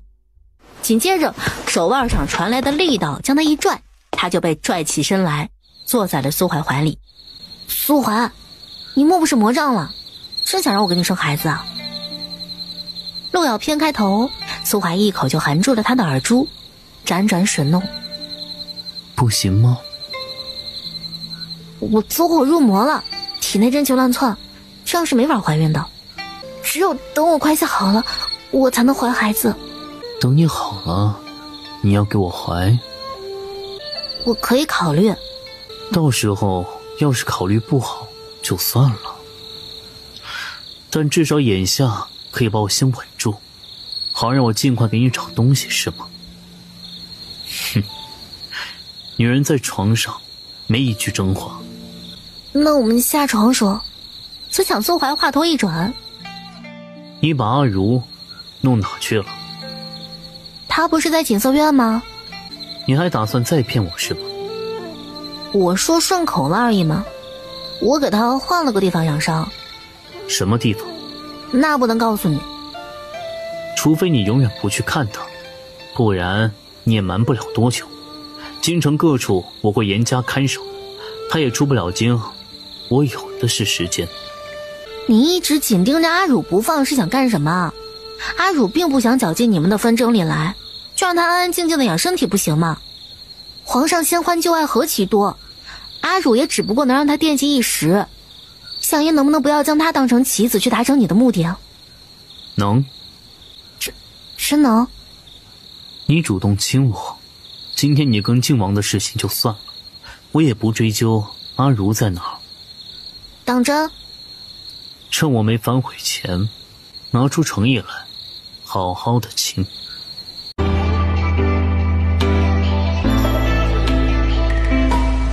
他仅有的关于男女之间的体验都是拜苏怀所赐，这方面不一定都与男女感情有关，也有可能是苏怀缠他身子的同时，陆瑶也在白嫖他。说好了，你不得拿阿如当棋子。我棋子多，也不差他一个。够了。路遥知马力，日久见人心。第二日天明时分，苏怀才从他床上起身，捡起地上的衣裳来穿。属下见过主子，主子将属下召回，不查那神医了吗？这么久过去了，查到了吧？啊，神医虽不见踪迹，可他那嫡传弟子的痕迹，属下却是一路在摸查，一有线索就立刻联络给剑征。莫不是剑征没有禀报给主子？你传回来的任何消息，我都第一时间禀报给主子了。那是何缘故？眼看就要查到了，那神医弟子到过京城，只要再给属下一点时间，就一定能找到人。到时候主子身上的毒就可以解了。你要多少时间？2年够不够？你这是在讽刺我吗？这是主子说的，要讽刺也是主子在讽刺你。主子，那人真的很快就要找到了，属下认为这时候不能放弃啊。我放弃了，你不如努把力去找找无灰门的窝点，要是能够找到，兴许还能让我高兴高兴。哦，另有一事，是关于陆姑娘的。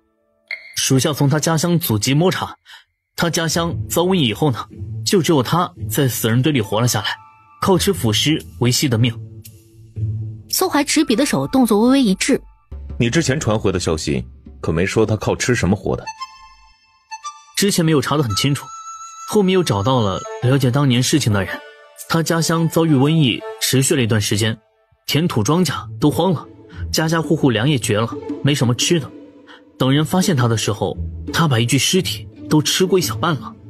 之所以要把他烧死，一呢是担心他身上带有瘟疫，二呢是觉得他没有良知。后来他被施以火刑的时候为人所救，而救他的那个人是凌霄。哪个凌霄？江湖上还能有哪个凌霄啊？凌霄？这凌霄呢，曾经是江湖上的邪魔歪道，他武功了得，江湖各大门派曾联合绞杀，都铩羽而归。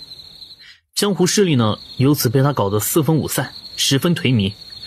他呢，行事乖张，随心所欲，平生所遇之敌手，从无能胜过他的。但后来呢，有一次他败了，败给了叶藏。叶藏是谁？他只是听说过搅弄风云的凌霄，把江湖掀得腥风血雨，却未曾听过叶藏这个名字。她是个女的，也是个武痴，中年闭关，乃是一个门派里血藏的兵人。后来门派将她请出去对付凌霄，她呢也打不过凌霄，但凌霄却败了。为什么？还能是什么？凌霄爱上她了。后来呢？后来不知怎么的，叶藏就从江湖上销声匿迹了，一夜之间是半点他的消息都没有。后来凌霄杀进了他所在的门派里，又将江湖各派呢搅得个天翻地覆，都没能找到他的踪迹。最后凌霄急火攻心，走火入魔，他便也在江湖上销声匿迹了。听说是去天下各处寻找叶藏的踪迹。他被烧时正好赶上凌霄经过了。正是，可能是因为陆姑娘的经历恰恰对了凌霄的胃口，所以他身上那么高的武功也就不足为奇了。原来是得一代魔头亲自传授啊！没想到陆姑娘还有如此身世背景。如果真是凌霄救了她，难道没教她武功吗？可从来没见过她动用武功啊。真要是他会武功，肯定早就跟主子打起来了，哪里还会处处在主子面前被迫小心做人呢？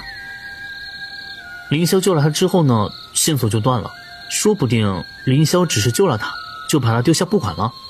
两人呢也没太多的交集，不过这都不重要。主子为什么不让继续查医圣弟子了？我这都快查到门口了，为什么要放弃呢？到底是什么原因让主子这么想不开啊？主子他不想活了吗？主子叫你查无回门，你就去查，怎么让主子高兴怎么来。话音一落，身后的书房门冷不防打开，苏怀从门框里出来，房中温黄的灯火溢到了院子里。我想不开不想活了，你要不要另投明主啊？属下不敢，属下誓死追随主子。啊，你是那小哥叫剑什么来着？剑霜。哦，对，剑霜。你被你家狗主子外派出去这么久，舍得回来啦？陆姑娘，你怎么还在啊？对啊，我还活着，瞧把你给失望的。陆姑娘之前不是被卖进招募馆了吗？我出府溜了一圈，你们相爷想我，就把我认回来了呗。相爷怎么可能会想陆姑娘？那谁知道呀？你去问他呀。出去都晒黑了，还是剑征好，天天跟在相爷身边吃香的喝辣的。这时正好剑征跟着苏怀从主院里后一步出来。我什么时候吃香的喝辣的了？陆姑娘不要乱说。陆瑶眯着眼看了内厢走来的狗主子和狗腿子，又对剑霜道：对着剑征那张棺材脸看久了，还是你新鲜些。趁着苏怀走近之前，陆瑶就赶紧转个头往别处散步去了。他方才在对谁吹口哨啊？他在对属下吹。他还骂主子是狗主子，他怎么不对我吹啊？陆姑娘她骂主子，她怎么就对你吹？主子为什么就是理解不了他话里的重点呀？难道重点不是有人骂他吗？以往骂他的谁能有好下场？属下不知。剑征在旁边来一句，刚刚陆姑娘说她新鲜，今日去打扫马厩吧。去吧。剑霜傻在当场了。等下午剑征驾着马车回马厩时，剑霜还在马厩里扫大粪呢。哼，我不在的这些日子里，你跟在主子身边吃香的喝辣的，难怪看着都胖了一圈了。我哪里胖了？我还瘦了。你以为在主子身边鞍前马后容易吗？尤其是主子身边有了陆姑娘以后。主子竟然不在乎陆姑娘骂他，等以后你就知道了。你不用对我这么不满，那陆姑娘狡猾得很，一语就能挑拨我们两个人以及主子的关系，你不要受她的挑唆。既然她是这样的人，主子为什么还留着她？以后你就知道了。既然不要受她挑唆，那你来帮我挑马粪。主子那里还有事，我们都在这里了，谁去主子跟前伺候着？说罢安置好车马，就毫不留情地转身走了。虽说是被陆姑娘给挑拨了，但看见剑霜在挑马粪，剑征表示心里还是挺平衡的。剑霜还以为主子突然有闲情逸致出来散步呢，结果他径直就散去了陆姑娘的院子里。剑霜又眼睁睁地看着主子进了陆姑娘的房间里。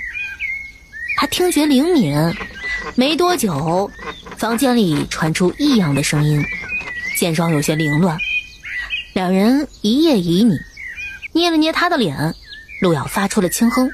只有这种时候与他平时的声音不同，他似乎极喜欢听。剑征跟剑霜说等以后他就明白了。事实上这个以后还没过2天就到来了，剑霜也明白了是怎么一回事。剑霜不得不承认，这陆姑娘啊确实有点厉害，竟然能把主子搞到手。尽管后来苏怀走了，陆瑶在床上辗转翻身之时，还是听得见床榻在咯吱作响。他动一下就响一下，就差全部散架了。妈的，狗男人野起来再好的床都不禁他整。后来白天的时候，苏怀的其他随从还真就给他换了一张床。陆瑶一脸麻木地看着他们把床柱子和地板固定起来，问：这是干什么？相爷说给他钉死了。真是不要脸，还让狗腿子给他钉床，他想干什么？还想在床上翻浪吗？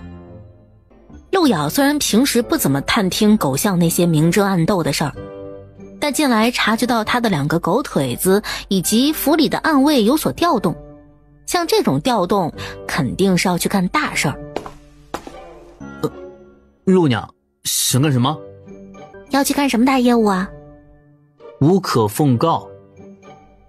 你们都走了，相爷身边可没人伺候。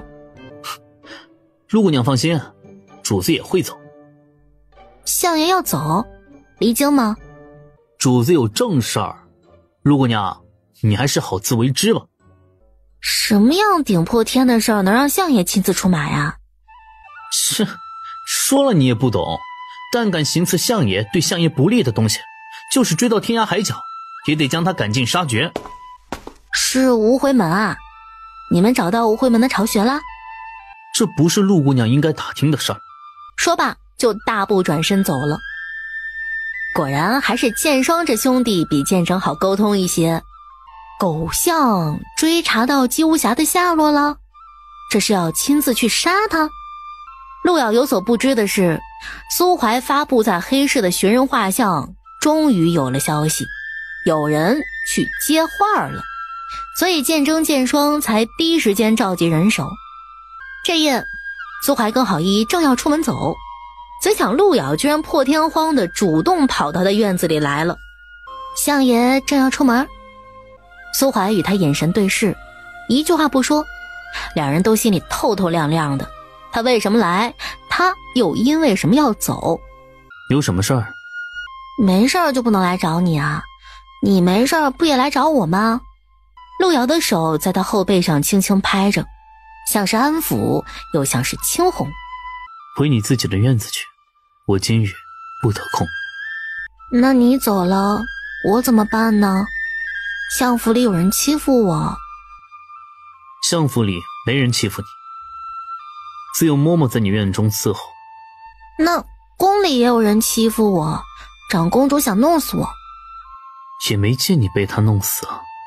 还有皇上呢，深更半夜的传我去给他弹曲子，你就不怕出什么意外啊？我虽然舍不得相爷，但也架不住身不由己啊。一天不鬼扯，你就浑身难受是吗？我虽然舍不得相爷，但也架不住身不由己啊。一天不鬼扯，你就浑身难受是吗？你走了我很没有安全感的，害怕这些也是正常的。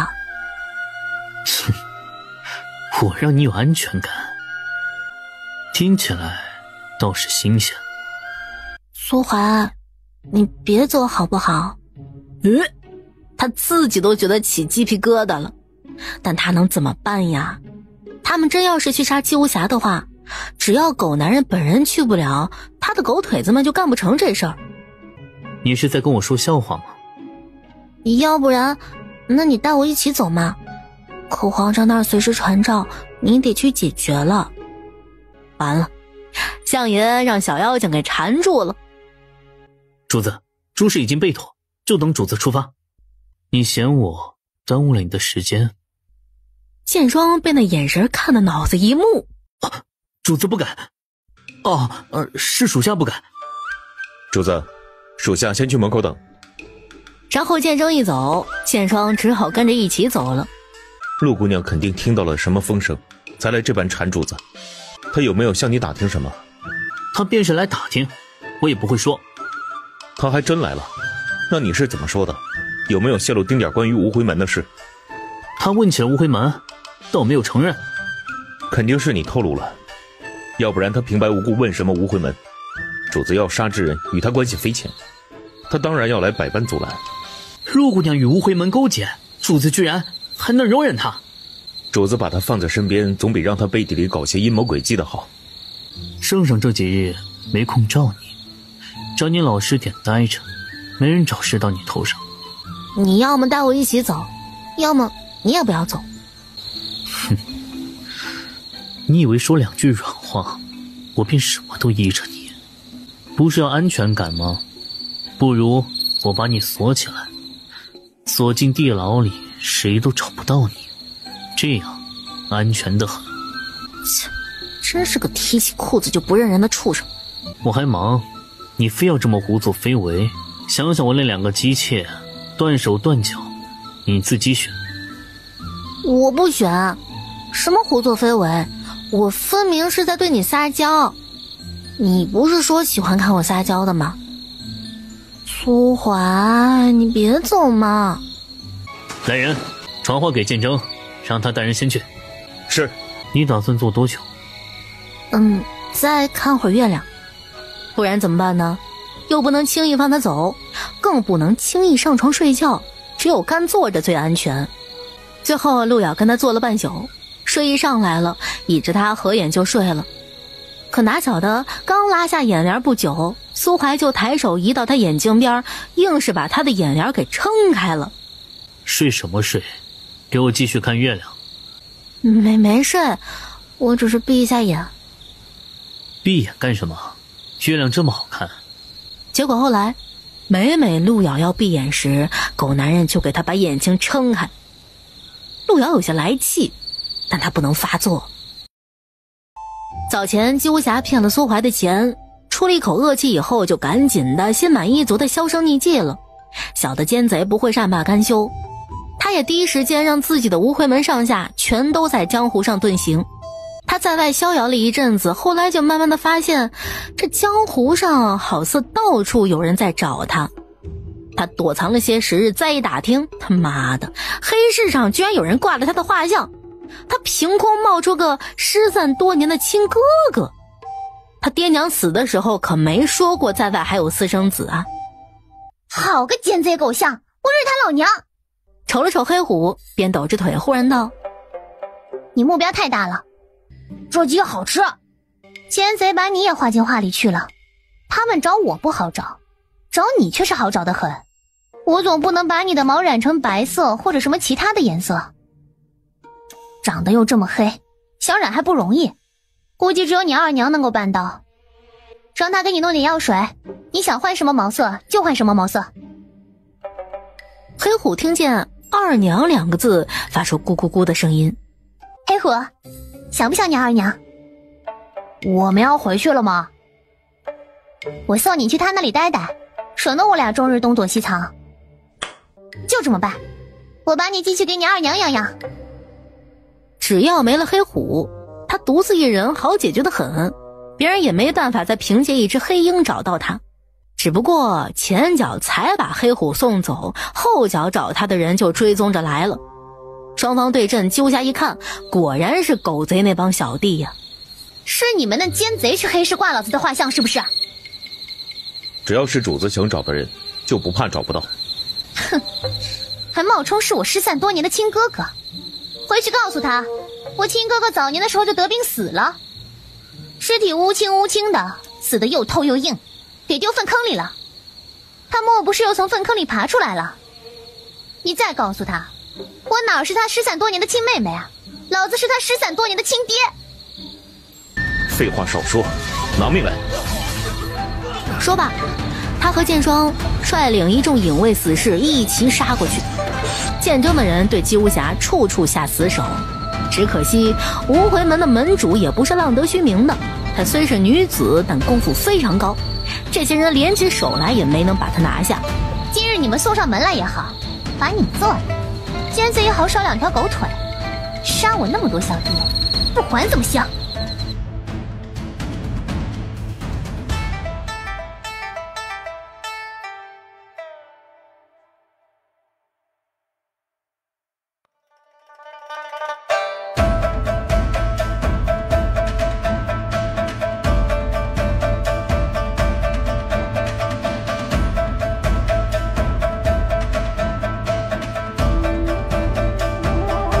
陆姑娘，府外有人找。谁找我？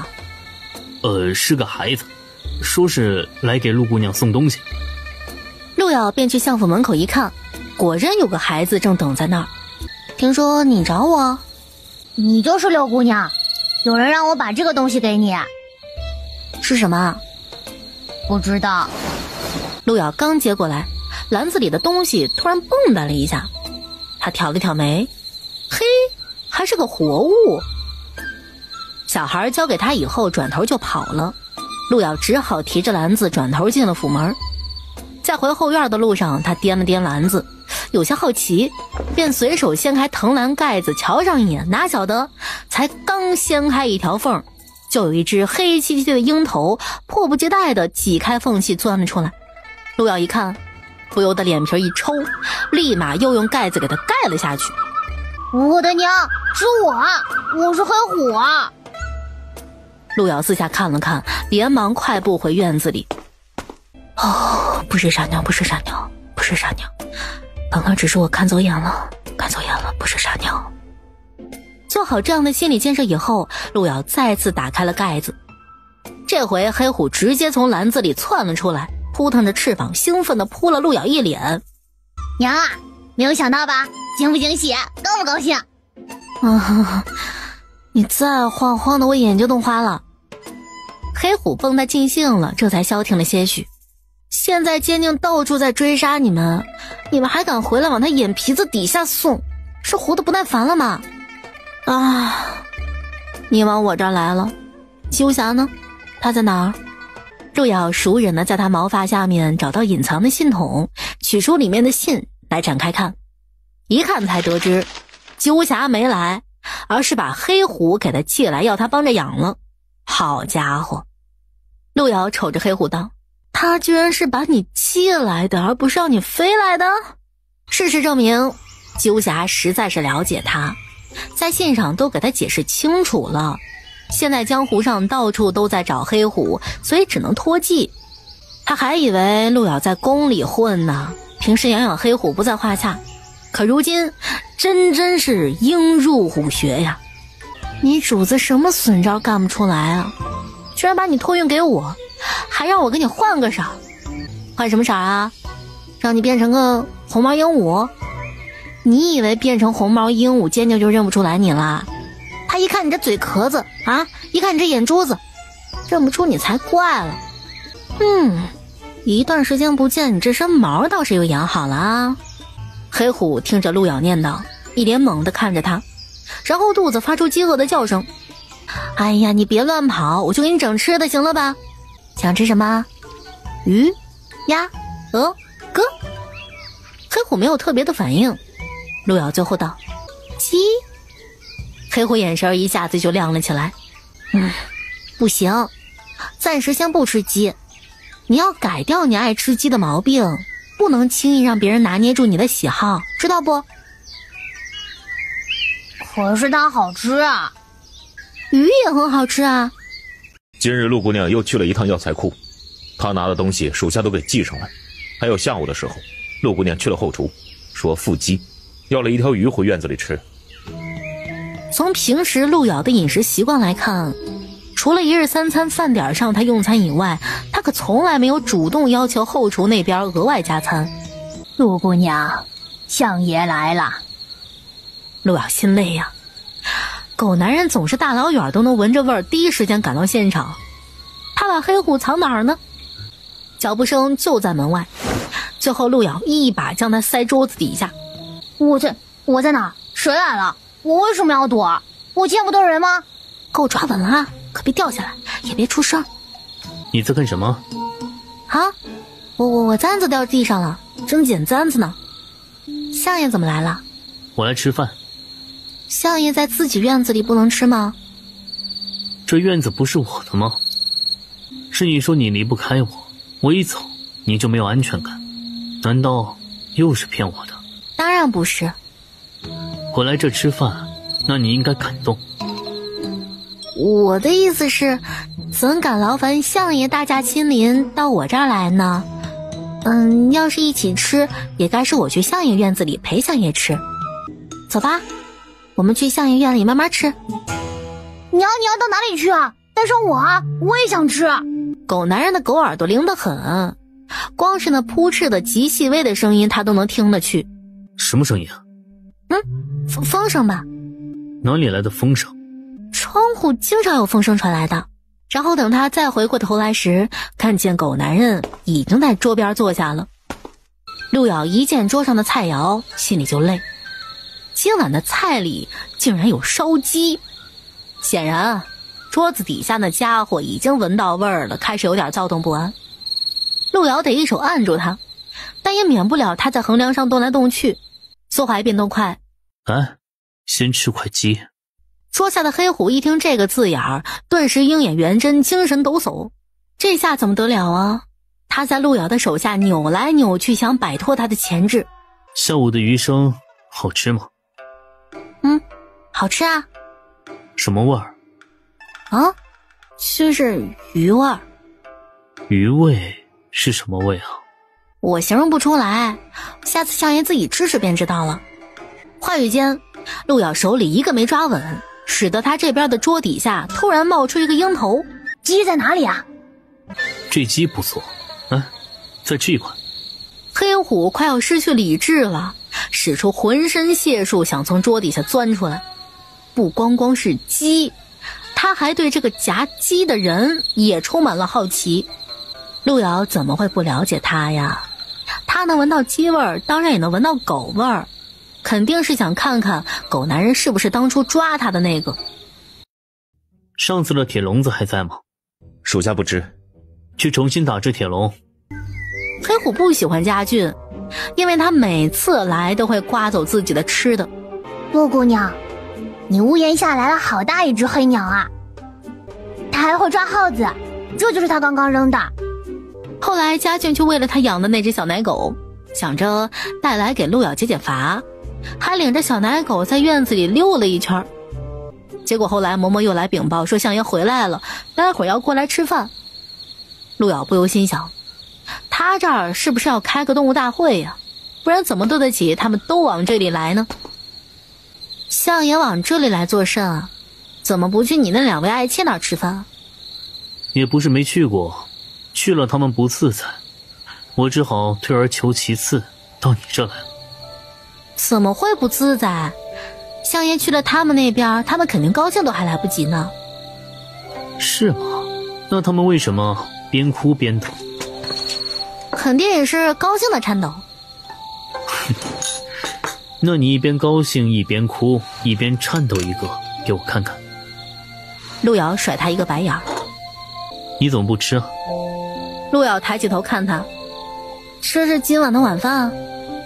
这不是天气热喜欢吃鱼生吗？再喜欢吃那也是当下午茶吃的，哪有这样当主食吃的？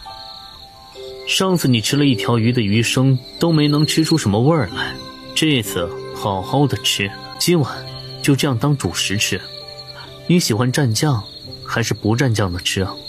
要吃你吃，老子不吃。那天的鱼生给谁吃了？我吃了。那为什么今天又不吃了呢？当时喜欢，现在又不喜欢了。哦，是吗？相爷，不好，我吃不下。为什么吃不下呀？我可能是有了，要不叫莫大夫来给我看看。去请莫大夫。新来老是就容易犯恶，是越发不敢闻这些东西了。还是快把他给撤走吧。你不是说你不容易有吗？那也架不住相爷厉害啊。说着他又干呕了2下。把鱼生撤走，换些其他的膳食来。嬷嬷一声不吭的进屋拿走了。随后莫大夫来府，直接被领到了路遥的院子里来，还嘀咕道：相爷这是要换院子住了？还真是，家里大院子多就是不得了啊，今儿换这处，明儿换那处。不过你们相爷高兴就好啊。原来是陆姑娘在这里啊，你们俩谁不好呢？她心头犯恶，你来给她看看。陆姑娘这是有了？还是相爷厉害啊，就算相爷身上的毒找不到人解，能留下个苗子也是好的。然后他给路遥把脉，换了几次手指，把了好一会儿。一个喜脉你需要把这么久吗？莫大夫表示，一个喜脉他把不了很久，关键是他把来把去都没把到喜脉啊。陆姑娘这不是喜脉啊。不会诊错吧？那这几日天气热起来，我确实动不动就会头晕恶心啊。可能是有点中暑。我多想给相爷生个一子半女的，这会有点反应，还以为有了呢，结果没想到只是有点中暑。别灰心别灰心，等你俩都调理好身子，孩子会有的。看来还真是得尽快调理好身子才行了。莫大夫感觉气氛怪怪的，也说不出哪里不对劲儿，就赶紧溜了。莫大夫前脚一走，苏怀就走到门边，徐徐把门拴上。陆遥见状，还等他关门捉鸟不成，赶紧趁机让黑虎出来从窗户逃。苏怀将将回身时，黑虎也将将从窗户飞出去，不过他理也没理，直接拎了路遥往内室走。做什么？我还没有吃饭呢。你又骗我。我骗你什么了？我说我可能有了，我哪知道是有孩子了还是有点中暑啊。不是多想给我生一个一子半女吗？说了得等我养好身体才能有。但架不住我厉害。等后厨那边重新做了晚膳送过来时，房里床上已经亲被衣衫乱作一团。你是畜生吗？饭都没吃，我饿了。我给你吃，直到你吃撑为止。床上晃了晃，差点被路遥乱抓时给一把扯掉。路遥身子被他填了个满满当当，熏热了眼角。他想，狗男人这么狠劲塞，岂止是把他吃撑啊，是恨不得把他噎死吧。他完全一副咸鱼心态，但狗男人还是折腾得起劲儿。后来苏怀抬了抬头看着他，与他鼻尖相抵，床帐里都是旖旎的气息。你知道叶藏吗？你从哪里听说的？我知道。陆瑶顿时将他攀紧。你知道他在哪儿？我还可以带你去找他。苏怀，你真的知道？没骗我吗？你亲我，下次我便带你去找他。下次是多久？要不了多久。你不信，便当我没说。你信了，就别怕我骗你。终于，陆瑶勾下他的头，偏头吻上他的唇。他也明知道，只有当陆瑶有所求的时候，他才吻得这般认真。但就是这种虚假的认真，能让苏怀感觉到快慰到了骨子里。事实证明，狗男人送来的新床确实十分敦实，管他怎么撒野，这新床都不见摇晃。关于叶藏，你还知道什么？你不说说他是你的谁？相爷既然当面提了这个人，还能没打听到他是我的谁？凌霄也是你师傅吗？一共有几个师傅？你打算什么时候带我去见他？你打算什么时候跟我生孩子？两人你一言我一语，全都是问句，但对方都没有一个问题是回答了的。前2天不是才生了吗？堂堂相爷也该一言九鼎。你不是不容易有吗？那今晚继续生。我生你妈！你只能生我儿，生不出我爸。今晚月黑风高，等苏怀带他顺利的进入怡真园时，陆瑶还以为得先把怡真园的大内高手给全部引开。你是用什么理由把他们全部支走的？不用我支走，今晚8月15，这里不留人。今晚8月15吗？他虽然不知道8月15对这怡真园来说有什么奇特之处，但陆瑶不免想起他师父。每年的8月15，他师父都会去莲花镇上等故人，看他的精神状况。有时候他走火入魔不清醒，一连等过数日；有时候他清醒些便等得更久，一连等过数月。最长的一次，他在那儿一等就是半年。以往都是陆瑶去莲花镇把师父找回来，今年没顾得上。但他出来的时候拜托过二师父，如果他赶不回去，就请二师父记得帮他去接人。8月15怡真园竟然没人把守，什么规矩啊？难道要放假过中秋吗？不如我们也回去过中秋。中秋有什么好过的？你是喜欢赏月还是喜欢吃饼啊？他跟着苏怀才往前走几步，突然身后一道气贯长虹之势迅如闪电疾风一般直直逼上来。陆瑶刚一回头看向来人，就被苏怀一手扶开。下一瞬，他就见苏怀迎面就接下了对方的杀招，两人立时在这广场上杀斗起来。眼下跟苏怀打的可不就是姬无暇吗？他前2天就来京了，一直潜伏着，莫不是就为了等待时机偷袭奸佞？明知道他干不过还来。姬无暇浑身力气暴涨，招招下死手。苏怀也没客气，两人身法移动的极快。你们能不能消停消停啊？什么时候什么愿，等稍后回去再说行不行啊？姬无暇，苏怀，完了，两人打杀起来，浑然忘我，根本没人听他的。姬无暇，相爷，手下留情啊！上次我怎么说？他要再来，我当你面杀了他。陆瑶心头一跳，脚下乘风一般，转瞬已至他跟前儿，伸手就拿住苏怀的手。苏怀眉头动了动，他动作快起来时还当真是不一般。你不能杀他。我为何不能杀他？因为你吗？他跟一圣弟子关系好。一圣弟子？怎么你说的那一圣弟子是别人似的？一圣弟子要是得知相爷今日杀了他，来日就不会帮相爷解毒了。狗贼中了毒？那好样的，离死不远了呀。结果他一笑，苏怀就又要摁死他。哎，冷静，相爷冷静，听我说呀，你也不掂量掂量，相爷也是你能杀的，他是跑你家祖坟了，这么气势汹汹做什么？他要是刨老子祖坟，老子倒好了，他派人搅老子分舵。对于姬无暇来说，这确实是一件比刨他祖坟还要严重的事儿。留得青山在，不愁没柴烧，你何必这么冲动啊？何况你现在不能随便杀他了，他是我未婚夫，你杀了他会使我难过的。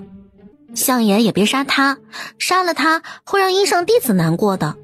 大家都各退一步，海阔天空啊！我原还想你帮我一起弄他，结果你却劝我不要杀他。我现在是劝他不要杀你，才搅你分舵你就受不了了，还敢大张旗鼓的杀上门来。我是怕有你在我才敢下手的，只要我俩联手，多半能取他狗头。苏桓，你再不松手，到时候我也求不了人救你了。求他个卵！养儿，我死以后别的不求，就求你替我干死他。苏怀手指终是松了2分。你说你跟医圣弟子熟到什么程度？你说小医圣啊，老子跟他穿一条裙子，吃一碗饭，洗一桶洗澡水，睡一张床。老子小到头疼脑热，大到伤筋动骨，都是他给我治的。我说一他不说二，他往东我不往西，我们同床共枕，同甘共苦，同生共死。你若非要问我跟他有多熟，除了男人我不跟他共享以外，其他的我们都能共享。陆瑶听着他这张嘴跟开炮似的，一说一大堆，听得眉头跳了跳，是不是说的太多了？他长什么模样？他医术高，自然也是貌美的。似他这般貌美吗？差不多吧。身高几何，也似他这般高吗？女人不都差不多高？你少说2句。模样大致也是他这般模样是吗？你还说你跟他要好，你看你都要死了，他也不敢承认。如此，我留你有什么用？你还不如死了吧。哎呦，我承认行了吧？医圣弟子长得和我一般模样，你快松开嘛！苏怀，你忘了你今晚是来干什么的了？你杀吧，今日你要是敢杀他，你看我治不治你？你以为我怕你不治？我也一辈子都不会原谅你。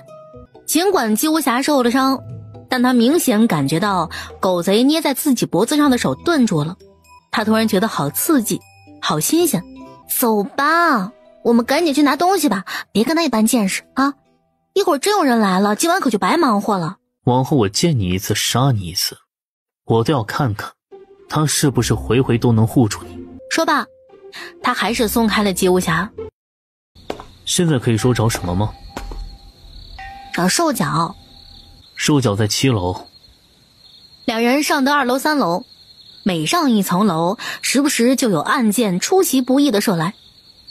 陆瑶发现苏怀对这里了如指掌，每每都能精准地避开。陆瑶忽然听得楼上响起一声铁锁声，这上面还有活物。他只听小乐子说以前是有斗兽一类的被关在这儿，可没听说如今还有啊。何人擅闯入内，还不速速离去？那不仅仅是活物，这里面竟然还有活人。这里面为什么会有人啊？他是谁啊？吾乃这里的守楼人。人外有人，天外有天。陆瑶光听这声音就知道，别说苏怀不是他对手，就是自己在恢复10成功力的情况下，也不是他的对手。你打不过他。你怕我被他打死是吗？一会儿你拖住他，我上去找东西，我会尽量快些的，在你被打死之前下来。狗男人说翻脸就翻脸，一把扯着陆瑶上楼去，说道：一会儿打起来，我会让你挡前面。师傅，请手下留情。陆瑶镇住了，那白发女人也收了手，她竟是坚定的师傅。这等身手若是放在江湖中，那定是鼎鼎大名。她一头华发，白绫几乎遮住了她上半张脸。陆瑶满腹疑问，蓦然又想起苏怀曾与他说过要带他去见一个人，他便不由自主地抬脚一步步跟着他的方向走。陆瑶看见墙上延伸出好几根铁锁，有粗有细，只不过都是断裂了的。可想而知，这铁锁是用来锁他的，但却没办法将他完全锁住。你带他来干什么？进来取样东西。蜀武旨意自行来取，那便是道。今日我可以当此事不曾发生，你快带他走吧。陆瑶非但不走，反而又上前2步，缓缓屈膝跪到地上去，微微抬头看着石台上坐着的人。一时间，许多思绪直涌上心头。他脑子里想的是他的大师傅这么多年以来疯疯癫癫的满天下去寻找一个人。师傅说那是他见过的最美的冷美人，世上无双。师傅说他就像一把剑一样锋利得很，而他痴舞半生，自是爱极。师傅说一个人哪能没有七情六欲，只不过是没有遇到那个让自己甘愿为七情六欲所负的人。师傅还说他见过他刀剑无眼的模样，亦见过他面无表情却敲红了耳根的模样。冰雪消融过后，就是暖春来临。只是那个暖春，师傅一等就是许多年。那个名字他从小听师傅念叨着长大，他叫叶藏。前辈，难怪他师傅寻觅这么多年都没能找到，原来他竟是被困在这楼中不见天日。陆瑶见着那些锁链，见着他手腕上的锥子，什么守楼人，分明是想将他囚禁于此。陆瑶也终于明白为什么单单就这座藏宝楼里设有机关。与其说他是守楼人，不如说他也被视作这珍兽楼里的一员。叶藏前辈，速走！师傅，他没有恶意。陆瑶不及反笑，我师父说的果然不假，叶藏前辈是个冰雪美人，是山上那带刺的蔷薇，是海里那会蜇人的海月，漂亮又厉害。许久不曾听见有人叫她名字了，石台上的人几乎都快忘了自己叫这个名字。直到陆瑶说起，他才恍然想起曾经是有人这样说过他，然后他才反应过来，叶藏前辈是在叫自己，他就是叶藏。你师父？对，我师父，他叫凌霄。他这些年过得好吗？他过得不好，前辈失踪以后，他走火入魔，浑浑噩噩过了20余年。他为魔道，我为正道，我与他势同水火。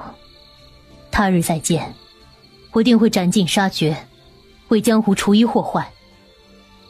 他一直在等前辈。我不似他般游手好闲，无所事事。我乃门中弟子，奉命镇守此楼，有职责在身，义不容辞。让他无需等我。可师父说前辈答应他了，8月15莲花镇，前辈答应的事儿定然会去赴约的。那是他阴险狡诈，我又何须信守承诺？陆瑶看着叶藏前辈的形容，知晓他并非他语气里听起来的那般冷情无情，不然何故双眼覆白绫，又何故满头青丝做白发？我小的时候是师父从火里捡回来养大的，我从小就听着师父与前辈的故事。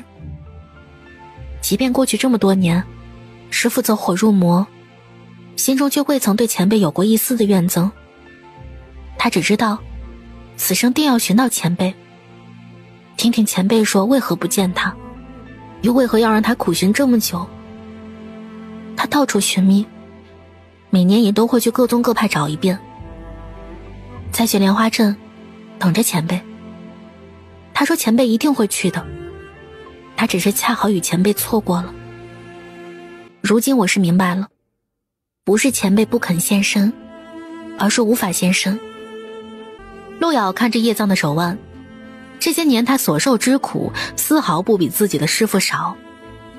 师父并非大奸大恶之人，只是他无门无派，逍遥自逸惯了，江湖不容他罢了。而眼前这位前辈名门正派出身，江湖同样不容他与一个被定义为魔头的人在一起。便用如此残忍之法将他困在这楼中这么多年，直到他在这里枯萎，直到他们的事儿彻底成为过去。师父仍在莲花山等着前辈，多少年他都会一直等下去的，直到前辈去赴约为止。既然找到前辈在这儿，我们就先想办法离开这儿。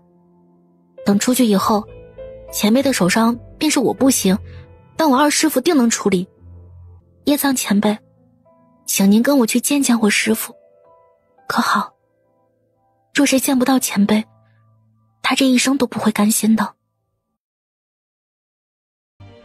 又是一年中秋了，他看不见，也没人跟他说话，他如何知道今日就是中秋的？后路遥抬头四下看了看，这才发现墙上布满了一道道密密麻麻的数痕，那应该是他年复一年日复一日用来记录时间天数的。路遥有些心惊，他心里若不是念着，又怎会这层楼上满墙都是这样的印记？前辈，我带您出去见我师父，可好？你们不是要来寻东西的吗？既是凌霄的徒儿，我便不拦你，你们去寻吧。路遥想起来还有正事儿，要带前辈出的藏宝楼，也得先拿到灵犀角，所以他敛了敛心绪，不再耽搁时间，先起身跟苏怀一起往楼上走。两人走在楼梯间时，苏怀忽然道：你带不走他？路遥不是不明白他话里的意思，叶藏是他师父，他没有道理不同意带他离开。可叶藏被困在楼中这么多年，而且他眼下也还功力深厚，却都没能离开过，这其中定然还是有别的隐情。动作快些。路遥不明所以，但也片刻没闲着，在一排排陈列架经过，视线飞快地往那些盒子标注上掠过。可还没等他找出个所以然来，突然下方传来冰冷的金属声，在这座楼里听起来显得毛骨悚然。路遥忙一步到栏杆外往外看，却见叶藏身法移动得极快，他正试图往楼下去，可触动的机关，无数利刃像是长了眼睛似的全瞅准了叶藏一人，无不精准地射去。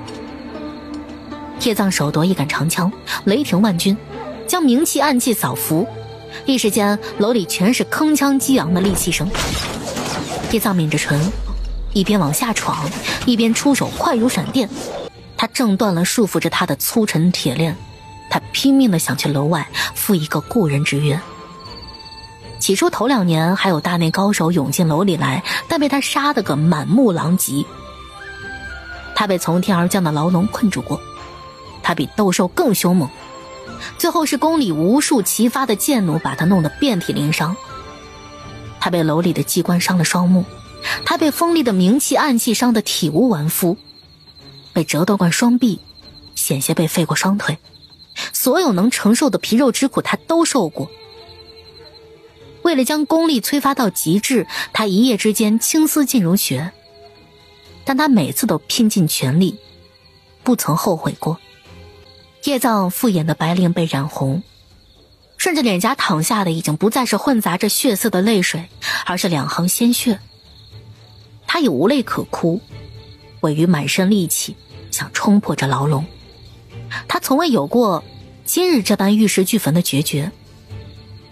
他想起从前他将要走火入魔时，是凌霄帮他教他调息之法，他也一直用他的心法保持着清明。可是他想不明白，为什么教他心法的他却走火入魔了？他向来那般厉害，为什么这些年会过得这么潦潦草草？就为了等他赴约？可他20几年没去了，任谁都会觉得他的心意早已改变。他凭何仍旧相信他一定会去？他走火入魔了，那自己为什么还要这么清醒？叶藏嘶喊一声道：凌霄，待我找到你，我定要杀了你！所有的情绪都夹杂在这声嘶喊里，痛苦、寥落，还有满满的想念相思。他握着长枪的手满是鲜血，手腕因为用力过度，肩椎磨着皮肉，伤口鲜血淋漓，但他不知痛，脑海里翻涌的全是他的音容笑貌，挥之不去，年复一年却依然鲜活如昨。他今日若不毁掉这楼里的机括，他还同往日一般，任他拼尽全力都出不去。所至之处，尘嚣遍释，偶有血雾漫开。他硬是靠近了机关洞眼，卯足了力，将手里长枪狠狠插去。那纯铁打制的长枪又坚硬又锋利，带着一股惊人的气势，几乎没进一大半，将墙体贯穿。陆遥听见了机括卡顿的声音，紧接着叶藏低吼一声，手里长枪狠狠下滑，硬是将这藏宝楼的墙体划出一道触目惊心的裂痕。陆遥终于明白为什么苏怀说带不走他了，那些机关全是为他而设，无数明气暗气不是长了眼睛瞅着他射来，而是因为他双手腕上与皮肉长在一起的磁旋铁尖锥。所有机关全都是纯铁打造。对于这些纯铁兵器而言，他身上的磁旋铁磁力惊人，因而他所至之处，机关就会因磁旋铁吸附而开启。所有机关都是连环机关，一旦有一处被诱发，相继所有机关都会开启，因而所有力气都会被他吸引过来。苏怀，你不去帮帮你师父吗？在这里。他耗了这么久，眼下终于找到了。等拿到灵犀，他们就能下去帮叶藏。他们三人一起出至藏宝楼。然而入目之景，陆遥却神色一变。不光是他，苏怀也顿了顿。只见那盒子里竟是空空如也。你替我告诉他，让他无需再等。我说哪能算数啊？前辈又不是不知道，我师父要是认准了一件事，谁劝都不顶用。我若是这么跟师父说，师父肯定会问我是不是见过前辈。你便说你见过我，你把这个还给他，就说我早已与别人结伴，逍遥世间。他说的那些世上好的东西，我全都见过了，不需他带我去见。告诉他，多年前我不去见他，是因为不必相见纠缠。我为正道，他为魔道，我这辈子都不可能爱上一个魔头。下次如若江湖再见，我定杀他不误。后来叶藏便没再言语了。陆遥回过神来，想将叶藏带出去，可眼下他们自顾不暇。苏怀知他所想，拉着他就往楼下飞掠。明日我来处理。最终陆遥只能手里紧握那只发簪，在楼塌前跟着苏怀左躲右闪，一路往大门出去。陆遥感觉腰间的手臂又紧又有力，快要勒断他似的。眼看两人下得一楼，正要从大门出，怎料头顶突然落下一块横梁。照狗男人的属性，莫非又要拿他当人肉盾牌？他几乎是将陆遥完完全全地嵌在怀中。几乎同时，横梁落在他肩背上，将他身躯压弯了些许。陆遥动了动眼帘，一脸愕然，有些回不过神来。看来个高有个高的好处嘛，天塌了，个高的先顶。苏怀一张口便倏而溢出一口鲜血，全洒落在陆遥的颈窝里。那温热感烫得陆遥微微一颤。还知道问我这多，我欠你的。陆遥和苏怀才一出门，就看见重重火光正往仪真园汇集过来。苏怀当即带着陆遥往另一个方向撤。还能走吗？不能走。你背我吗？这种时候相爷就别开玩笑了，我怎能背得起你啊？你到底能不能走？我就叫剑正剑双来。叫他们来干什么？看我笑话？真稀奇，现在晓得要脸了。嘴上如是说着，行动上他还是挽过苏怀的手臂，扶着他点儿。两人回到后院，见征、见双、闻讯第一时间赶到院里来。他们知道主子出去办事儿去了，但万万没想到主子竟然这般形容回来，非常震惊。先去打水来给他洗洗。我去叫莫大夫。你去叫大夫，还不如给我拿个药箱来。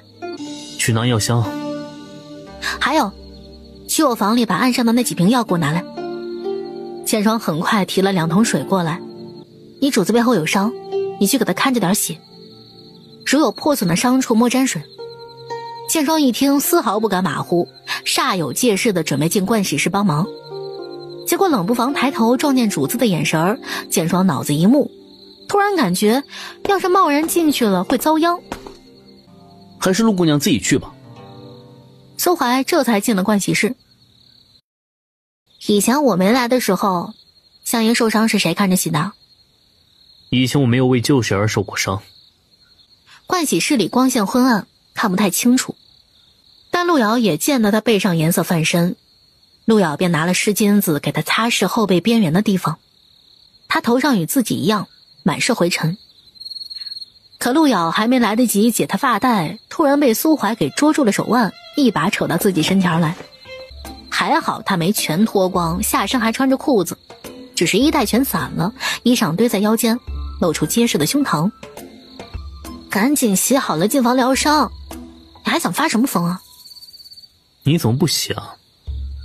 谁说我不洗啊？我一会儿洗。那一起洗。一起洗你个头。那就一起洗个头。说着苏怀抬手就来解他的发带，顿时青丝流泻下来。你清醒了吗？还要不要治伤了？话音一罢，狗男人动手就扯他衣服。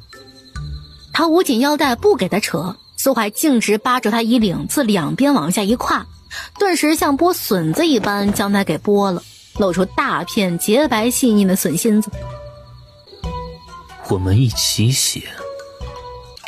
苏怀扒着他身上的湿衣裳，将他从头到脚摸了个遍，在确定他身上没伤以后，顺便往他胸口上多抚了几把。陆瑶愤然抓住他的手，却被他一手拿住，双手反剪在腰后。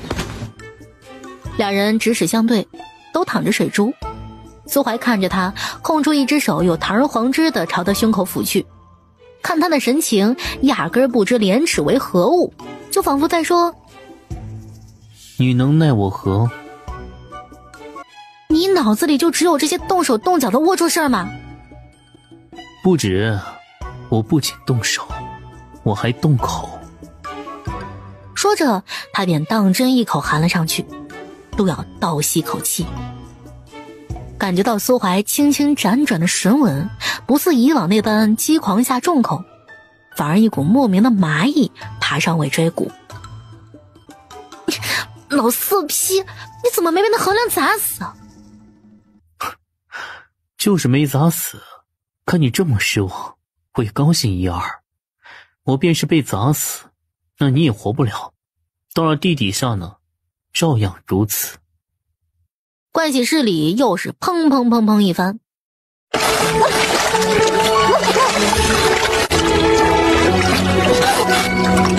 一瓶烛火，看寂寞，一处看，一处悲欢，那角色无耻！主子真的是被陆姑娘蛊惑得不轻啊，都受了伤还不知收敛，是我要的，应该是赶紧出来疗伤才对。你跟我说有什么用啊？有本事你跟主子说。还有，你怎么不去请莫大夫来？陆姑娘说拿药箱就行。就是陆姑娘，陆姑娘，陆姑娘，主子被蛊惑了，你脑子也不清醒了吗？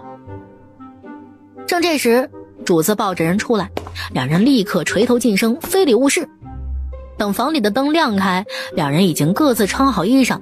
我看你家狗主子精神得很，想必呢就是点皮肉伤，你给他随便处理一下便是。在盥洗室里，陆瑶的气儿还没消，这狗玩意儿非要作妖，他才懒得管他呢。属下不会，还是陆姑娘来吧。白天的时候，趁着苏怀不在，季无暇轻轻松松地摸进相府里来。瑶儿，怎么样？找到你要的东西了吗？狗贼真不愧是狗贼，你俩一去就把那藏宝楼搞垮了。灵犀长什么模样的？快给我瞧瞧。陆瑶一直不语，姬无暇才察觉到不太对劲儿。不会是还没拿到吧？剑贼中途反水了，所以你们俩打起来把楼干塌了。你觉得我现在有能耐把楼干塌吗？那倒也是，可你怎么闷闷不乐的样子啊？是出了什么差错吗？你到底有没有拿到灵犀角啊？哎呀，只找到了个空盒子。什么意思啊？里面没有灵犀角吗？它不翼而飞了？里面没有，云间不可能进过一个空盒子来，应该是后来被谁取走了。哎呀，这可怎么整啊？你不是说这是最后一根角吗？要是最后一根都没有了，以后可上哪里去找啊？你啥时候才能好？再想别的方法吧。说着，陆瑶也摸了摸姬无暇的手腕。毫无疑问，跟苏怀打了场架，他也伤得不轻。陆瑶只好把昨晚喂给苏怀的药丸子又倒了2粒给他，又道：往后别跟奸佞硬碰硬，你越气愤送上门来他越高兴，缴你分舵算个什么事儿啊？回头你再见一个不就是了？你不知道他有多不要脸，居然谎称是我亲哥哥，满江湖到处找我。若非如此，他绝对找不到我的分舵。我比你更知道他多不要脸。那以后你打算怎么办啊？咱们走吧，这里没有你要的东西，我就陪你去别处找，天下各处，直到找到为止。当然要走，过2日吧，等这里的事情了了以后。他原想将藏宝楼里发生的事告诉姬无暇，可话到嘴边，他还是又咽了下去。算了，这娘们脾气冲，万一到他师傅面前一个嘴不牢说漏了怎么办？成，都听你的。最好走的时候给那狗贼喂个剧毒。过2日我再来接你啊。别忘了啊，这个1天2粒，辅助你调理内息，这2天的我都给你。等我吃完了再来问你要。随后姬无暇带着黑虎在相府里溜达，一边骂着狗贼祖宗，一边去后厨偷他家吃的。相爷不在的时候，陆姑娘整日往药材库里跑，一去就拿了许多药材出来，然后又回到自个院里关起门，除了1日3餐会开门以外，其余时间谁也不见。剑征正从院外进来，带了2个药瓶子呈给苏怀。刚刚陆姑娘交给属下的，说是主子的伤药，一个外敷，一个内服，让主子记得用。你不是说他谁也不见吗？这属下就不知道了。他为什么就把药给你？主子明鉴，属下只是碰巧遇上。他为什么不亲自给我呢？许是陆姑娘看相爷这2日忙吧。那你是很闲是吗？